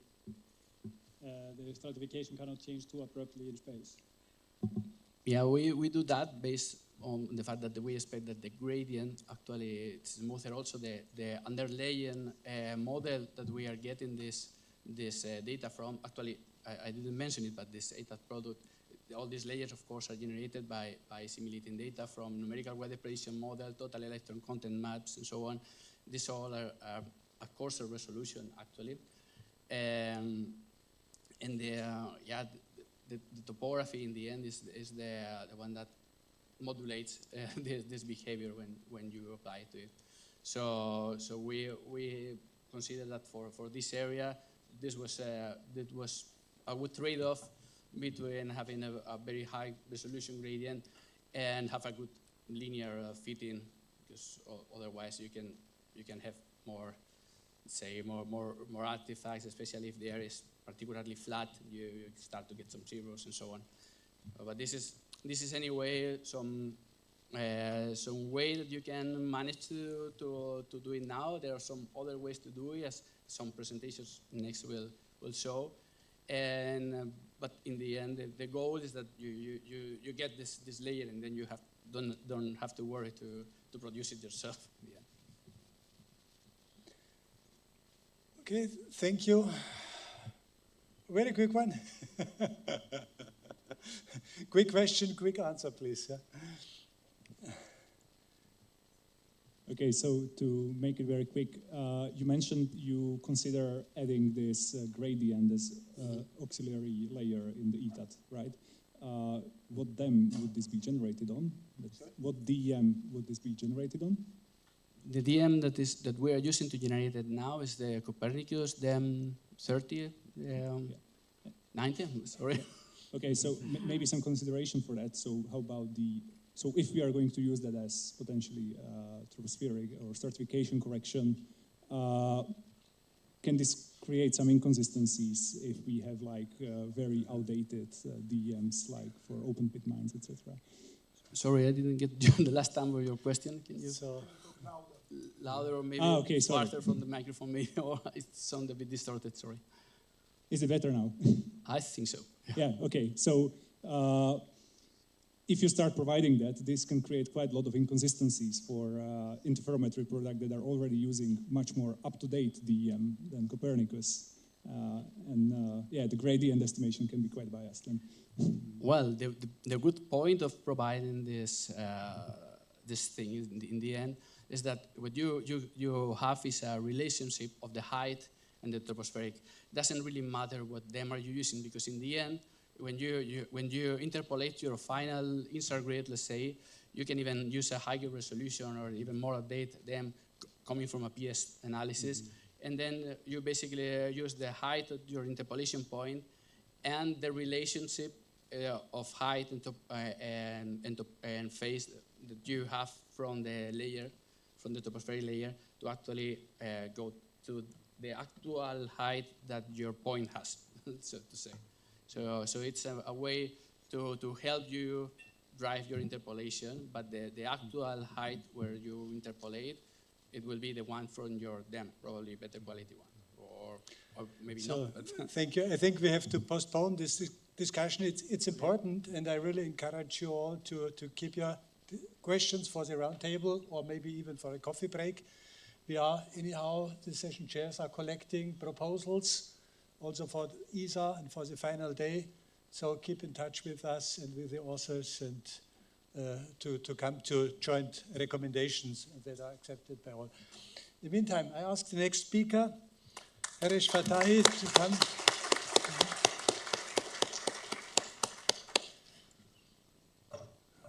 Next talk will be given on a similar topic, impact of ETAD-like corrections on Opera co-registered single complex products from Sentinel-1 data. Please go ahead. All right, thanks. Good afternoon, everyone. So I'm gonna sort of continue. By now, you know, I have two acronyms, ETAD, so you know that. Opera is the project, observation products for end users using remote sensing analysis. My colleague, David Beckert, already gave a talk in the other conference room. Hopefully some of you at least saw that. Basically, it's a project to produce some products at the national and global scales. In this presentation, I'm gonna just talk about one of them, which is the co-registered single-loop complex products. And I would like to thank my colleagues, as you see on the presentation. So the product that ultimately is gonna come out is actually the surface displacement over North America. The product has been defined to be frame-wise. We took the burst ID, burst map from ESA, and defined some frames of our own based on the burst IDs. The displacement product is gonna come out over those frames, and they are gonna have around one burst overlap, so around 200, 240 kilometer. But to get there, we know that we have to co-register the SLC images from ESA. We have these intermediate products called co-registered Sentinel-1 SLC images, which later will be fed to the displacement time series. But of course, we are going to archive them, so the co-registered SLCs will be available to the users too. The algorithm that we chose to do this co-registration is geocoding the SLC images. And basically, it's a geometrical co-registration. Since we are always geocoding to the same grid on the ground, basically, if the geolocation is going fine, then the outputs are going to be geocoded, which is user-friendly, and also co-registered through time. All the developments has been done based on core modules that we have developed for NICER, actually, in ICE 3. And for this need for Opera, we have developed a downstream software called Compass, which the core modules are still ICE3, but the downstream workflow is in Python and for Opera needs. When we have the geocoded SLCs, probably you have seen presentations from Howard Zipker that then the life is much easier because interferometry is simplified to just cross multiplication of two geocoded SLCs and you get interferograms easily. But the key to get there is really to get to the precise geolocation. If geolocation for each of those SLCs is not precisely done, then they are not co-registered at the end. For Opera, we came up with some requirements to drive the, basically the driver for the requirements and the relative geolocation is interferometric coherence, roughly around 1/10 of a pixel to get to the basically precisely co-registered in terms of the quality of the phase. The products are gonna be over grids of 5 by 10 meters pixel spacing over UTM grids. They're gonna be provided in HDF5 files with CF conventions, GIS friendly. You can just open it in a QGIS software and the geolocation information should be understood. And they're gonna be available, I think sometime in October, hopefully will come out from ASF TAC. I'm just showing a screenshot of the structure of the product, and you see that one of them is burst ID, basically, because the product is burst-wise. We take one SLC save file and we produce all the geocoded SLCs, so each product is one burst. And that's another advantage, that the life of the users will be very easy if somebody just want to process one product so they can pull the entire stack of the geocoded bursts. And we are storing whatever correction that we are doing for producing those geocoded SLCs. But again, the key is really to get to precise geolocation. And as Victor told us already, there are many contributors there to get to the precise geolocation. There is a tropospheric range delay, which for this product, we are actually using the same model for TerraSAR-X. So we are not going with the atmospheric models because we have a very short latency on producing the product, and we did some analysis to meet the requirements in terms of the geolocation. Just the static model is good enough. For ionosphere, however, we are going with the available GIM models. On the IGS website, they are available, but we are pulling them from the DAC. So that's the ionospheric range delay. And then we have all these different ETAD specific Sentinel-1 processing timing corrections that we don't have them. So for this product, we went ahead. Christoph Giesinger and colleagues here, they have written a very nice paper and a very nice ATBD. So we looked at the details. We basically implemented whatever we needed for the timing correction. One of them is the biostatic delay, for which the processor for Sentinel-1 is doing only an approximation, but then they recommend in the paper to do actually a better and a range-dependent biostatic delay. So in this equation, we are taking out what was applied during focusing and apply what they recommend as the more precise way. And then there are other corrections that, as Victor showed, the results, the details are in the paper. One is the Doppler shift. That's, if you have the zero Doppler strip map, it's not a big deal, but with TOPS already, Poprad and colleagues, Christoph, they have shown that actually it does matter for TOPS, so we have to take care of it. And then we have the azimuth FM rate mismatch. The problem is that the FM rate of the the processor from ESA currently is using is getting updated very slowly, with a rate slower than somewhere when we have significant topography changes. So basically that results in a azimuth FM rate that is not consistent with what it should have been. Basically the true FM rate would be different. So we can just compute it, and based on, again, the work from our colleagues, we can just compute it and account for it. So with all those corrections, plus solid earth-tide that I didn't mention also, is we have a model for solid earth-tide, so we just use that, an existing software. So there is validation sites chosen for CSLC for Opera. There are sites with corner reflectors. I think the main sites is gonna be still Rosemont in California. But then there are sites with new corner reflectors that Opera has installed, or a couple that NISAR has installed, NISAR project. And there are sites, those red boxes, that we do also validate, not with corner reflectors, but by running cross correlation and through time looking at the residual offsets of the geocoded SLCs. Here are some preliminary results. The validation is ongoing. The validation team actually is different from the algorithm team that I am responsible for, but all working together.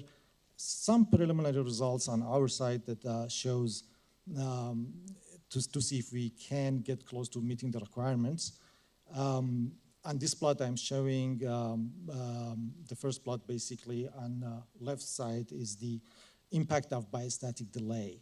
And that could be a couple of meters, 1, 2, 3 meters actually. So that's significant on the absolute geolocation. These are the results from corner reflector, one of the corner reflectors in Rosemont.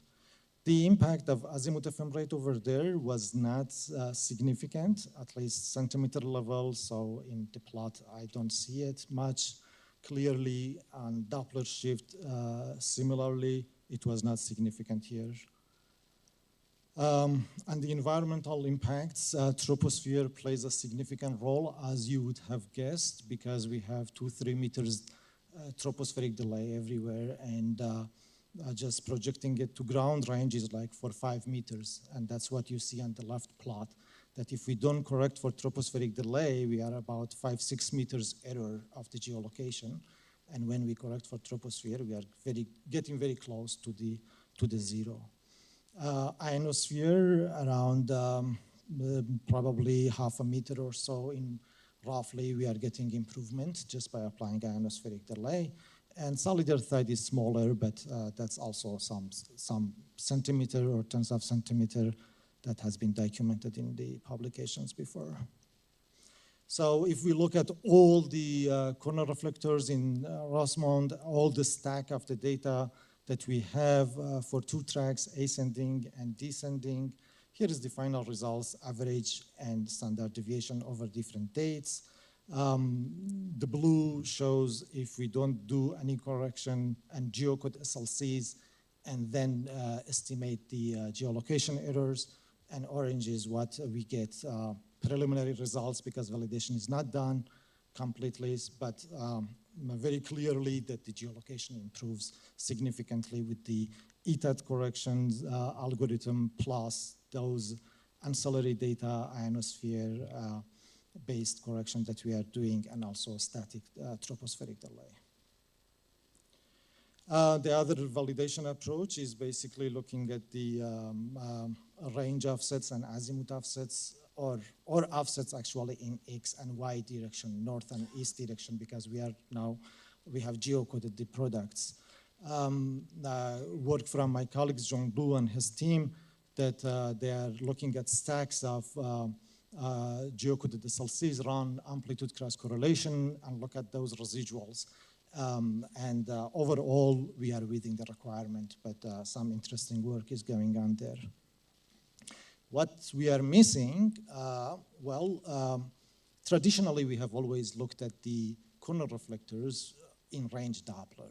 So we don't have the dim error usually there because we know the height of the corner reflectors precisely surveyed. But here we have geolocated the SLC. So whatever dim error we had in the dim is already there. So whatever geolocation residual we have is actually impacted by the dim error.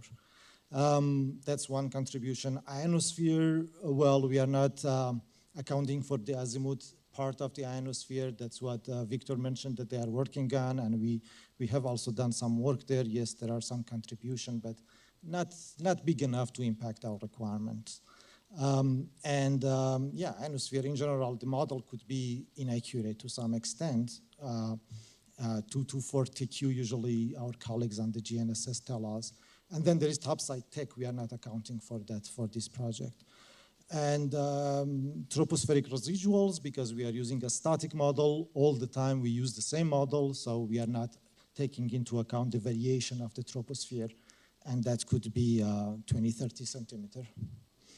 And yeah, just the peak estimation itself, it could be actually some uncertainties there.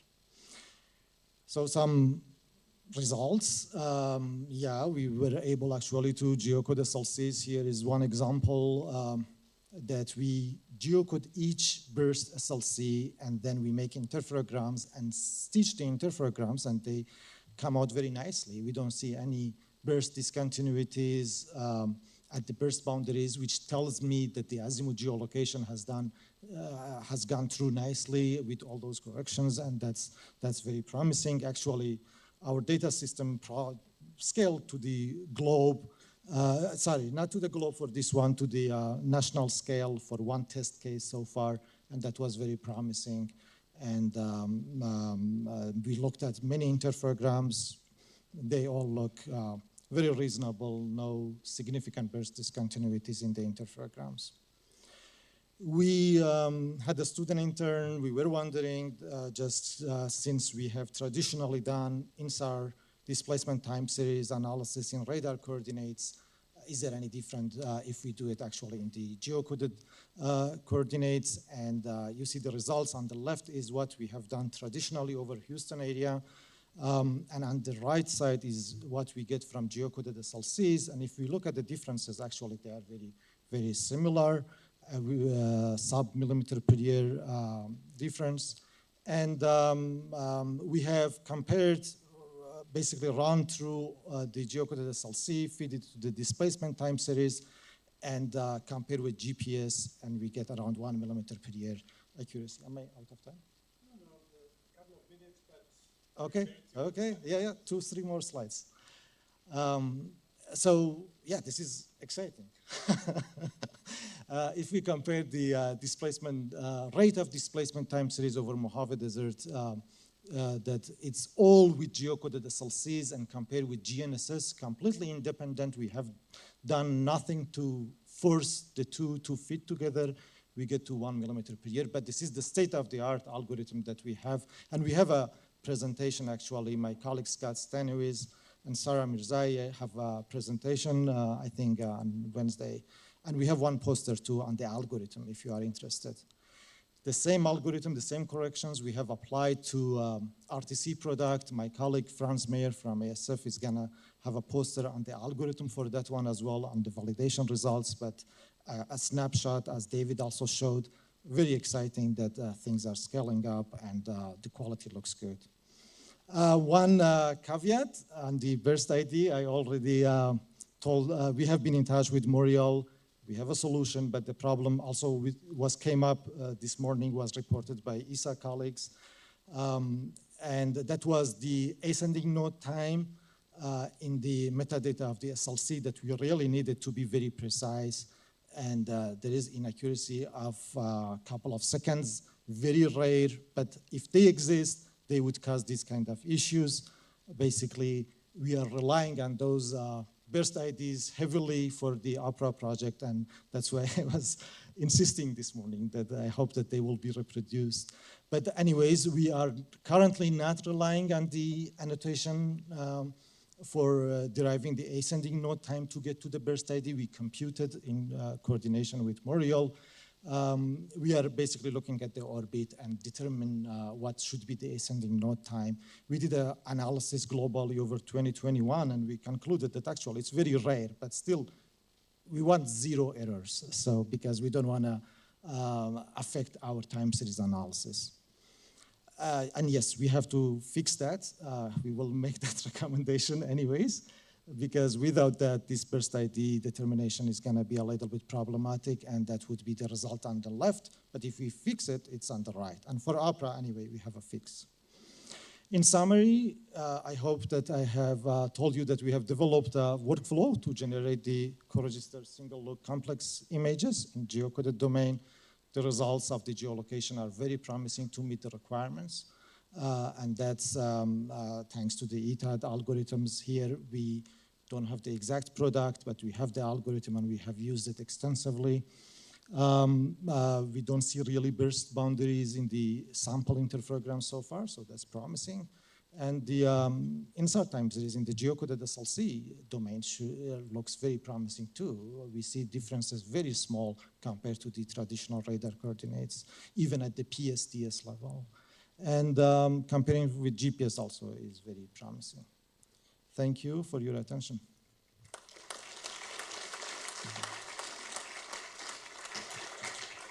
Thank you very much, Harish, for this comprehensive overview. We do have time for a short question. The comparison, what you showed for, I think it was Houston or Dallas, it looked to me that the geocoded, the INSAR from the geocoded SLC had less holes. Is it right? Is it related to the resolution? Oh, this one? Yes, so the left one, the radar stack is... Oh, no, it's just the boundary of the two were not exactly the same. So no, I mean, well, some areas where I look at, there's, on the left side, there's more holes than on the right side. On the left side, okay. Okay, sorry. The radar stack is having more holes. Don't overinterpret this, but yeah, where exactly? I mean, they have gone through two different chain of processing by a student, so we are still evaluating, but overall, the difference map, what important is those pixels that were common between the two, which I think overall, I don't see much holes. I think overall they are consistent.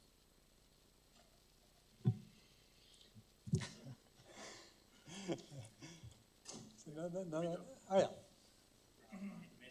One more question. Most. Hi, thanks very much. Your Mojave example, it might be a bit unfair if it's someone else's work, but I thought there were still burst discontinuities in the Mojave example of the time series velocity. I am so sorry, you have to repeat it. Slowly, please. The Mojave Desert. Mojave. Oh, Mojave Desert, okay. All right, so what's the question? I see burst discontinuities in the northeast corner. Yeah, okay. That's much better. Sorry. Yeah, there could be. So, and the could be due to the reasons that I just documented. That yeah, we are not taking care of the azimuth for ionosphere, for example, or those corrections could have some uncertainties. So no data-driven corrections have been applied there here. But yeah, it doesn't bother me. Okay. No. Yes. Are all these corrections for NISAR or Roselle, for example? Oh, very relevant. We have a product called Geocoded SLC for NISAR, which probably you have heard about it. And over there, the biostatic delay, we are already taking into account precisely as you guys suggested to do in first place. So it's already built in. So we don't have that approximation. For ionosphere, we are doing a little bit more than what we did here because for NISAR, it's L-band, it's 20 times worse. So we have to take care of azimuth, we have to take care of topside tech and all that. Troposphere, we are using the same static models. So at least at that level, they are very similar. So, fine. Let's move on. Thank you again.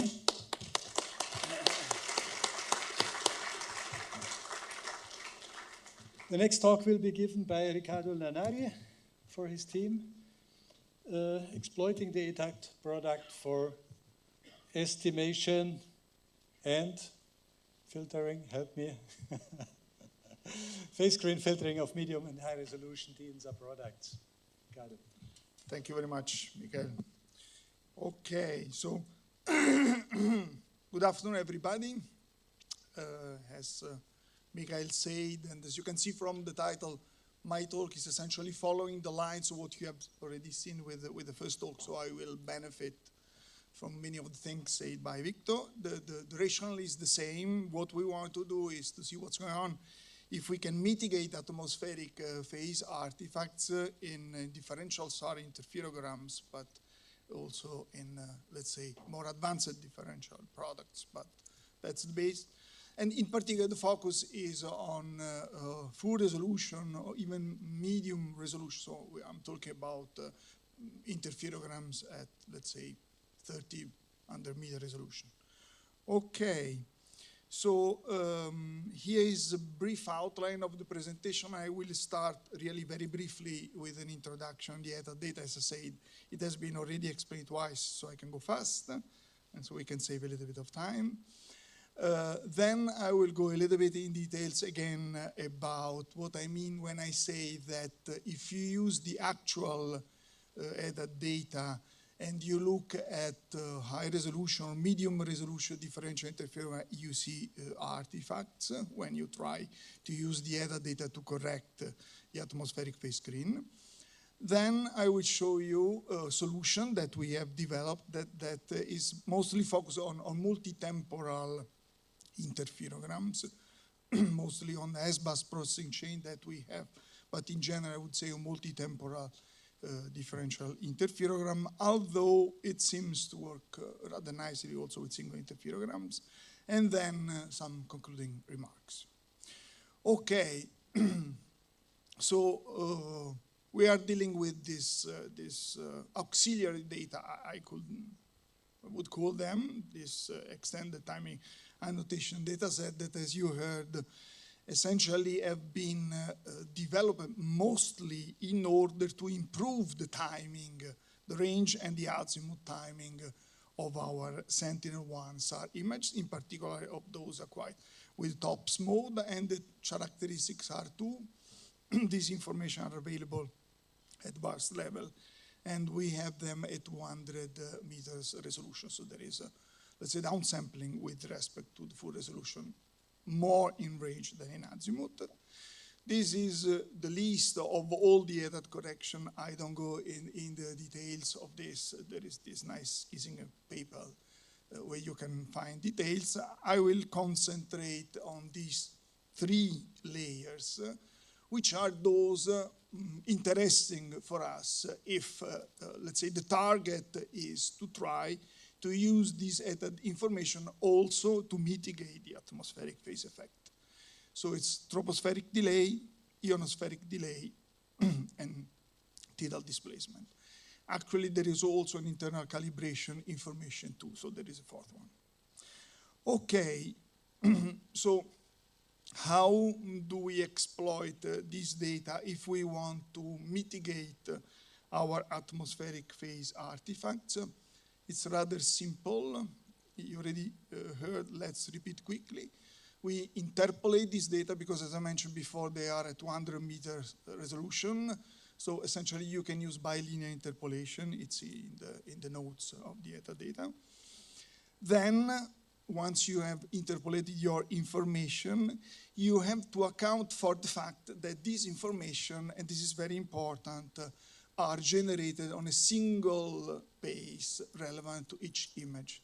So they are generated for the image 1, for the image 2, for the image 3. So essentially, they are on the azimuth range grid of that image. So if you want to use to correct your interferograms and you have a data pair, you have to co-register the correction which is relevant to the secondary image with respect to the master one.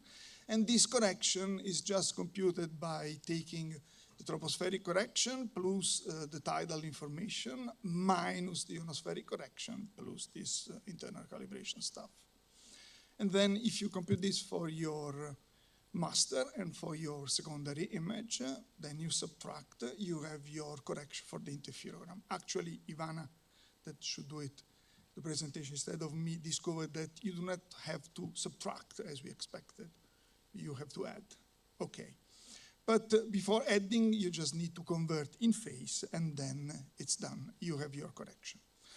Okay, now let's see with some example what happens if you apply this procedure and you try to correct your interferograms. So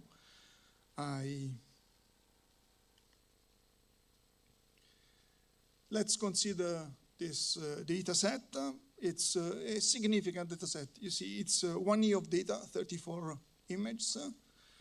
relevant to a zone that is from central Italy up to southern Italy. So it's a rather significant portion of the country. Okay, so if you go straight forward and if you look at your interference, in this case, I'm showing all products at 80 meters by 80 meters. If I would show you product at full resolution, everything you see now will be much more emphasized. On left side, you have the original interferogram, the one that you compute from SLC data. On the left, you have the correction. The correction that I have computed for this interferogram exactly as I have shown before. And if you subtract, okay, essentially everything seems to work nice. In this case, I selected an interferer where you clearly see a fringe reduction, so it seems to work, and here is another one. So everything at 80 meters by 80 meters seems to work fine. Now the problem came, and that's what Ivan again discovered, I think more or less one and a half year ago. If you zoom in your interference, then the situation is a little bit more complicated, because you see I selected this zoom. This is the most beautiful place of the world. This is the Napoli Bay Area where I live, okay? In this beautiful place, you see there is Mount Vesuvio and Sorrento Peninsula. So if you zoom on your corrected interferograms and you give a look to the topographic area of Mount Vesuvio and Sorrento Peninsula, you see there are these artifacts. Artifacts where you even can get more than one fringe. And so we were very surprised when we saw this results in our correction. So we discussed with the rest of the team, and finally what came immediately after was that the problem was inside the tropospheric correction. So these little artifacts, you see the Vesuvius, for example, are in the tropospheric correction, not in the ionospheric, not in the tidal, in the tropospheric correction. And why there is this problem? Because let's go back to the original decision. Everything is computed on a single image base. So I have the correction of image 1 on the azimuth range grid of image 1, and then of image 2, of image 3. And the problem is that each image has its own grid. So now, if you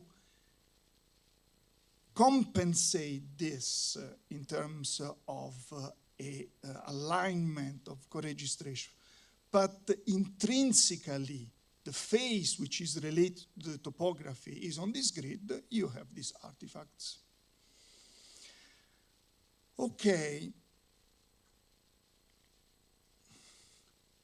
So the artifacts are within the topography, and this is very easy to verify because each ETAD product has also this topographic information generated in the azimuth range grid. So the troubles come from the tropospheric correction and are in the tropospheric correction because of the local topography. But then we thought, okay, this is the problem. But if we look then carefully to the problem, it's not that complicated. Because if you have a stack, in this case 30 images, you have also a stack of 30 DMs that you can co-register.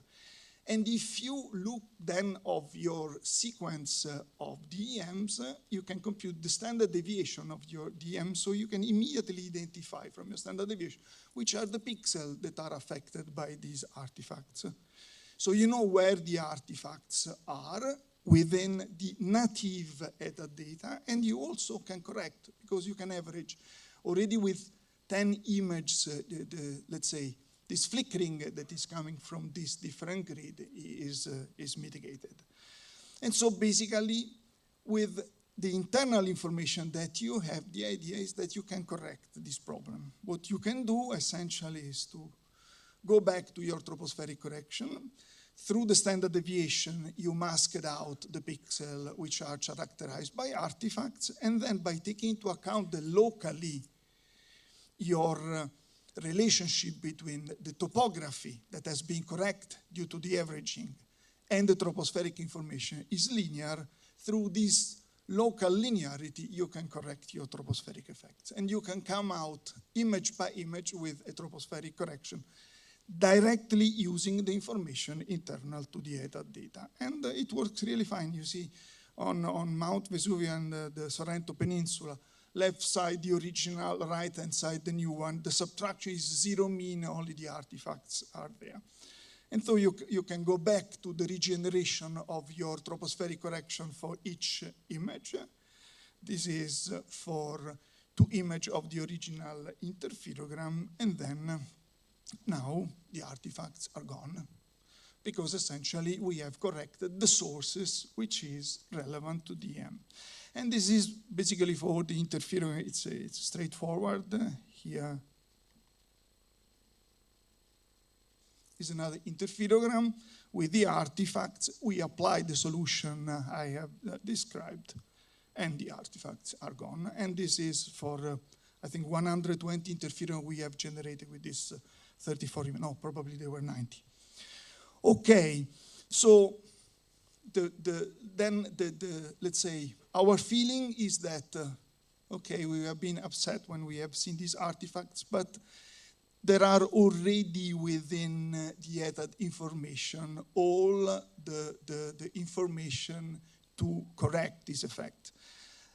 With a time series, what's going on with interferometric data pair, because in some cases we are using interferometric data pair. Clearly the situation is a little bit worse, but it's still possible to apply the same logic. Clearly in this case you have 2 images, so you have 2 DMs, so you cannot generate the standard deviation, but you can compute the amplitude of the difference. And from the amplitude of the difference, most of the areas characterized by artifacts you get, you average your DM with 2 DM, not with n. Then you go back to your interference. It seems correct. Actually, this is on the left-hand side, the correction with 2 acquisition, on the right-hand side with 34 acquisition. If you look into the minus pi interval, the difference is 0. Clearly it's not 0. If we zoom a little bit, there are details, but these are fraction of a fringe. So this correction, and this is for several interferogram, let's say it's quickly converging. So you don't need so many data. It's rather self-consistent. So what we are doing now is essentially to try to understand if we can operationally then use as they are the ETAD data without other correction. To do this, we are making tests with our ground motion system at the national scale. In particular, we are starting from some acquisition patches, like the one in the Napoli Bay area. The idea is essentially to make a full statistical analysis, essentially to look at our stacks with the ETAD correction, without the ETAD correction, giving a look to the phase standard deviation, if it is reduced or increased, to the correlation between the unwrapped interferometric phase and the elevation, and even more sophisticated to the variograms evaluation. Because variograms, as you heard before, gives you information about a couple of pixels at different scales, at different distances, so it gives to you broad information on the interferometric standard deviation. And the first results are good. Of course, Ivana and Federica gave to me only good examples. There are also bad examples. They are listening me. So, but let's say the results are very promising. You see, for example, for what concerns the correlation reduces. Essentially, the dependence on the topography reduces. And also, if you look at some variograms, you clearly see in many cases a reduction. Clearly, the analysis is still in progress because we need to be 100% sure that everything is okay. But once again, first results show that after this correction, this ETAD-based data can be used even for medium and full resolution interferograms at a very successful and with a very simple correction procedure. Okay, this brings me to the conclusion. So, as I showed to you, and shown also before, if you work with present-day ETAD products that are going to be delivered at the end of the year, as we heard, and you generate interferogram at medium and full resolution, you use just straightforwardly, you can have the risk of having artifacts at full resolution, very significant. These artifacts are due to this different grading, which is on the computation of image by image base of the single correction. But the solution I have presented without essentially changing anything, but just considering the multi-temporal information availability allows to correct straightforwardly the ETAD correction. The correction is not nice, but it's the message. And even with a limited number of images, this seems to work nice. Even for single interferogram can be effectively used. Our experiments show that it's really, in many, many cases, enough a data pair. And let's say the work is in progress for making a full assessment at the national level, so to produce a report that clarify, let's say, in our mind 100%, which is the limitation or the effectiveness of this kind of a correction without the ground motion service we are developing for Italy. Thank you very much for your attention.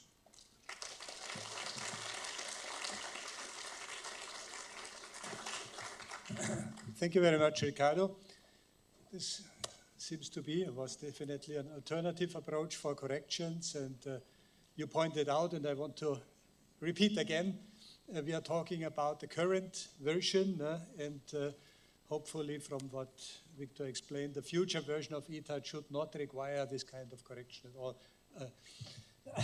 Just because scientists tend to be so enthusiastic on correcting and new algorithms, but we hope that this should be not necessary or could be further improved. We will see. Other questions on this talk? Charles, yeah? It's very interesting, and it seems a very practical solution to the problem. I was wondering if you could store also in the ETAD grid the slopes, the first derivative basically of the atmospheric correction or the different factors, and that would be an alternate solution to solving this problem of having the errors in the DEM where it's sampled. So that basically using the derivative information, you could interpolate the result more effectively with height. Charles, I would say that the problem would not come out if we would have a reference grid. Okay, if everything will be generated originally from a reference grid, like the one shown by Hirsch, there will be no problem, okay? The problem comes because of different grids. Now, once you have this clear, the signal, the tropospheric component locally is very simple because it's a constant, plus B, another constant, times Z, the local topography. Okay, so you have to estimate 2 parameters in a little box.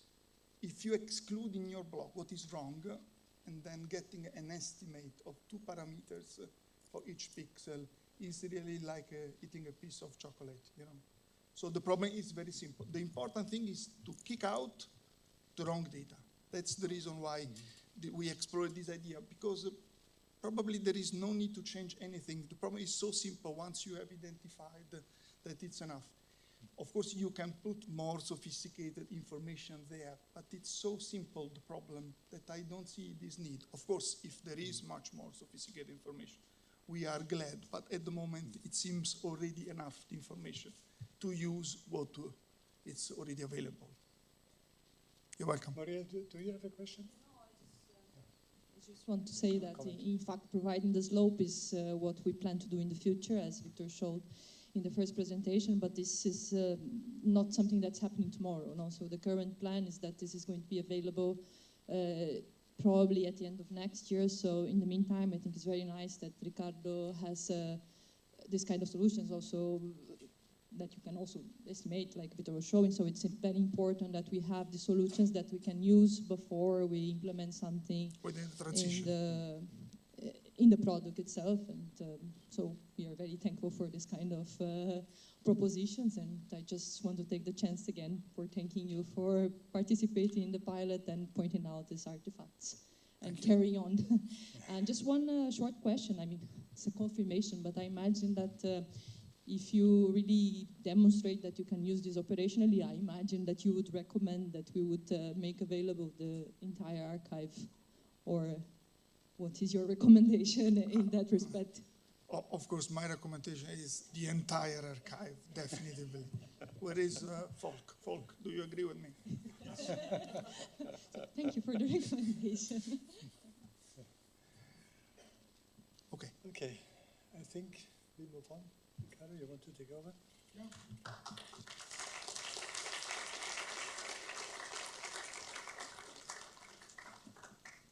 Okay, so we move on with the next presentation. Okay. You are failing. Okay, like in the script. Okay, that is going to be given by our colleague, Failing. Okay, hello everyone. I'm Fei. Today I'm going to talk about, sorry. It's a little bit tricky. If you do this, you suffer. You have to point there. Okay? Okay. Go back. Back and forward. Okay. Okay. Sorry. From the beginning. Hi, I'm Fei. Today I'm going to talk using INSAR time series to capture the intra-slab earthquake deformation. I would like to first briefly introduce the content of my presentation. I will introduce why intra-slab earthquakes and our study area in northern Chile. Then I will talk about the INSAR data processing regarding the troposphere correction and ionosphere correction on the improvement of quality of data. I will particularly discuss the ionosphere correction and compare the split spectrum with the code correction. And with all these corrections, we successfully retrieved the coseismic deformation field using the ICA and do the earthquake source modeling.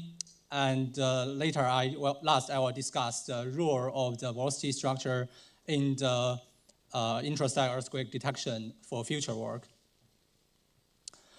So let's first begin from the introduction. Earthquakes are divided into several catalogs based on their location and depth.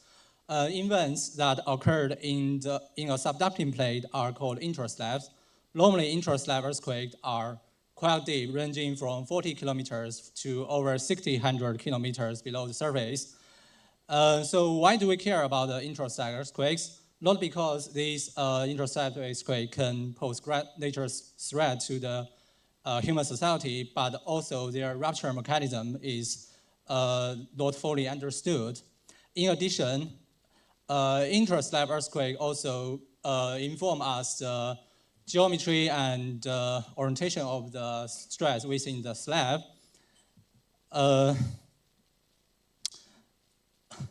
Within the slab and providing insight into the property of slab, such as the temperature and phase changes. However, for the earthquake at such depths, we heavily rely on the seismology to study them.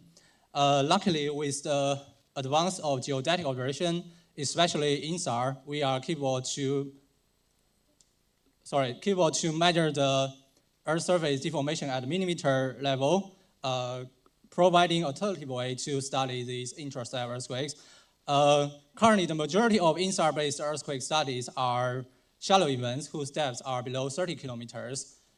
And for the intraslab earthquake, they are rarely the focus of INSAR-based work due to the efforts required to retrieve their coseismic deformation field, retrieve their coseismic displacement from the noise, therefore leaving a research gap in this area.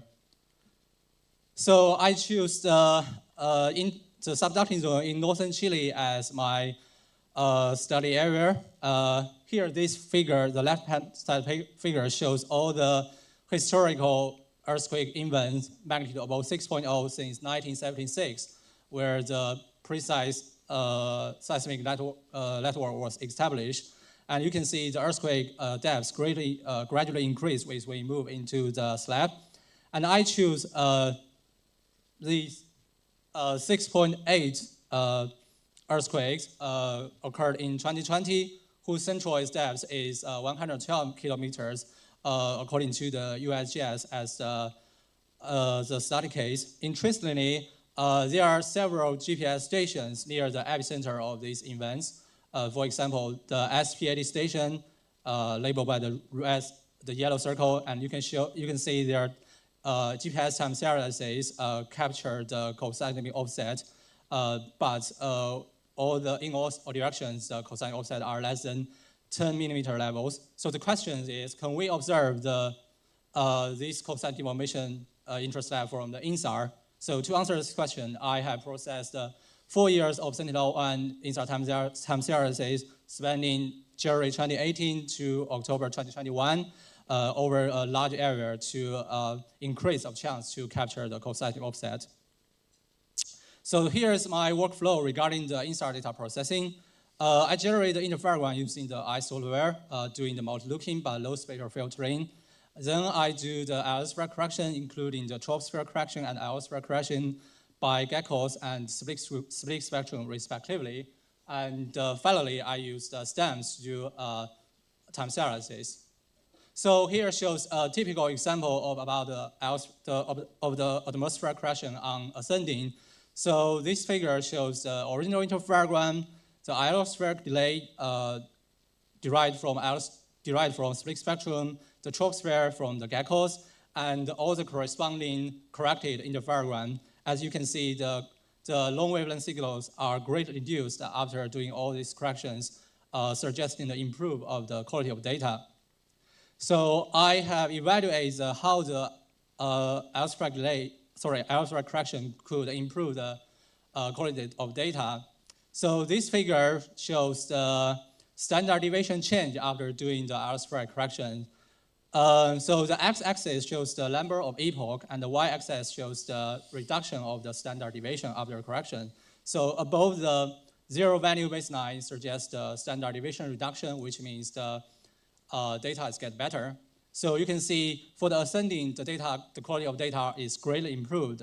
While for the descending, the data is even worse after doing the ionospheric correction. So this mainly due to the different acquisition time.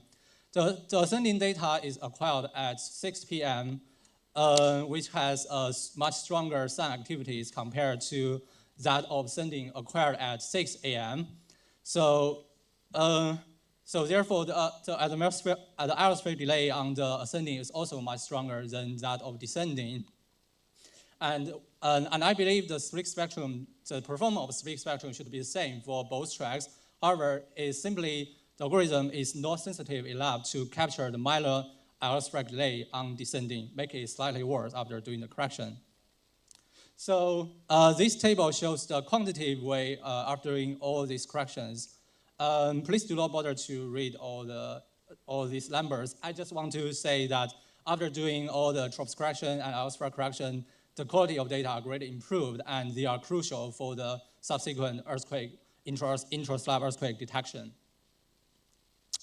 So we also, to compare the different algorithm of ionospheric correction, we apply the vertical total content product of the Center for Orbit Determination in Europe to do the ionospheric correction on our data set. Here and after simply referred to as code.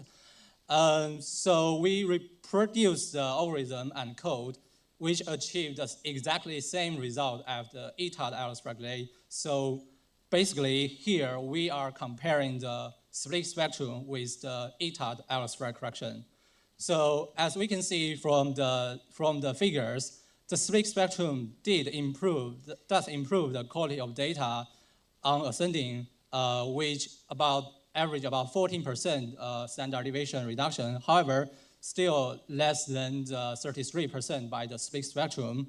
While for the descending, both corrections failed to reduce the noise. However, the code corrections show some seasonalities and perform slightly better in the winter. So this figure shows the typical example comparison between the split spectrum and code correction. It shows the red phase here for the better illustration. So you can see that the phase gradient, the direction of the phase, are same for the split spectrum and the code. However, simply the density of the code is less. So therefore, so basically the code underestimates the aspect delay and therefore is less effective than the split spectrum in our case. So if you want to know more detail regarding the code correction, please check my colleague Radar's poster ID 140 tomorrow. So let's move to the second part of my workflow regarding the earthquake, intraslab earthquake study. So first, we consider the deformation model associated with the seismic circle. So the equation here, the H stands for the step function, T0 represents the earthquake event time, C is the post-seismic offset. Since we do not observe clear post-seismic deformation, we do not consider the post-seismic deformation here. And we also use a sine and cosine function to fit the seasonal term. V is the long-term linear deformation rate, which contains part of the interseismic rate, and B is the constant offset. Based on this deformation model, we apply two different approaches to retrieve the coseismic deformation field. The first one is called parameterized fitting, which basically fit this deformation model to the INSAR time series pixel by pixel and solve the parameter C here to reconstruct the cosine deformation field. And another approach we recently used is the independent component assays, ICA, to better retrieve the cosine deformation field. And we also use this deformation model to scale the deformation pattern. And finally, we do the earthquake source modeling using the BASE software using a layered half space, combine INSAR and GPS to do a joint inversion. So this figure shows how we retrieve the cosine deformation on ascending data. The most left-hand side panel shows the forward modeling using the source parameter from the USGS. So this is basically a prediction of how the surface deformation looks like from the seismology. So the bottom panel shows the reconstructed deformation field from the parameterized fitting and the corresponding time series on the peak displacement signals. The fitting curve is indicated by the red dashed line, and you can see the cosine offset as earthquake event time, which indicated by the vertical green dashed line. And also the other approach is we're using the spatial ICA to retrieve the cosine offset. And the main panel shows the deformation pattern, and also the time series panel shows the corresponding column in the mixed matrix. This value represent the weight of this deformation pattern in each epoch. So therefore, they also can be fitted by the deformation model to solve the so-called coseismic offset to scale this deformation pattern to achieve the final product of the coseismic deformation field. We can see that the ICA did a better job, generate a much cleaner cosine deformation field, and also greatly reduced noise in the far field. And we therefore use this deformation pattern retrieved from ICA to do the subsequent earthquake modeling. So this figure shows the modeling result using the combine both INSAR and GPS. The left-hand side panel shows the observation, the synthetic, and residues of the downsample of the INSAR data. And the right-hand side shows the GPS model result. Overall, we think the model fits the data quite well given the small magnitude. So this figure shows the posterior distribution for some selected source parameters. Overall, they agree well with USGS solution. The discrepancy regarding the rake value probably is because the strong motion recorded by the GPS, which suggests there might be considerable slip in this direction.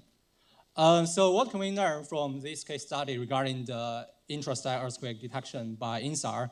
So one very important factor we rarely consider when we study the shallow events are the change of rigidity value. So if we look at the equation, the seismic moment calculation equation, if for a given magnitude or moment, a larger rigidity value means smaller deformation area, also or smaller average slip, which in other words, smaller surface displacement and harder for INSAR to detect. The left-hand panel figure shows the increase of shear modulus with depths under Lawson Chile. So we can see the shear modular great increase from 30 gigapascal to around 75 gigapascal in the mantle. And we use these change shear modulus and also the velocity structure under Lawson Chile to generate the right-hand side panel. Basically, these are the predict the peak displacement for the earthquake magnitude range from 6 to 8, that's from 0 to 300 kilometers. And we believe that for the deformation peak displacement above 10 millimeters, they could be detected by the INSAR. And for our case study here, is just barely detected. So here's the final some take-home messages. Aerospheric correction on Sentinel-1 ascending data can greatly improve the quality of data in low latitude region, but it's probably not worth doing on the descending track data. We retrieve coset deformation of an intraslab earthquake with peak displacement around 6 millimeter using INSAR time series. And finally, INSAR could help to constrain the fault geometry of intraslab earthquake and compensate seismology for future work. That's all. Thank you for listening.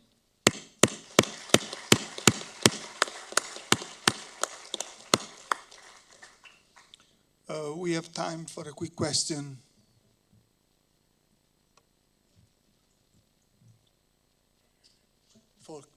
Can you give the microphone?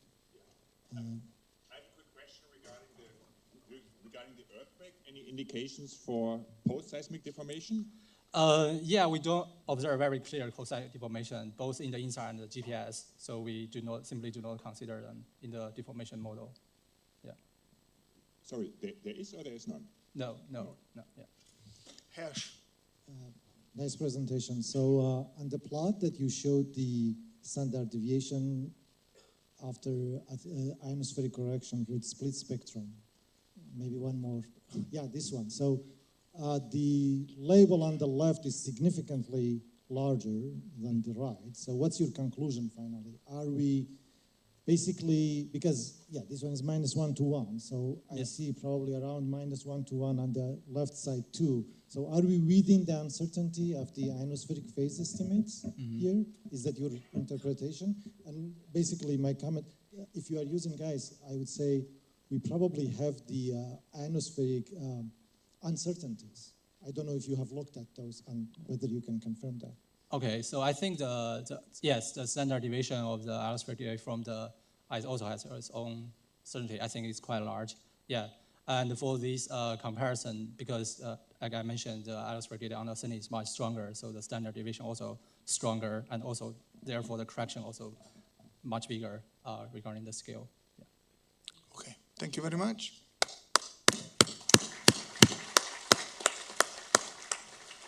Okay, so we move from earthquake to volcanoes. I invite the last speaker, Lin Shen. Welcome.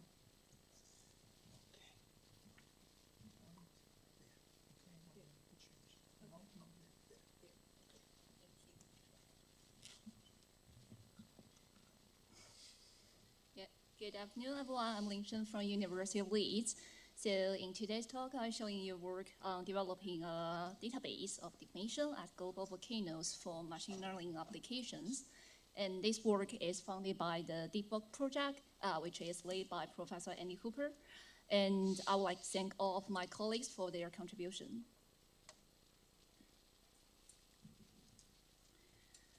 So as we know, the deformation of a volcano surface due to magma migrating beneath is a key indicator of ongoing and potential volcano activities, and different from silent monitoring of some volcanic gases and the small imaging, such as which is mainly dominated by the detection of co-eruptive emissions.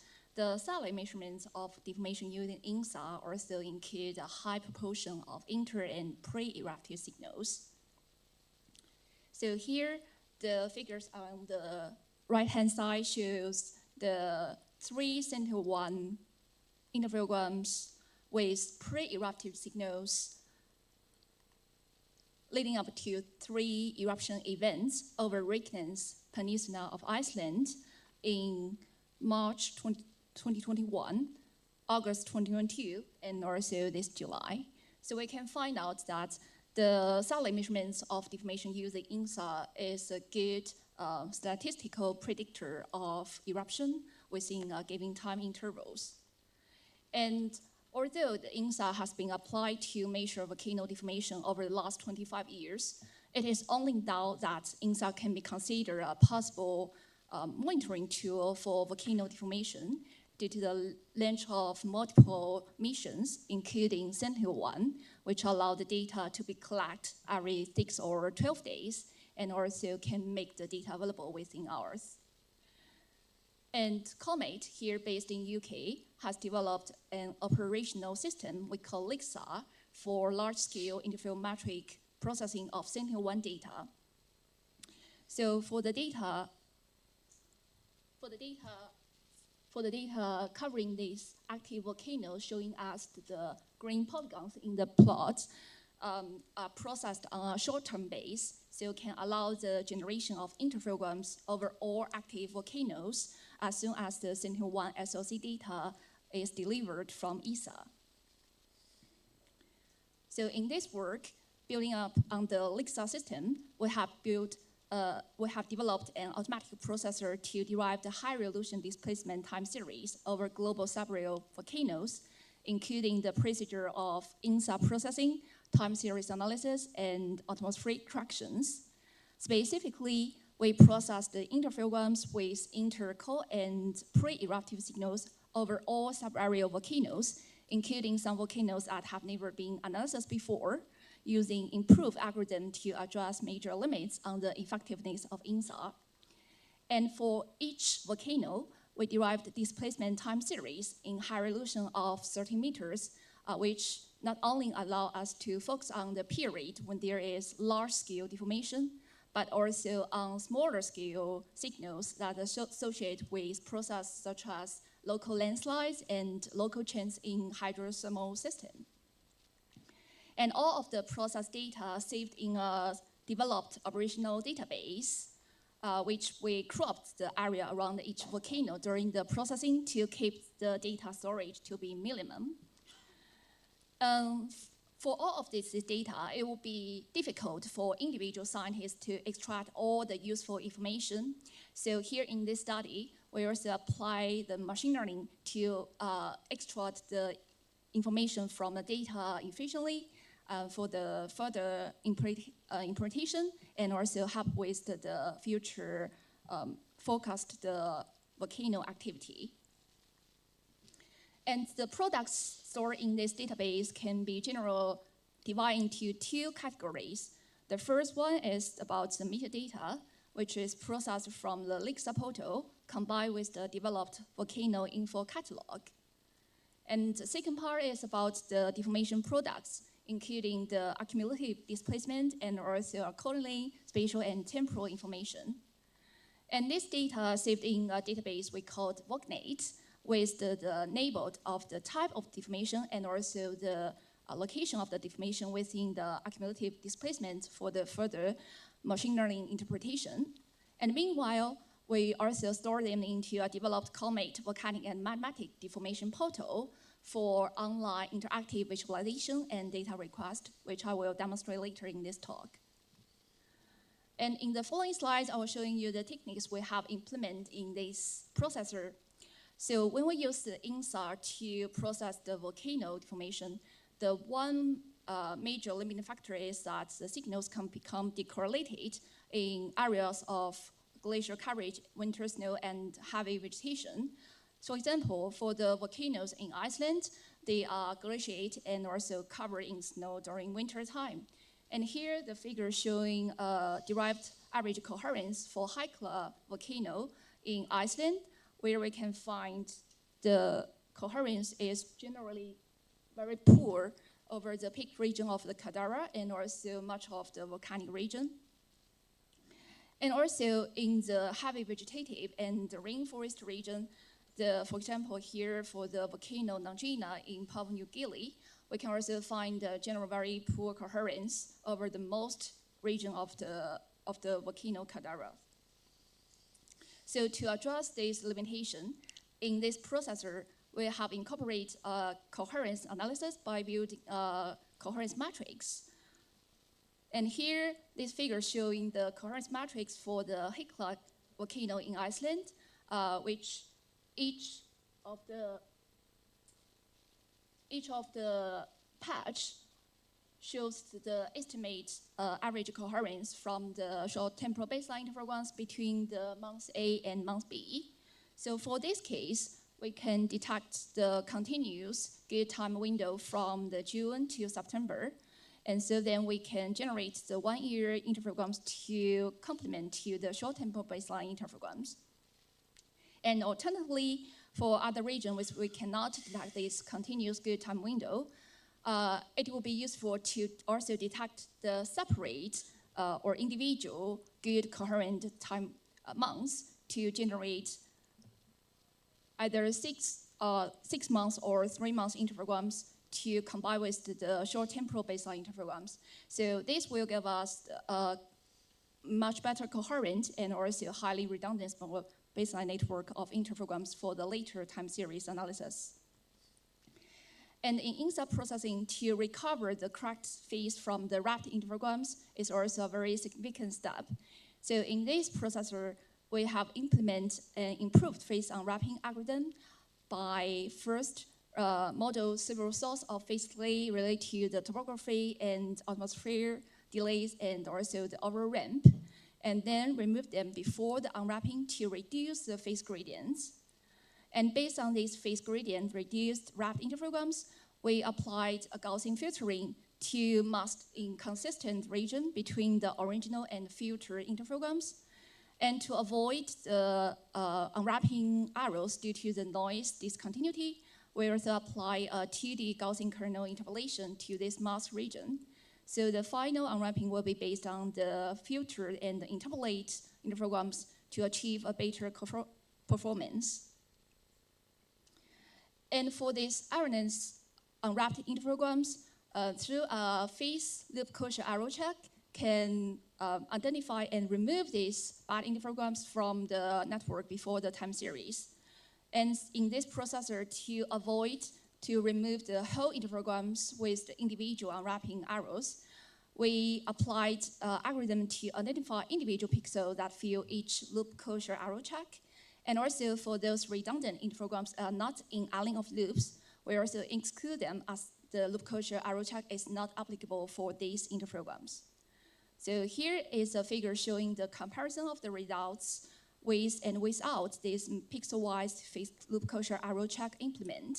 And we can find that after the removing the intervals with the phase loop kosher arrow check, phase loop kosher arrow, and the intervals are not in aligning of the loops for each point, we can achieve a better velocity field and also with a decreased root mean square of residuals.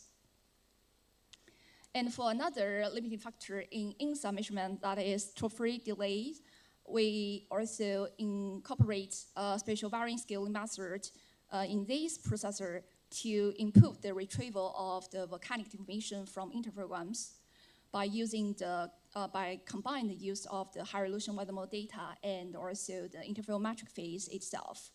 So here there are two cases shows that the method is effective in the scenario when there is co-eruptive signals and also when there is inflation during the inter-eruptive stage, and also demonstrate that this processing will not touch the signals itself.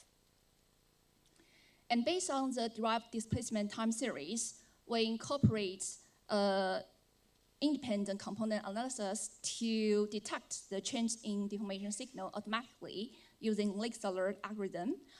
And this algorithm combines the use of clustering and manifold learning.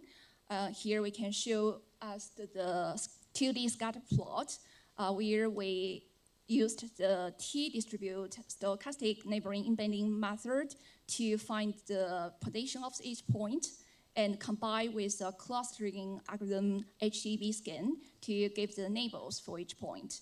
So based on these clustering and manifold learning results, we can recover the spatial pattern for each learning source and to derive this time series for each learning source.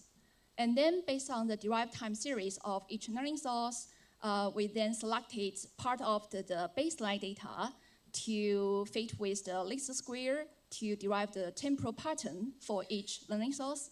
And then based on the derived temporal pattern, we can detect if there is Allen signal change during the monitoring stage.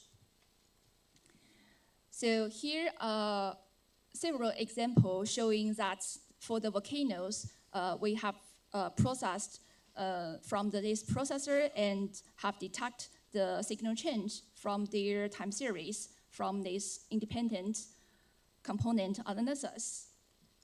And for example, here for the Novo Chilean in central Chile, we can find this. Here, the top panel gives us the velocity for this volcano derived from this processor, which the volcano is the most active stratovolcano in this region. And the lower two subplots give the time series we can derive from these two black triangles region over the Caldera. And both of the time series show that there is a downward trend starting from the beginning of 2015 until the mid of 2019, before it reversed to an uplift trend until summer 2020. And based on the independent component analysis results, we can also detect these signal changes from our time series, which is starting from the mid of 2019. And recorded from the GNSS data from 2015 to 2020, it also demonstrates that there is an uplift event beginning in July 2019. And based on the detected volcano deformation from the independent component analysis, a further application will be used the deep learning to classify the volcanic source. So here, the figure shows the example that we apply a developed convolutional neural network trained with 500,000 Sentinel-1 interferograms, combined with a large amount of synthetic data and also 15 volcanoes of the real data. And here the right-hand side figure shows the classified example from this trained network for the Novo Chilean volcano, which the network predicts there is deformation with about 65% probability of seal and 34% probability of dike, which we can find this result is quite promising. So we believe that with using this developed operational database, it will make a huge increase in the number of the volcanoes can be used to train for this neural network and can achieve better and more accurate results in the future.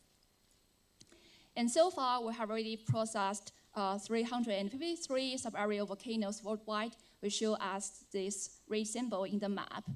And among these volcanoes, for the volcanoes we detected the signal change, we find that their maximum displacement rate is in an average of 10 centimeters per year, within an area of between 5 to 20 kilometers. And for the user who like to get access to the data can be easily visualized and also request from the developed Comet volcanic and magmatic deformation portal. So in the portal, you can find out the derived accumulative displacement and also the time series for each point. And also can get a profile of this displacement and also the corresponding data. And to download data, these results can be exported as the CSV format from the portal as well.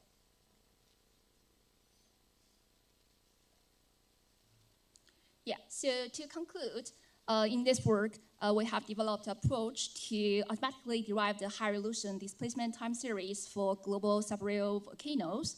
And based on the derived time series, displacement time series, we provide the database for the use of machine learning to automatically detect and classify the volcano deformation. And hopefully in the future, it can be used to help with forecasting the volcanic activities as well.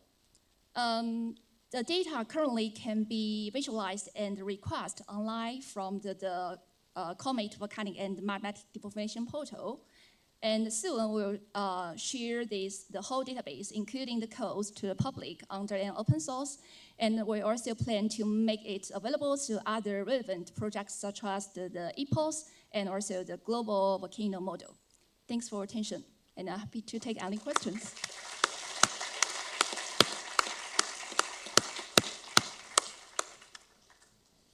So we have time for questions.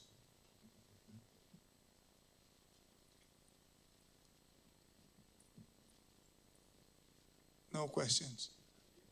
There, sorry.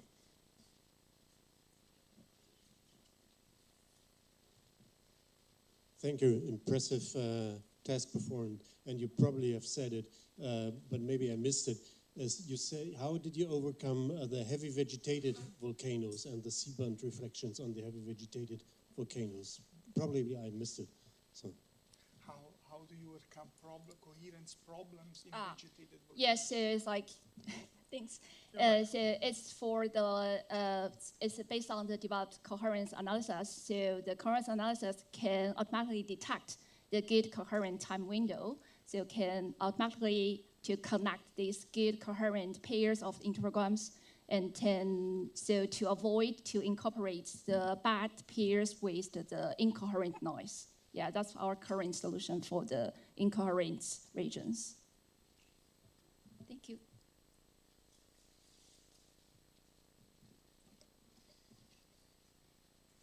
So I understand that the database that you have for machine learning only works for Sentinel-1.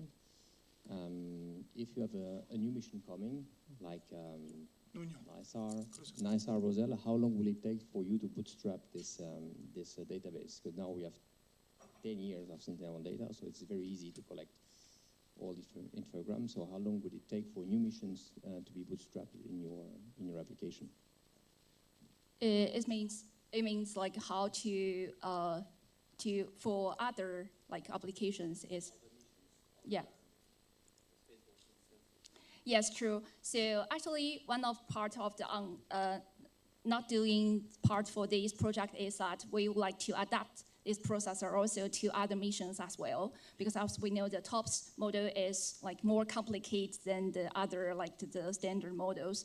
So it feels like it will be feasible to adapt the processor we currently have already developed to other missions. So it's in one of the like the future work in on our list. Yes. Okay. Thank you very much. Thank you. Oh, sorry, Ramon. Sorry. Yeah, there is another one. Thank you. Just one question. Yeah. I was wondering, you have your detection algorithm to detect an anomaly in your time series. So you must have a significance level or so to decide where the threshold is. So how do you determine that significance level for this type of volcanoes? So currently we applied like the uniform parameters for all of the volcanoes, and I think so based on the quality check, it can kind of like doing a customized for this parameter selection as well for other volcanoes. But it's like for the currently automatic processing, we just have the uniform parameters for all of the volcanoes in the processing. Actually, my question is like if you put the threshold higher, you have more false warnings. If you put it lower, you have more misdetections, basically, right? So you need to determine somewhere where you put that threshold. And I was wondering what your rationale is. Yeah. So for choosing these parameters for the current uniform scheme, we tested our approach on different regions and to achieve like the kind of like acceptable parameters for all of this data. Yeah. Thank you. Okay.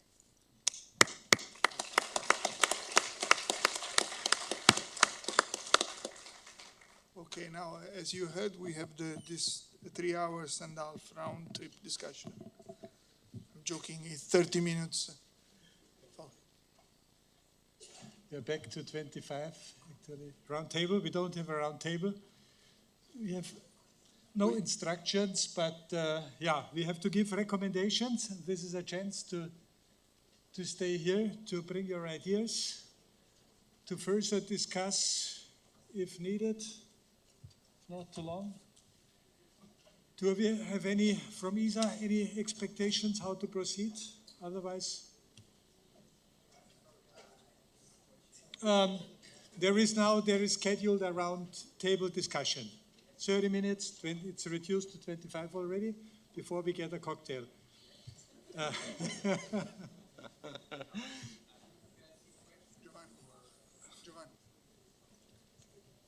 We have a few questions, but yeah, I think it's also an opportunity. Do you have questions prepared already, Giovanni? No.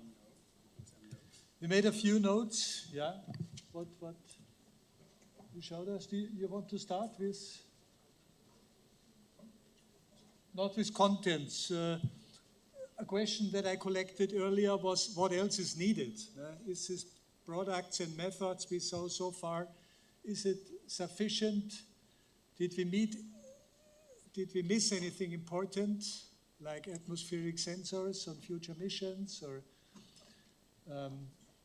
any comments on the methods, things that should be done? I think this was the intention. If there is no comment, you cannot complain anymore.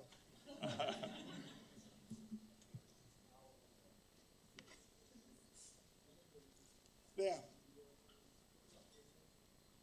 There.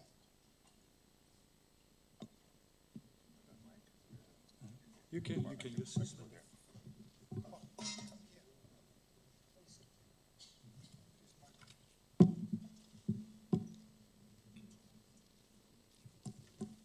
Hi. So just a question regarding data correction. So do we have already... Louder. Okay. Regarding data correction, do we have already an estimate of the time needed to provide this correction? So will be provided together with the delivery of the SLC image after 1 day. So this is something that I think it could be quite important for a continuous monitoring project with Sentinel data.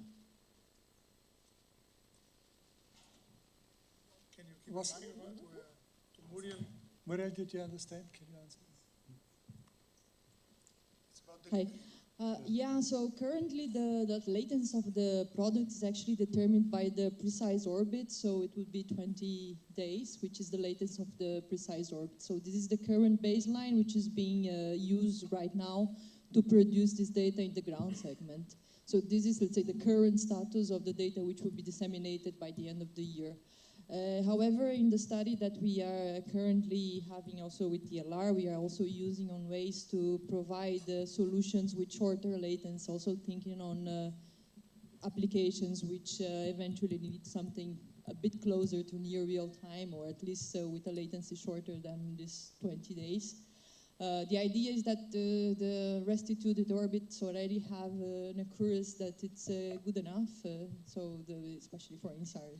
It's of course not so important. I mean, in terms of the actual accuracy that we have of the aux-res, it's sufficient for some applications. So we try now to look at the other components now with the ionosphere and the troposphere. What are the solutions that we could have to bring this latency down, if not for the official ETAT, but for, let's say, a near real-time version of it. But this is also for the future, and it's now being looked at in the study that we're currently having.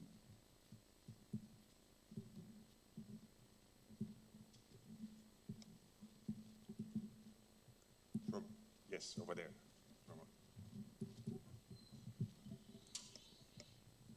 Yes, thank you. I think the idea is to come up with recommendations for ESA, right? And so I may have three concepts maybe for discussion. So the first one, given the discussion that we had on the RFI correction, then I think there is an option either to recompute or do a correction on the whole archive. And I think this thing comes up more often, right? That we come up with some problem later on during a mission and then we need to change. So my first recommendation is that we would share methods and algorithms rather than data, right? So that we don't need to recompute a full archive and wait until the whole world is done, but simply share the method how to make that correction so that individual users who want to make a certain correction can do that. So my first recommendation is let's focus more on sharing methodology, software to do things rather than to reprocess data. The second recommendation that I have is to try to have as a general rule that all corrections are reversible, right? So that we do not make any irreversible corrections. So that if you want, you can always go back to the original data before a certain correction has been made. I think that's also a quite high-level recommendation, and it's up for discussion here. And the third recommendation I would like to give is coming back to a discussion we had several years ago on the orbital tube of Sentinel-1. And that is when Sentinel-1C will be launched, maybe to dedicate a certain part of the mission to have a little bit longer baselines, because for many applications, especially in the built environment, we would benefit from a bit better height precision and a longer baseline, so loosening the orbital tube would help there for a limited part of the mission. So these three recommendations I would like to bring up for discussion. Thank you, Ramon. Can we discuss the first one? You said distributing methods rather than data. Yeah. Could we change that to with the data? Because some may not be, let's say, capable to the methods we're talking about, for example, for ETAD, are all in all are quite complicated. And if everybody wants to implement and test that. And, I understand the point, but I think what if you see the last couple of years and the way that ESA operates, along the mission, there are updates on processing methods, and that's great. And of course, if the whole archive, if there's a little change and we process the whole archive, it would be nice, right? And if it would be available tomorrow, it would also be great. But often, I think programmatically, these are big changes which take a long time. And so I think in making the methods available, that allows for more agility for many users, because they can simply apply the correction themselves. And they do not need to wait for the whole reprocessing of the entire world, for example. And I think ESA cannot accommodate a single case study, so they have to operate on a global scale. And these things are, it's a trade-off. So making the methods available, sharing the code, that's great. Yes, for example, for the RFI correction, there shouldn't be any issues just to put the code on GitHub somewhere, and then those who want to apply it, they can get it from there. For the radio interference correction, okay, just put the code on GitHub, like some people do, like ICE, for example, from JP. All the software is available, and then you can download it yourself and apply it yourself. But you have to refocus the data. Yes, okay.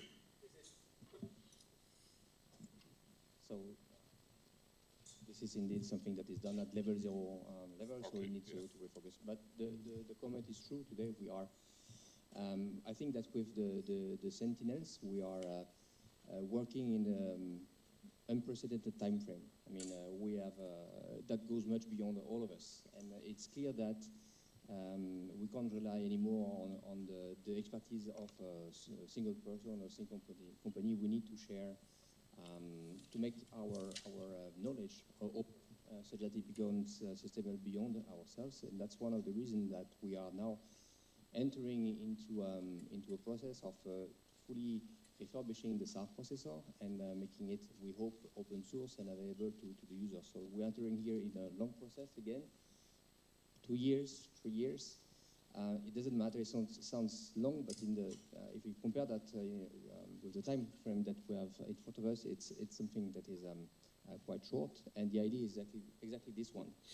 reprocessing the data is painful, but if we give you the means of doing that, and the means of doing that for where you actually need it, probably it becomes less painful for all of us. So for the RFI, I mean, Roman, you said reversible corrections. Well, for RFI, it's not possible, you know that, because we have to refocus the data, right? So the damage is done.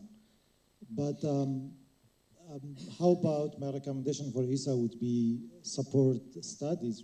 Actually, there are a lot of publications already that they look at the browse images even and detect RFI. Those, because we know, I mean, the study that was shown today showed that probably we don't need to apply RFI all the time, right?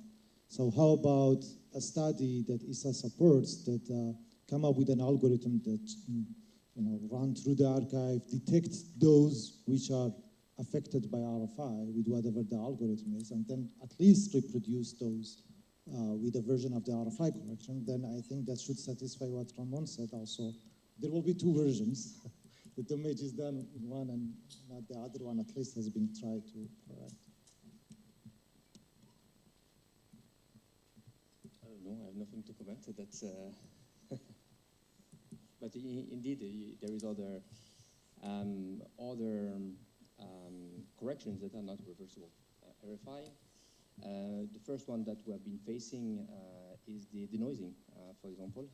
It took us, and we realized that Sentinel-1 has been the first one putting cross-poll data systematically and available, and we have realized over the time that in order to really use this cross-poll data, which have a low signal, we need to denoise the data. And we didn't anticipate that very well at the beginning. It took us a bit of time to get at the point where we are now, which we are pretty satisfied. But this correction is destructive. So we take the decision to not apply it because we are not sure about the correction that we'll be doing. So it was more conservative to not do anything, don't touch, rather than doing something that is destructive and doing something badly. So it would have been worse.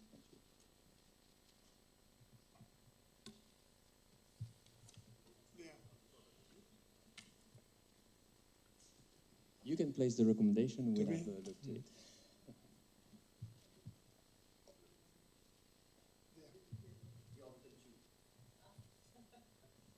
Yeah, but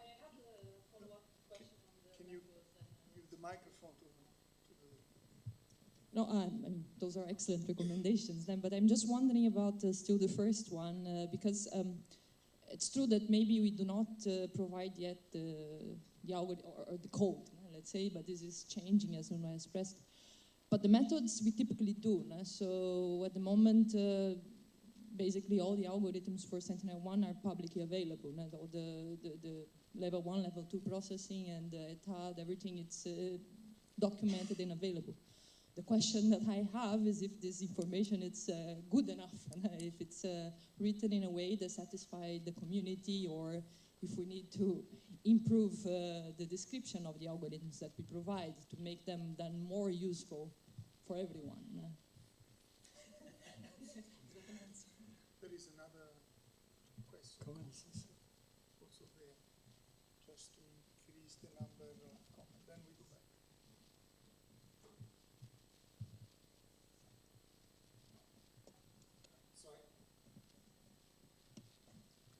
Is that on? Yes.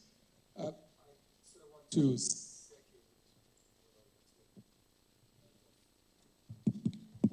Yes, we hear you.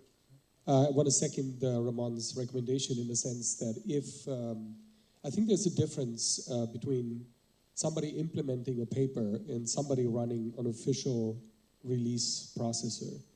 If I run an official release ESA processor to create either an ETAD correction for a data set that doesn't have it yet, I could actually give it back to ESA and it could be integrated into the archive. And we could grow an archive as a community instead of always having to rely on ESA to do it. So we at ASF could implement a version of the processor. People could run the correction on demand. Once we have the correction available, we could give it back to ESA to add it to the archive. If we implement it ourselves, it's not the same correction. It doesn't have ESA's level of approval behind it. So I think if one has, similar to what, say, ICE is doing on the US side, is we can build an official processor that processes NISAR data, and ESA could take it and implement it and create products that are not just NISAR-like products, but NISAR products that are the same product. And so this way we could add it back to the archive and grow it back into the archive. So Ramon could run the processor, and if we have a way of giving the data back to ESA, we could grow the past archive that doesn't exist yet without having to rely only on ESA as a source to do it.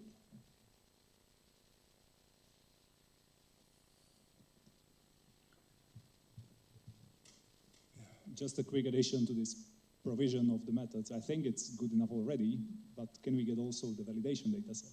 As in, we can write the implementation then in the same way as ETAD is being implemented, but can we get like the validation data set on which we can verify if our implementation is correct, as in the network of corner reflectors and the expected timing errors that we are about to get?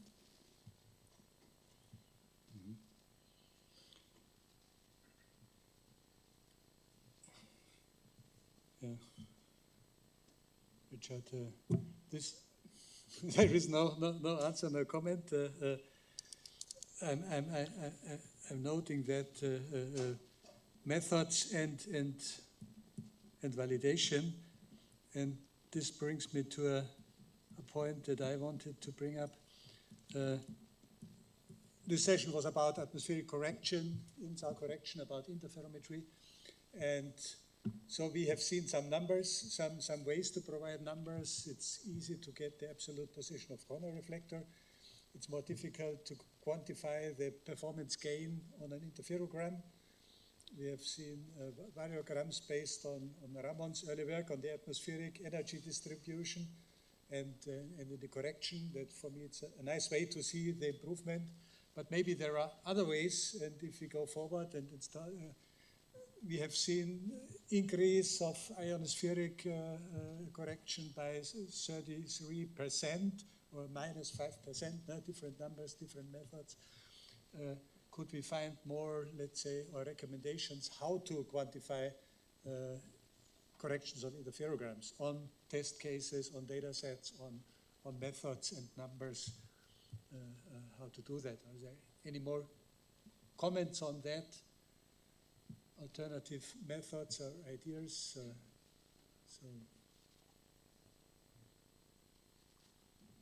For me, the variogram is a straightforward one, but even you always need a reference point. We've seen corrections on volcanoes, maybe a different story. Variogram assumes zero motion, usually. What I suggest there, or an idea, is to have some intercomparison studies, so where you have a test data set which shows some specific phenomenon, and then everybody can run its ionosphere estimation algorithm on it, and then one can compare. But what is the truth? Yeah. Well, that's the question, of course. So the majority? No, but at least it's on the same data set. There are so many studies. You have this test site, and we have accuracy of 95%. Is this now better than the other study with similar numbers? So with the same data set, it provides a better mean for intercomparison.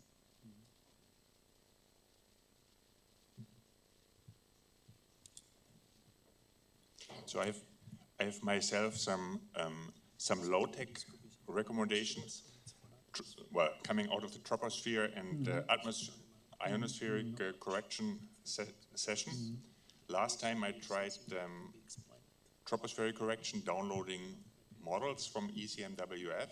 It never really worked, so I switched off the tropospheric corrections because it's just too much a pain to wait until the data download. I don't really know whether this problem has been solved, but I guess that is something what could be a recommendation to ESA to make sure that this is really working well. Do you want to ask us? The downloading of corrections. Maybe somebody else can say something about it, whether it's working well or it's not working well.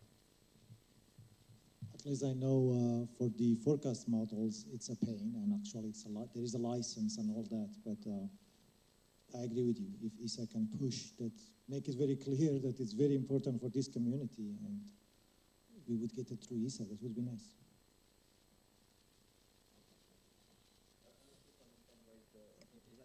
For what? I'm not sure to to make download like it should work. You just download and it comes. But for the data from ECMWF, you mean? I'm talking about ECMWF, yeah, and the license thing. So it's a recommendation to ECMWF. I think that yes, in terms of data download, I think that we don't have had such a problem. When we were working with Antonio in the first years of the ETAD, we used this API that ECMWF has put in place in order to download automatically data from the climate data store. And it was super convenient. You define your layers, the layers that you want, the time frame that you want, and the geographical layer that you want, and you get it. And you get it. So it was, I think, really advanced, and it was working. It's super convenient when it works, but when it doesn't, then it doesn't. Well, yeah. Then we can control the distribution because the layer should be. Because I've done our base on RFI data. Yeah, we are downloading the data from ECMWF and we encapsulate it in the product. So in this sense, it's a way to overcome this. I think for us it's clear that there is no way we can push ECMWF to make I think to make them evolve in their data access. It has to go through ECMWF. We have a specific agreement with them. We get the data with them in a certain way, not only for Sentinel-1, for all the Sentinel, for all the explorers. That's why we don't have that pain. They are actually putting in place a specific service for us, so that's why we don't suffer that much of a problem. But as Muriel mentioned, the data will be in the ETAD layer, so you can get it from there.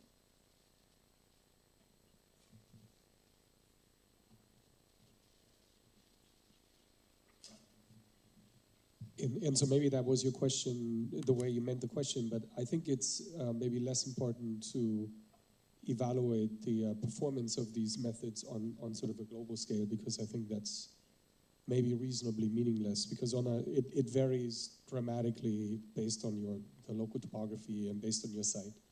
But my feeling is that the number of people that will be working with INSAR data is going to continuously grow, and many of them do not know too much about the error sources. And giving the user something, as a list of recommendations, is like, here you have layers that you can use to correct your atmospheric effect. Here's some methods how you can evaluate whether that layer is useful for you. It's like, calculate a variogram, look at the variogram. So to give, we'll be providing these layers with the product, and in some places they will work great. In other places they may not work so great. The ECMWF layer will work much better if there's topography. If there's no topography, it may not do much to your atmospheric delay. And having some recommendations for the user to evaluate whether the layer is useful for their application could be quite helpful for many users, I think.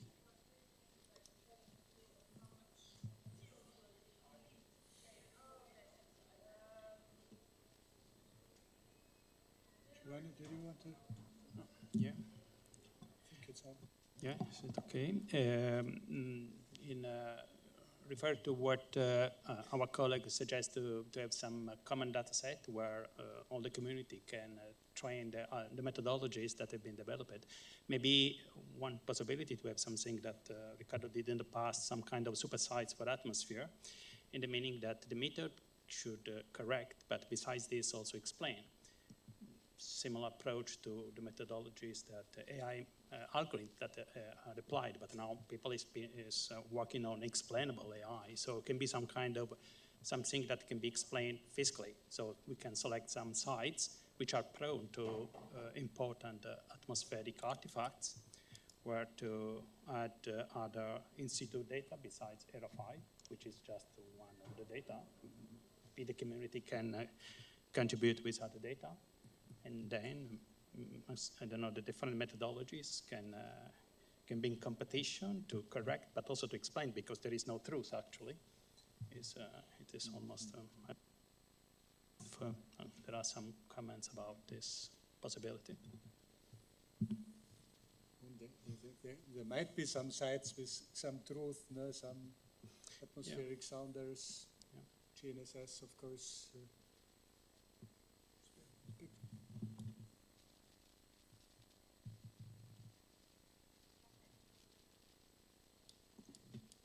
I have a question. Yes, okay. I have a question. Before on NVSAT there was Maris. No, we don't hear you. There was Maris on NVSAT before that took images, multispectral images at the same time as the radar, and we could have the precipitable water vapor integrated, and it was quite sometimes without clouds. The correction of tropospheric effects was not so bad, and for the validation, is it possible to have some multispectral images at the same time, or almost the same time, as SAR images to validate the algorithms? Something like that, but really within 15 minutes. No? Yes, maybe. Is there a satellite which is close to Sentinel, a multispectral? Following the SAR. Chi maybe is the closest. I think in Sentinel-3, but Sentinel-3 there is the radar altimeter, but there is also the multispectral instruments like Maris. But I'm not sure if there is where there are crossovers with Sentinel-1, for example, because they are not in the same orbital plane. They have different altitudes. So the good thing of Maris is that it was flying in the same platform as ASAR, and you can have the two together. Now it's not possible.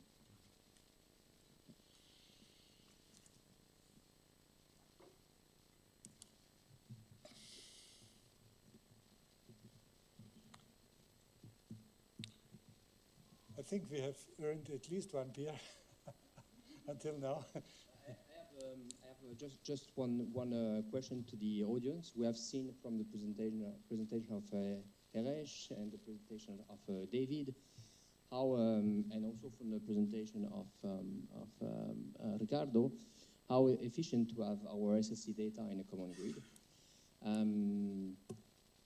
Co-registered grid or geocoded SLC. So is there a consensus in the community towards what we should do for our future SLC products? Should we make such that they lie in a grid? Which grid? Are we all happy about it? Or is there further work that needs to be done in order to make sure that we are taking here the right decision? I think that with NISA, you will be the first one going to that direction. So we'll learn a lot from you. But is there any consensus on what we should do for Sentinel-1, but also Roselle or NextGen?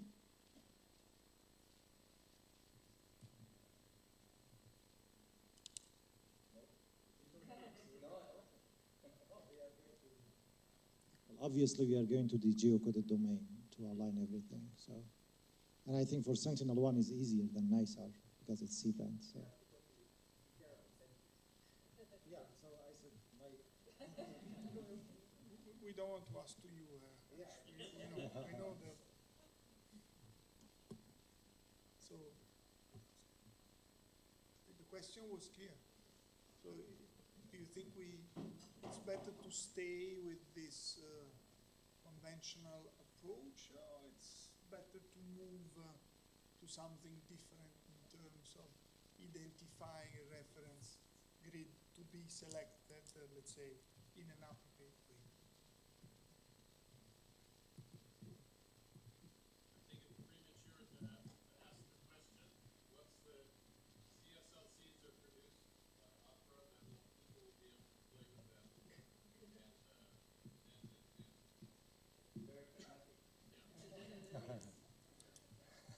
Yes, and I think both NISAR and Opera deferred this decision, right? Because we have both. There will be the traditional SOCs and the geocoded ones, and you could let the community vote and see who's picking what.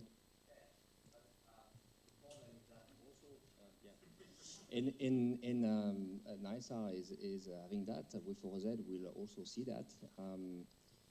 At some point, maybe we have to move away from the paradigm of processing all the data systematically. With Rosette, we have the data multiplied by a factor of 10 downlinked with respect to Sentinel-1.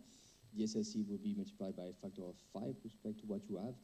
So it's a dream to think that we'll have both of them for Roselle or in the future. So we need to make a decision. We need to have a clear guideline from you, or we take no decision, and then, as Ramon was proposing, probably the good solution is not to choose, but to provide the tools for the community to do it by themselves.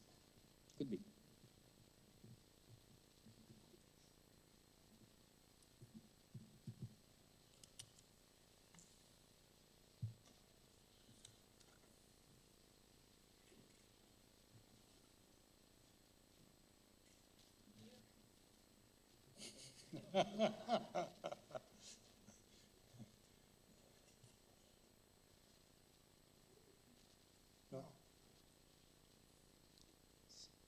Okay. I have concern regarding these geocoded SLCs, especially for the applications in built environments and point-scattered geolocalizations. When we do geocoded SLCs, when we have geocoded SLCs, then the precision and accuracy of that geocoding is very dependent on the topography and DEM that we already used. So for tectonic subsidence, maybe it doesn't matter, already accuracy is good, but when we go to the cities and really we want very precise geolocalizations on the building and infrastructures, then if we have already geocoded SLCs, it's very difficult to reverse that to original SLCs and then again process more precise geolocalization for built environments. So for those kind of applications, having SLCs not geocoded is much better because they need precise height and topography, and this is different case to case, and people usually do it in the post-processing to have very precise geolocalizations. But if we have already geocoded, then just purely geocoded SLCs, then we cannot improve geolocalization based on that. Again, we need raw SLCs with all the orbit information to do precise geolocalization. This is the drawback that I see in the geocoded SLCs, at least for those kind of applications. Thanks. So thank you. I think we take Paul's recommendation and put this auf Wiedervorlage, as we say in Germany, which means we don't decide today, but maybe at next Fringe, put the question again. Do we have any other pressing question which may reduce the number of beers? Very last question. Thank you. Yes, I was just going to go one step further than Sammy's excellent comment and point out that whatever we do with the DEMs also needs to work for places where the topography is changing rapidly. And that's using a static DEM for those co-registration products will start causing lots of problems for applications too.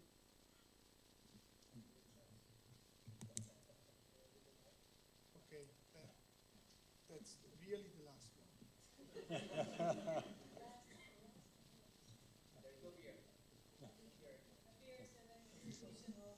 So I think regarding the comments about the geocoded SLC, yes, of course, there would be, as I showed, there could be geolocation errors due to the height errors, but your life will be similar in the radar coordinates too. You have to take them, do some geometry computations, and resample to the grid of your choice, which could be, radar grid. But you have the same errors. So your at the end, your geolocation is off because you needed them. So yeah, the geolocation is off. You can do actually time series and estimate the DEM errors and all that. No reason why you couldn't do that.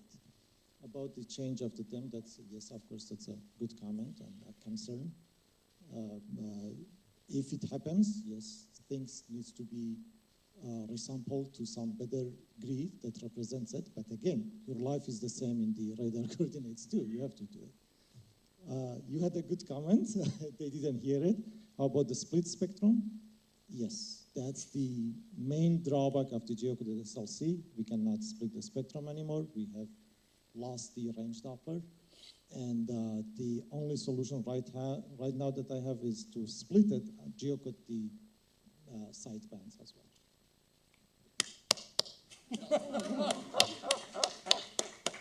Yeah, one can see it's not only split bandwidth, it's everything you want to do in range and azimuth. So if you keep the natural acquisition geometry, this is what you want to do. You want to filter anything in your phase. But once you have filtered the phase, then you can geocode. That's fine. Yeah. But we postponed that already. Yeah, postponed it. But you can start, yeah. So, thank you all.